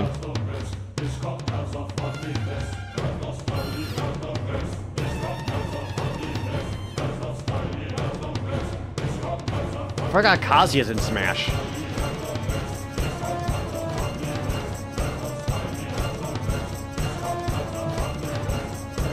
Hold on, start from the beginning. Oh.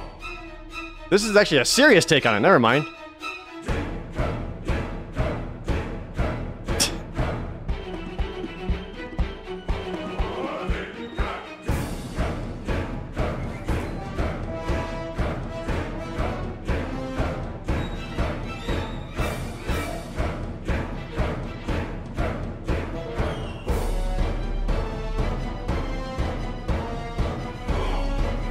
Depends if it has the meme lyrics or not.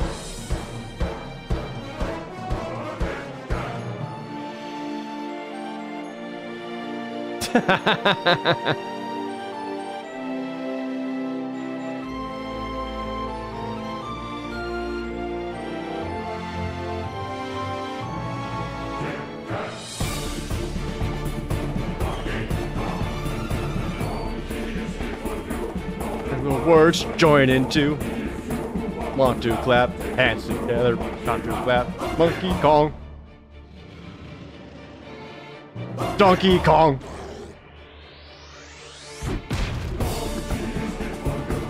know the words. Join into hands together. Want to clap. Join in this monkey rap. Donkey Kong.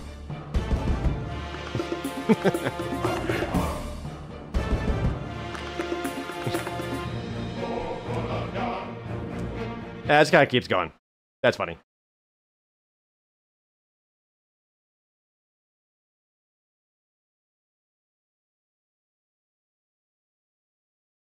Whew. What the fuck is this? From Jadale? What the fuck is this?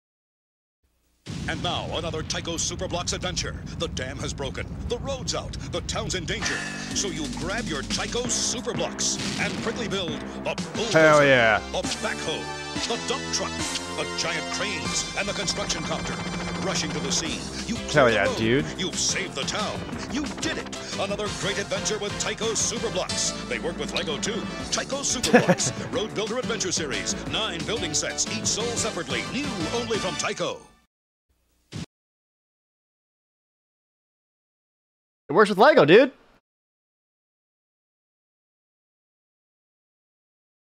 I didn't have any Tycho. I had some Lego, like hand-me-down Lego, thrift store Lego. I remember having just a little bit of Duplo blocks.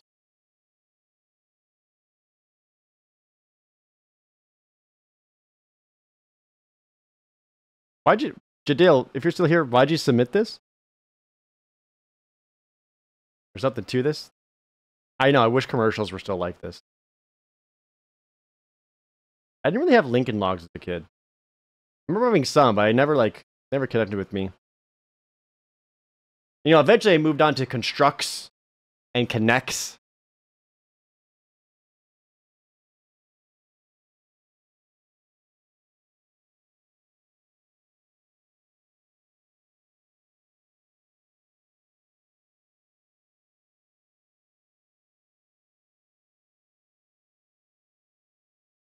What is this? Oh, a Silva Gunner? Hold on. I'm in. 14 minutes long. Oh no. Oh no.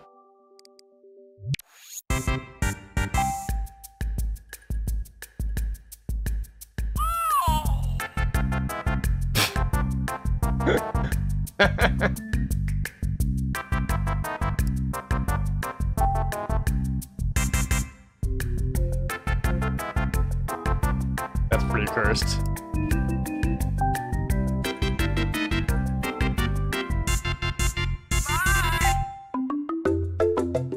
What? Yeah.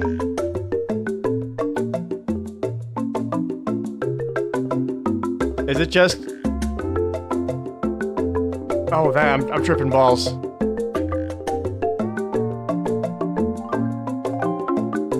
It's just Pokemon? You got a great ball.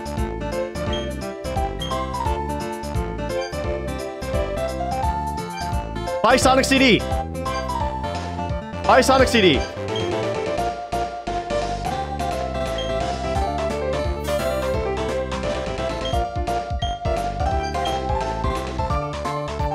Oh, crap.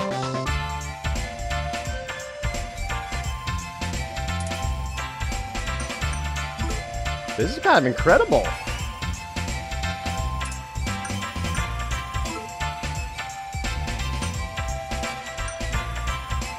Your hub.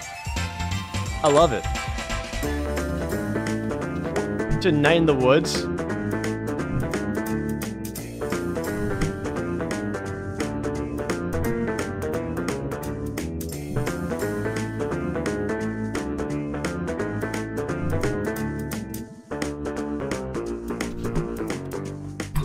Yeah, that's the Cuphead pig. Hello. So now it becomes Cuphead.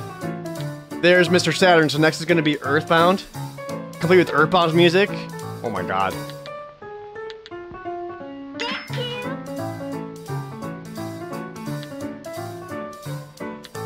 It's really funny.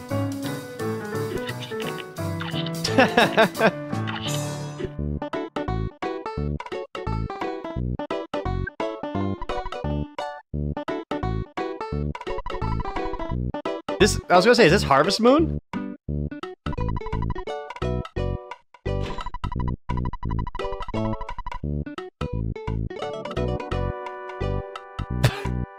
Oh, sorry, that's just straight up Stardew.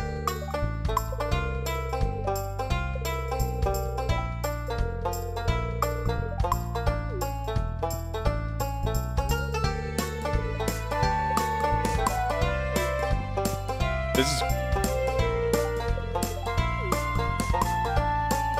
Oh. It's so good.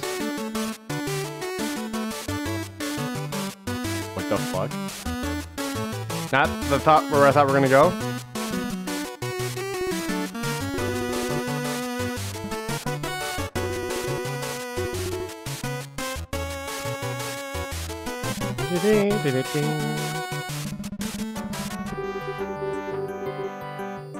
Oh. Oh, that was a jump. Hell yeah, Link. Looking good. Zelda, whatever.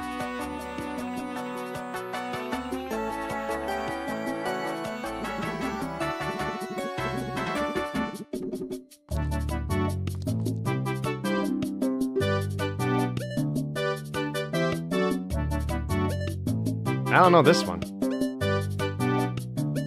Duck Tunic?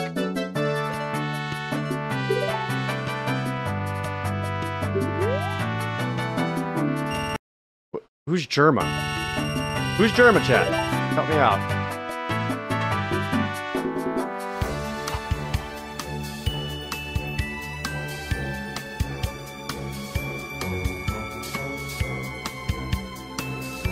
Very popular streamer? Oh, okay.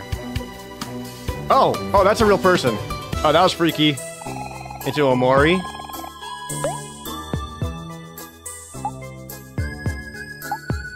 This is really cool. Has 1.6 million views? Good. Spyro talking to the Chow. That sounds a little cursed.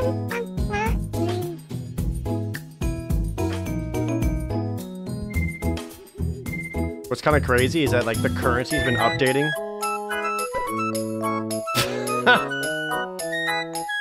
In Undertale?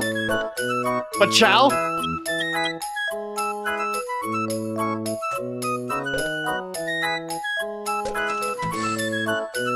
Boop, boop, boop.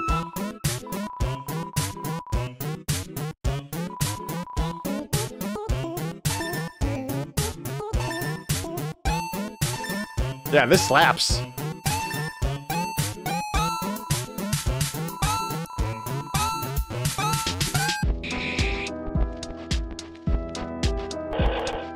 No idea.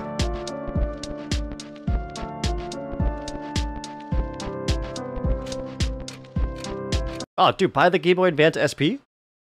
A Pokemon Silver cartridge is free? Holy shit. How much money that's worth?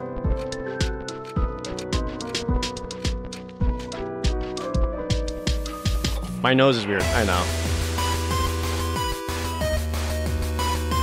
So now it's like Pokemon, but whatever the hell this guy is.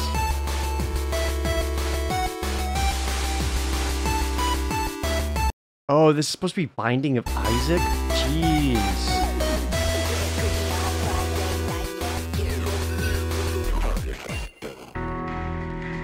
Yeah.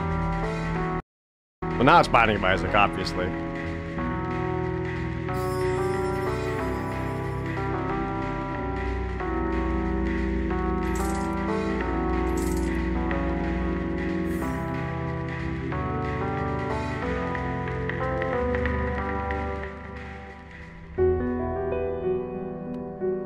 That looks really good.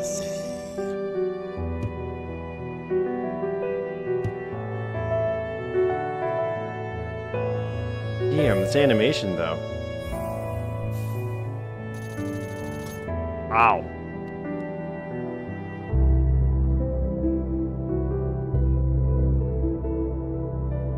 No idea again. It's actually a little spooky.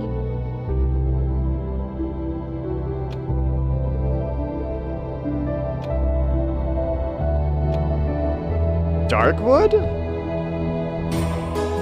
Is it?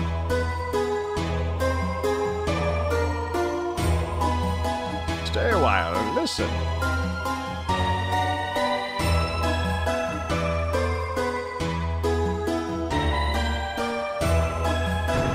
Yeah, this Deltarune.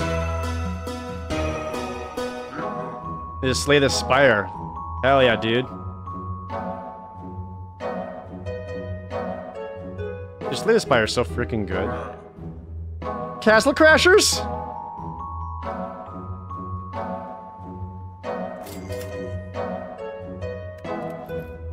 I was gonna do Waterflame music.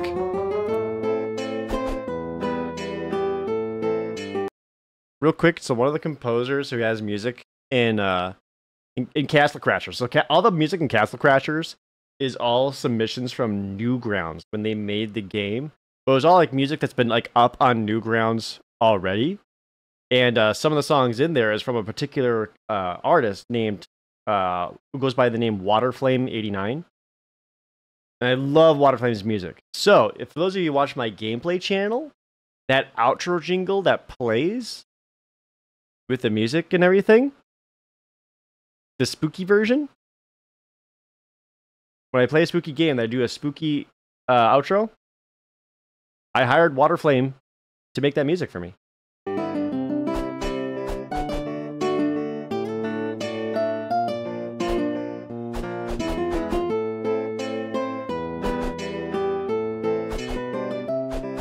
Let's just Shovel Knight's next. Yep. Mega Man 7.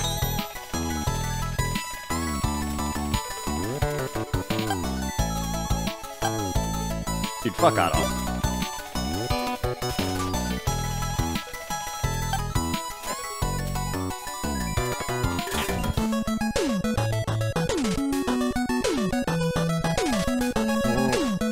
Obviously Mega Man, I don't recognize the cashier.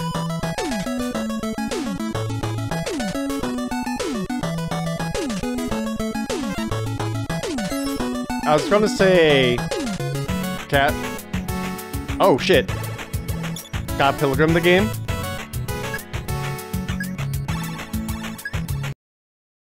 Chat, I'm gonna say something. I'm glad they got the Scott Pilgrim game, like, re-released. Because it needed to. Yeah, Splatoon's definitely next. But I know a lot of people really like the Scott Pilgrim game, the beat 'em up. I didn't love it. Like, I feel like it starts off way too slow. Like, your character is moves so slow and like has so little options, has so little power. Like, it starts off like chugging, so it takes too much to get into it. And controversial take, I don't really like Anamanaguchi's music.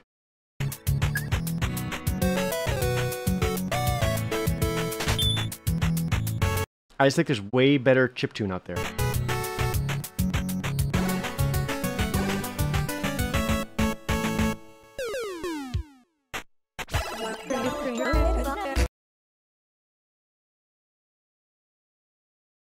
Is this Potionomics?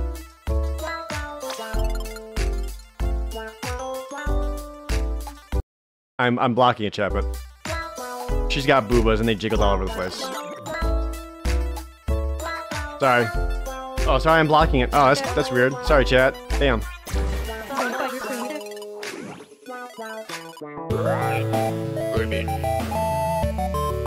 I got nothing.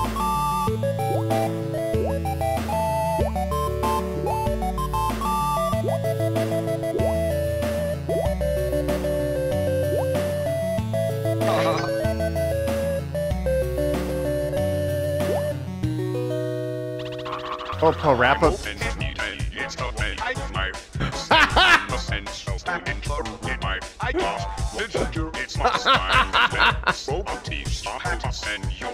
Holy shit.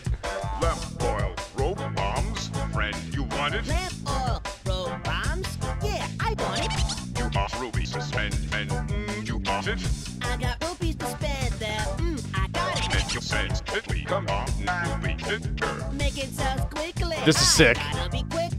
And come back when you're a little richer. Tell them come back when they a little richer.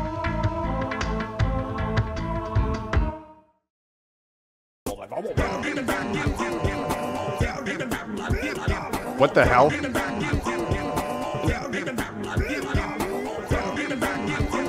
Plants vs. Zombies 2.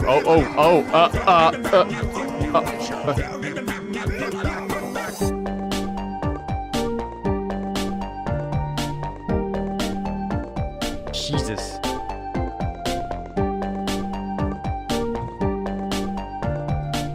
Isn't that the, Fuck. Yes!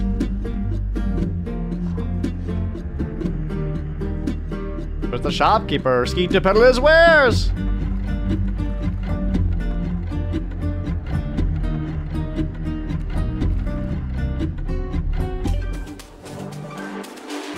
Necrodancer?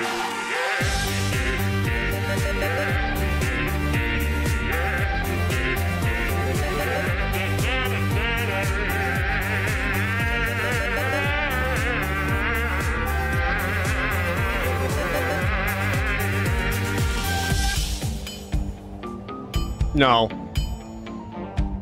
Yep. Welcome, stranger. What the fuck? That's... Oh my god.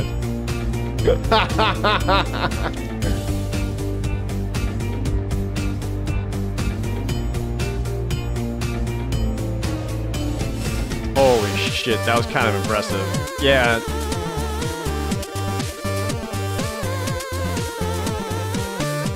I can't believe they did that. Messenger.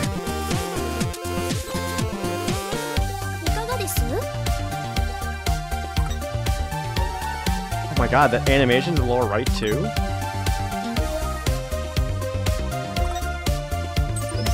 The world ends with you?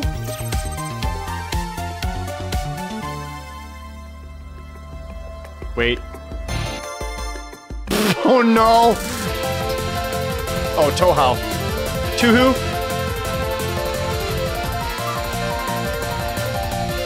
It's the fucking Drake song.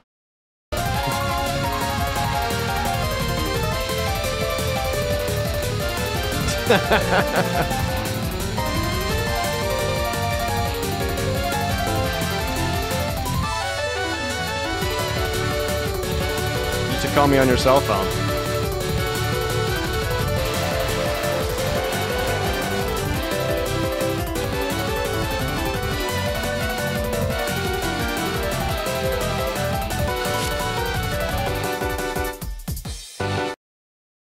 Oh my god.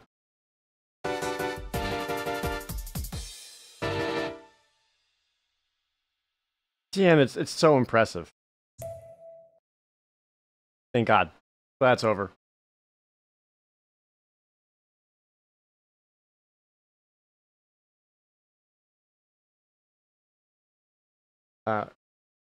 Got some Kingdom Hearts memes. I actually have seen some of these. Let's have a race. Can I play as well? Suddenly I don't want to play anymore. Hello. Who the flipping flip are you?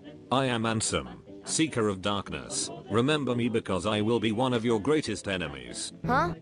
The worlds are dying in stuff, so I have to go. Also, you and Goofy should search for the key. Quack. Man, I do hope something interesting happens soon. Huh? Quick, Raikou, Teeth? let's race before Carrie finds us. The darkness is gonna swallow this world, and then we will finally be able to leave this island. That is the dumbest thing I have ever heard. That is dumb. You are the chosen one. The only one who can wield the legendary Keyblade. Sweet. Sora. Huh? I hate my life right now. Sweet. Sweet. A new world. Give me the Keyblade. No. Ouchie ouch. Hi, I am Yuffie. This is Leon. Get out. And this is a bad voice actor. Also, the enemies that attacked you are called Heartless, and they fear the Keyblade. I said get out. You gotta be ouchie ouch. Quack, quack. Please end me. Who are these people? Friends. I hate you. He has definitely betrayed you. Okay, I believe you. Also, Kaira's heart has been taken by the Heartless. I will now give you the power to control the Heartless. I see nothing wrong with that. I want to die. Give me the Keyblade. No. Swoosh. Here is a wooden sword. It's a sword, made out of wood. Quack. Listen, young one. You don't need a sword to win. All you need is your heart. Do you realize how gay that sounds? Hello, Raikou. Special attack. Mega destruction, dark ball of darkness and destruction. And Knuckles. Quack. I still have the Keyblade. Swoosh. I hate you. How could I lose to that idiot poop face? I can make you stronger if I enter your body, and I will surely not possess you. Okay, I believe you. Good afternoon, ladies. Prepare to meet your doom. Well, now I feel stupid. I can make you stronger if I stab you with this blade. Okay, I believe you. Boom. Boom. Oops. There is only one Keyblade. Nice joke. Oh, oh God. You are serious. Who are you? It is I. Ansem. The Seeker of Darkness. Never heard of him. By the way, what is up with Carrie? She is inside you. Oh my. Boom. I got this. Ouchie ouch. Quack. And now I'm fine. I'm back, baby. Kingdom Hearts. Could you please give me some darkness? I was a good boy. You idiot. Kingdom Hearts is light. Yeah, right. Oh my darkness. Sora, use your Keyblade to lock the door. Are you kidding me? Another Keyblade.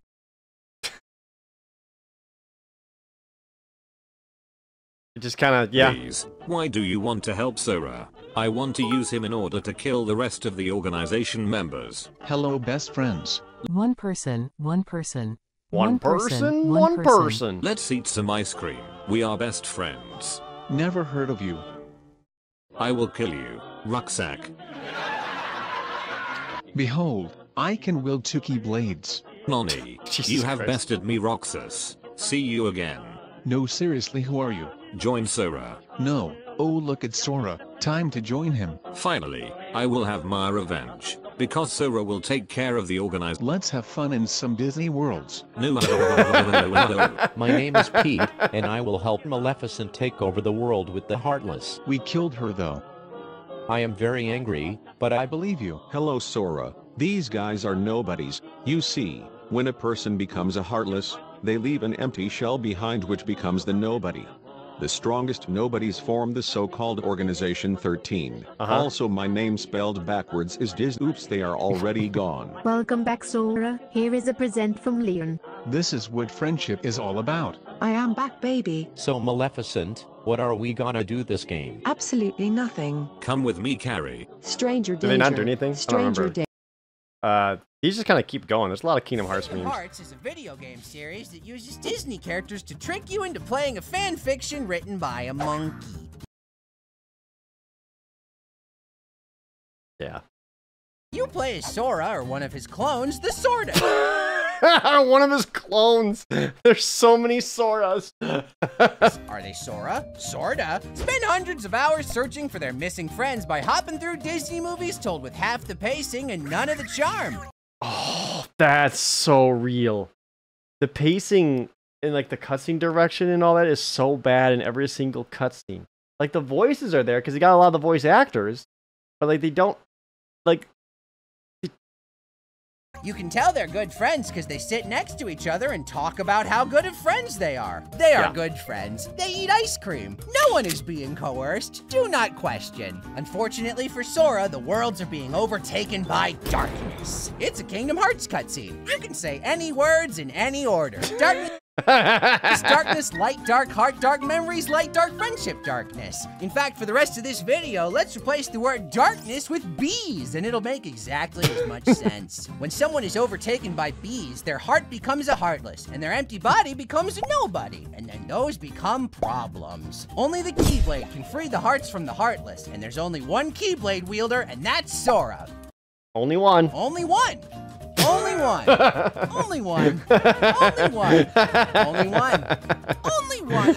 Okay, all right. So I guess just anyone can use these things now. Yeah, whatever. I don't care. Just handing these things out like lollipops. Join Sora, Goofy, and Donald's unconscious body as they fight against the forces of bees. is. Instead of finding Kairi or her various Kairi colors, spend 60% of each game doing the Disney character's chores while fighting Maleficent, who is absolutely convinced that she is the main antagonist. Girl, please. Who are all these people that turned into the Heartless that you're fighting? Who knows? Probably all the characters from the Disney properties nobody cares about.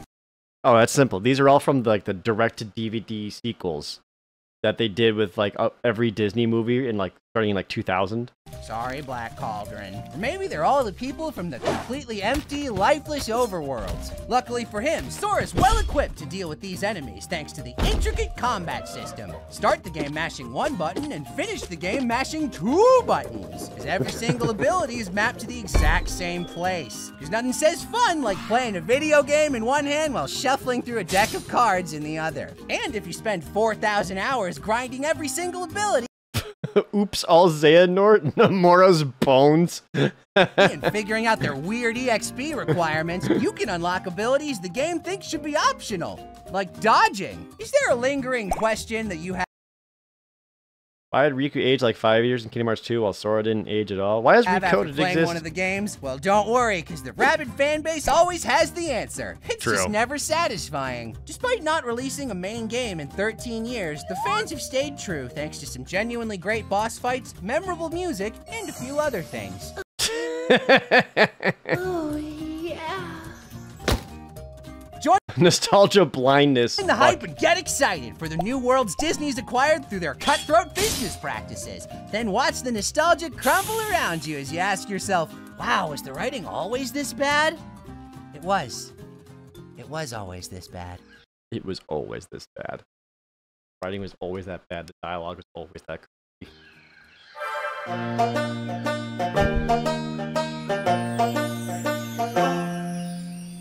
Ignore the light, Sora.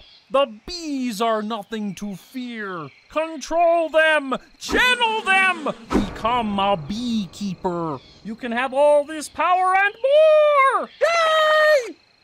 It's Goofy! They put bugs in him! Goofy, why would you betray us? We're supposed to be friends! Yuck, the Goofy you know is gone. I'm Foy Gooks.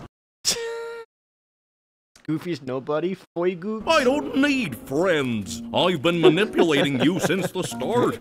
Also, I can something Keyblade. Oh my god. Oh, I completely forgot that they started doing that thing where instead of Blade, they used like that little X symbol. It was just X symbol Blade. Oh, I forgot that was a whole thing, but it was supposed to be provocative because it's not the Keyblade. This is the Keyblade. Fuck off. Holy shit. No way! I don't believe it!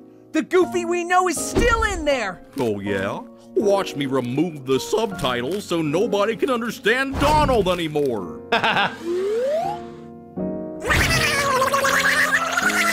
Riku!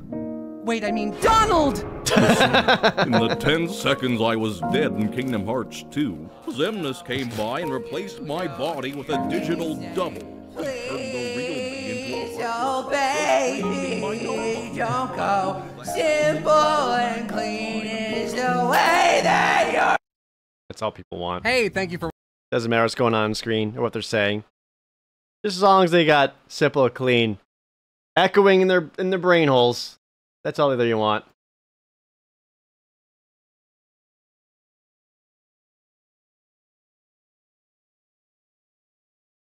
I'm not gonna do too many more here. Majima Everywhere Movie Edition.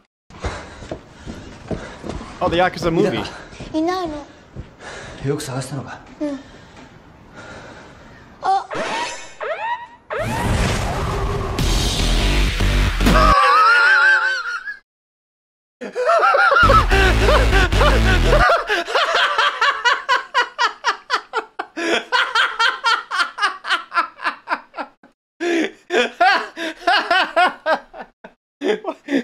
The patched eye around the corner. Holy shit, that's brilliant. Fucking A. Don't tell me it's not the best thing you've ever seen in your life. Woo! God. Where do you find this stuff, chat? Where do you find this stuff? Rick Sanchez, I've heard a lot about you. I've been looking for you, Pharaoh. I need that Millennium Puzzle to find Prime Rick. You're going to lose, Pharaoh. Let's duel. More Yu-Gi-Oh? Sweet. I summon Pickle Rick in attack mode. Next, I'll place 2 cards face down and end my turn. Why would you summon such a weak monster in attack mode? Why don't you attack me and find out? Careful what you wish for. This AI? Sounds like AI voices. I play the magic card, Dark Magic Curtain. By paying half of my life points, I'm able to special summon the Dark Magician from my deck. Come forth, my loyal servant!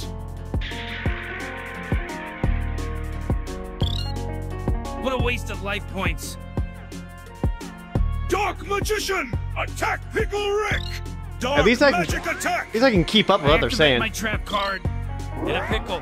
Whenever Pickle Rick level 1 is attacked, I can sacrifice him to special summon Pickle Rick level 3. Oh, hey there. You know what I like to do after a long day of beating up bad guys? What? Beat up some more bad guys on Raid Shadow Legends.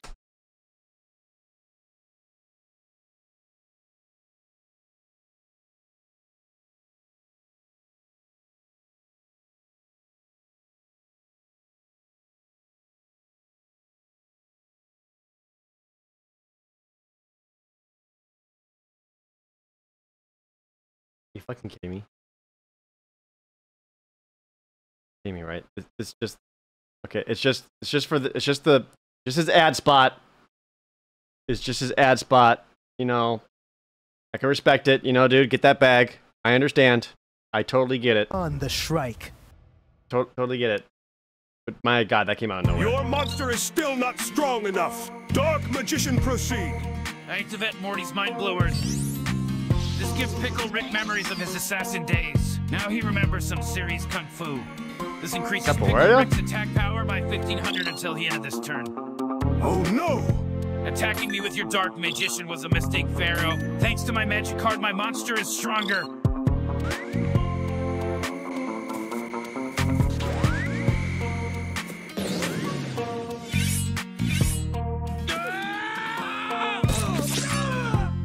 Again, I mean, like, at least I can tell what's going on compared to other modern Yu-Gi-Oh! That's what happens when you f with Pickle Rick.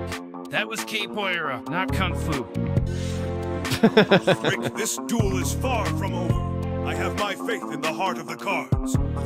Yeah, why would you attack into 2 face-down trap cards, man? I mean, I guess, like, when else are you gonna trigger them? Oh, yeah. Perhaps it's time I teach you some manners. I activate the magic card double summon, allowing me to normal summon twice in the same turn. Ooh. Because of the Dark Magic Curtain card I played, the monsters can only be set face down. Put yourself there, didn't you? The Dark Magician Girl is the key to my next combo. No, don't do it, Dark Magician Girl. Face down and immediately tribute it to set another. This guy clearly doesn't know my special ability. I set 1 card face down and end my turn. You should just give me the Millennium Puzzle now and save yourself from humiliation. Rick, you underestimate me. You will regret it. I activate the equipped magic card, Laser Cannon. This gives Pickle Rick an extra 1000 attack points. With Laser Cannon, this special effect activates. If he attacks a monster in defense position, its defense becomes 0. Pickle Rick, attack his face down card. I activate the trap card, Mirror Force. Ah, good on Mirror Force. Got him. Oh yeah. Destroy all your monsters, get fucked. Wait, what the f just happened? Damn it! Isn't that card banned now or something? Card and finish off the rest of his life points. Your style of dueling is cheap, Pharaoh. Rick, maybe if you weren't so drunk, you would have seen my Mirror Force trap card coming. Whatever. I activate the continuous magic card, Meeseeks box. This is a Meeseeks box. Let me show you how it works. You press this. This is funny. I'm Mr. Meeseeks! Look at me! What kind of creature is this? Mr. Meeseeks has 3 abilities, and I can use one of them once per turn by paying 1000 life points. Mr. Meeseeks, draw 3 cards from my deck. Dude, 3 cards for 1000 life points? Let me try That's good. Sweet. What are his other 2 abilities? Rick, tell me. You'll just have to find out the hard way, Pharaoh. I play the magic card. Well, if your opponent asks to see your card, you let him see your card, you know? You gotta let him have Portal that. Ex Machina. By discarding one card in my graveyard, I can add one magic card from my deck to my hand. I discard my Wheat Goblin. Wheat Goblin? I choose the magic card, Portal Reborn. By paying half of my life points, bring back the Wheat Goblin I just discarded. Oh, cute. When a special summon from the graveyard is effect activates, lets me special summon another one from my deck. He must be planning to summon his god card. The look on your face says it all. You were about to bricks. Next, I play the magic card. Says it all? Chant. It lets me add the Winged Dragon of Rock from my deck to my hand. And thanks to Ancient Chant, I get one extra tribute summon. So you think you can wield the power of an Egyptian god? Egyptian god card? You're meddling with forces beyond your comprehension. I'm a genius. Nothing is beyond my At comprehension. least this is like an actual duel, though. Next, I will tribute all 3 of my monsters to summon the Winged Dragon of Rock.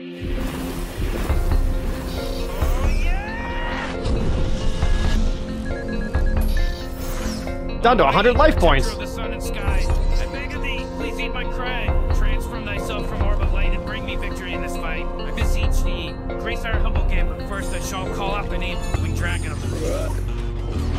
Stare into the face There's like of the 3 of these Pharaoh. videos? I have to summon the most powerful Egyptian god. Rick, every monster has its weakness, even your Winged Dragon of Ra. There is only Win, one Yugi. card in my deck that can defeat Ra. Part of the cards. Guide me. Pharaoh, I've seen worlds you wouldn't even dream of. I know the true secrets of the Winged Dragon of Rock. I take no heed in trusting the words of a drunk. See for yourself. I activate the field magic card, the Outlay of the Sun God. There's a 1 life point. On this sacred shrine, Rock gains 500 attack points at the end of every turn. I sense energies of the Shadow Realm within it. Rick, where did you find this card? If I told you, you wouldn't believe it. And one more thing. Once per turn, you have to flip a coin. If you call it wrong, you discard 1 card. If you call it right, you lose 500 life points. Heads What or the tails, fuck? Pharaoh. It'll be heads. I choose heads. You got lucky this time. Lucky isn't quite the word I would use. I'm pretty sure these are all very real cards. I thought you would have Fuck figured it out, that. Pharaoh. This has become a shadow game. Your move, attempt. How does he know my name? My move, I draw. I activate the magic card, Pot of Greed. This allows Wait. What the fuck's Pot of Greed do? me to draw 2 cards. Perfect. Now it's time Back the fuck up. What does Pot of Greed do? to reveal yourself. Come forth, Dark Magician Girl. Oh no. Next, I play the magic card, Sage Stone. When Dark Magician Girl is on the field, it allows me to special summon the Dark Magician. This face again.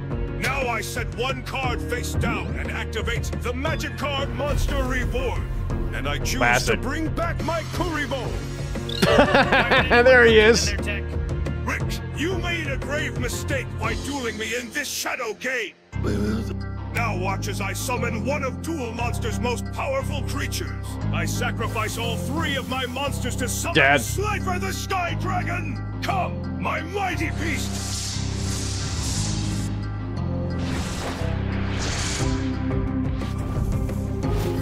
Yeah, this is well done. Not only like funny or anything. It's just well done. Again, it's like a actual duel, at least. I appreciate that. We'll move on. What is this?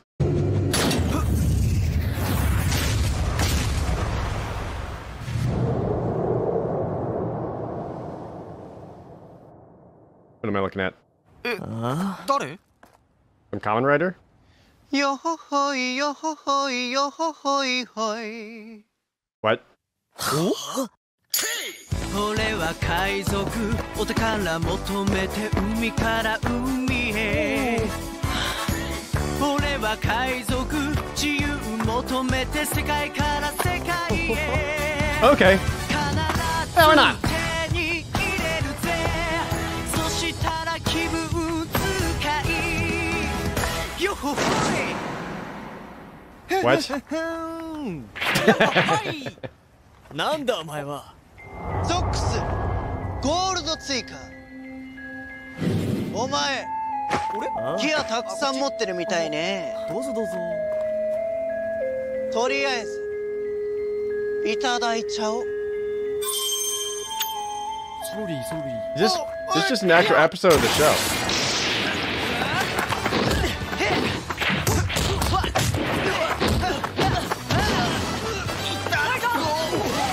What the fuck? Those control bots?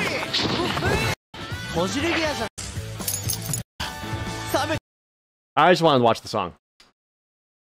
I summon Pot of Greed to draw 3 additional cards from my deck. That's not what it does. Roll my dice. That is what it does. Pot of Greed. Draw 3. I summon Pot of Greed to draw 3 additional cards from my deck.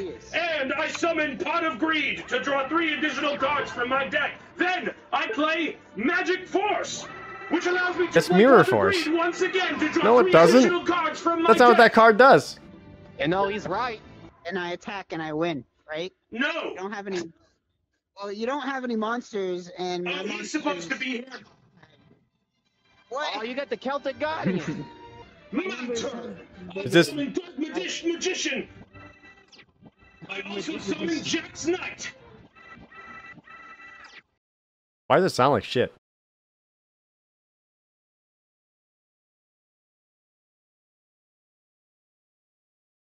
It's based on another video? Oh, okay.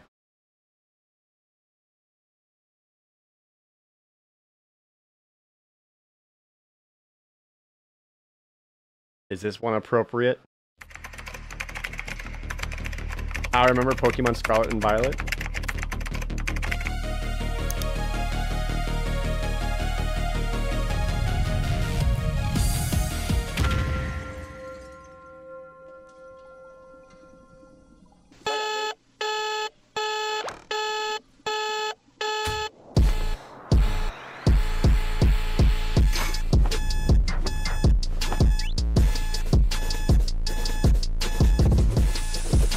All right. Pero ya lárgate, muchacho del diablo, coño. I've been waiting for you, little man. I see your mother has prepared us some sandwiches. Oh, how I adore sandwiches. Oh, forgive me. This is about right, yeah. Myself yet. I'm the director of UVA Academy. By the way, son, do you have any edibles? Huh? Oh, never mind that. Follow me. We have much to do. Yeah, really good animation. Oh, the frame rate. Let me introduce the starter Pokemon. You have Weed Cat, Fuecoco, and Cocky Duck. They're all wonderful Pokemon, but you can only choose one. Well, you make your decision. I'll be taking a little stroll around the neighborhood to find me a plug for some goodies. Link up with me when you're done.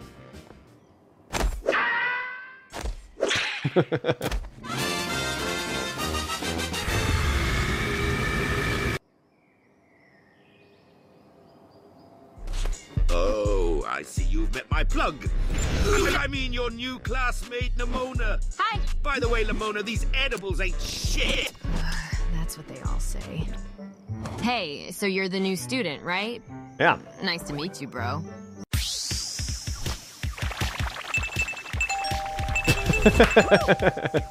A low 5. Nice. Now that you two have become acquainted, I'll go ahead and wait for you Good guys bit. in my whip. These edibles better be worth that champion badge, Zabona. Oh, don't listen to him. He's, old. So anyways, Fuecoco, huh? He's, Remember when he was like, my Chugi? All right, let's get straight to the point. I see the way you look at me. Am I smelling what you're baking?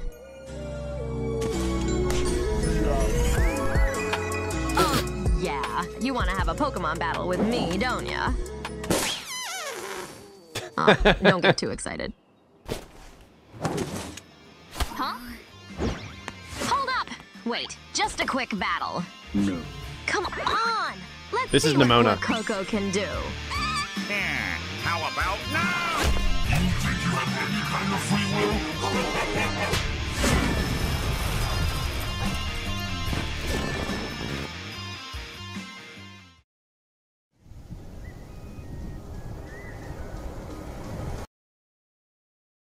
was expecting a punchline.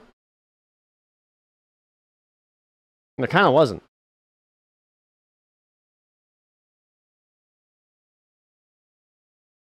It was like it was well animated.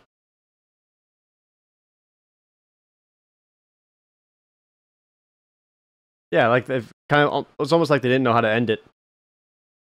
The free will crack. That could have been something better.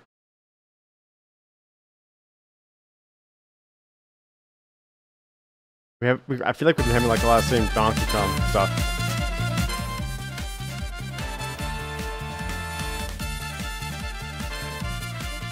Yeah, okay. And the bit here is they're just skewing it in Photoshop.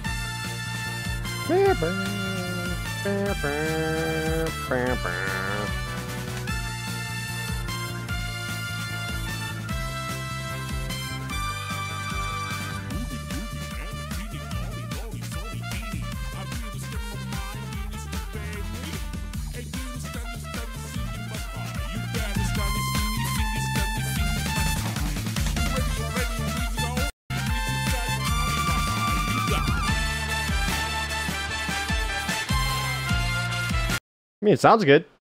I get it. I don't know what this is. I'm afraid to click on it. If you're a furry, you're gonna watch. If you're not a furry, you might have to become one. I don't actually know, but what the fuck? 1991. Years of war finally concluded, and peace arrived. Rumor has it that clues about the Pharaoh relic have appeared in the Mojave Desert. Soon, legions and forces are drawn here, and the tension was on the edge. Come on. Roger that. What the fuck? Defeat me first. Why does it look so good? She a skunk? Oh, fart. Yeah, okay. You've pissed me off. Let's move. Face me. Woohoo! Oh. Got you in my What? skin.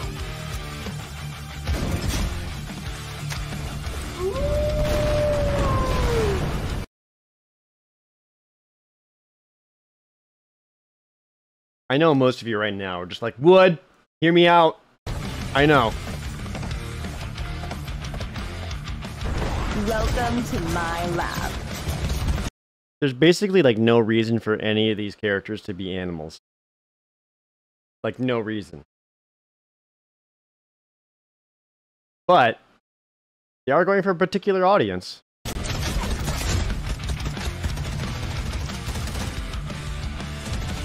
I think it's working. We would definitely win. Like, this bunny's ass does not need to An be that. audience that tends to be loaded. You know what? That's true. Actually, no, this is brilliant. No, you put it that way, that's brilliant. We would definitely win.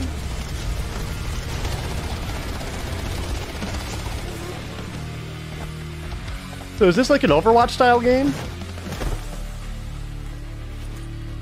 Come on, the fox lady with her boobs out of control. Come on.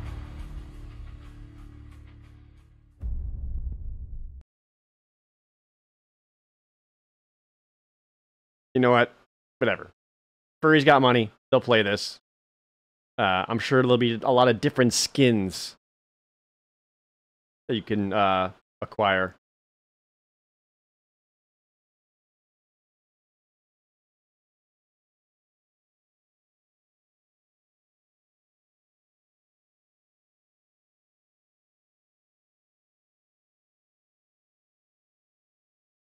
All right.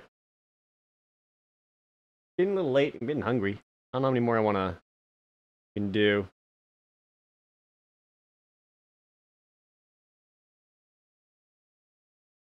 A lot of these are just kind of memes I already know. For the past 4 years on this channel, I have made videos on various topics, but by far the most popular form of video I have done centers on video game analysis. What I think made them so popular is that instead of being your usual video game review, I have focused primarily on narrative. Specifically, I have focused on what I believe are the best stories in the video game canon. For 20 odd years, video game narratives have been demonstrating a capacity to confuse, entice, and emotionally manipulate their audience in the most positive of ways. Most recently, in fact, I have been putting forth the argument that video game narratives have demonstrated such sufficient profundity that they sometimes have matched the greatest stories told in other mediums. This is a 16-minute long video. I don't know if I got that in me. Getting late and I'm hungry. To continue our collective celebration of our modern-day digital mythology, I would finally like to give full attention to a game which, I would argue, has the most profound moment in gaming history. I refer to the final codec conversation from Metal Gear Solid 2. While I have done several videos on Metal Gear Solid 2 in the past, I have never given full analytic attention to this specific moment. I love Metal Gear Solid. I haven't played Metal Gear Solid 2 in a full long while. But I know the moment he's talking about. This is probably actually like really fascinating and all that, so it might be something I watch in my own time. I don't know if it's going to be good for the stream right now. Just because it's getting late, I'm getting hungry. I might need to wrap it up. We just watched stuff for like 5 hours. Just from whatever shit chat sent at me.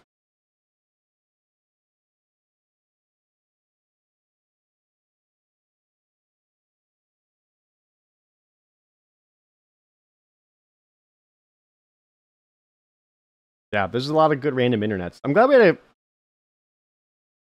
had a little bit of stupid along with funny, but also like some just actually like fascinating things in there.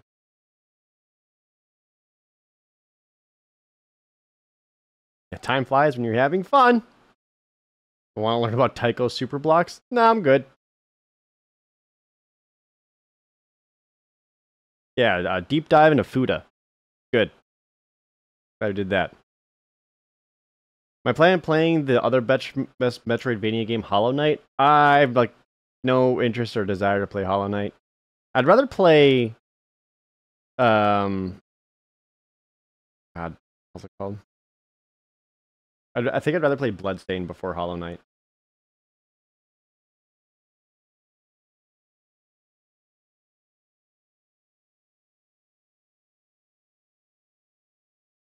That's me. I'll wrap up this YouTube recording. I have no idea how long this is going to be or how much of this is even going to make it onto the YouTube channel, because there's a good chance a lot of this is going to have to be like deleted and removed and adjusted, because yeah, I don't know. But if you're watching on the YouTube channel, there you go, Munchers. Let me know if you had enjoyed this or if you want to see more React style kind of stuff. 20-minute VOD, yep. But thank you so much for watching, YouTube Munchers, and we'll catch you later.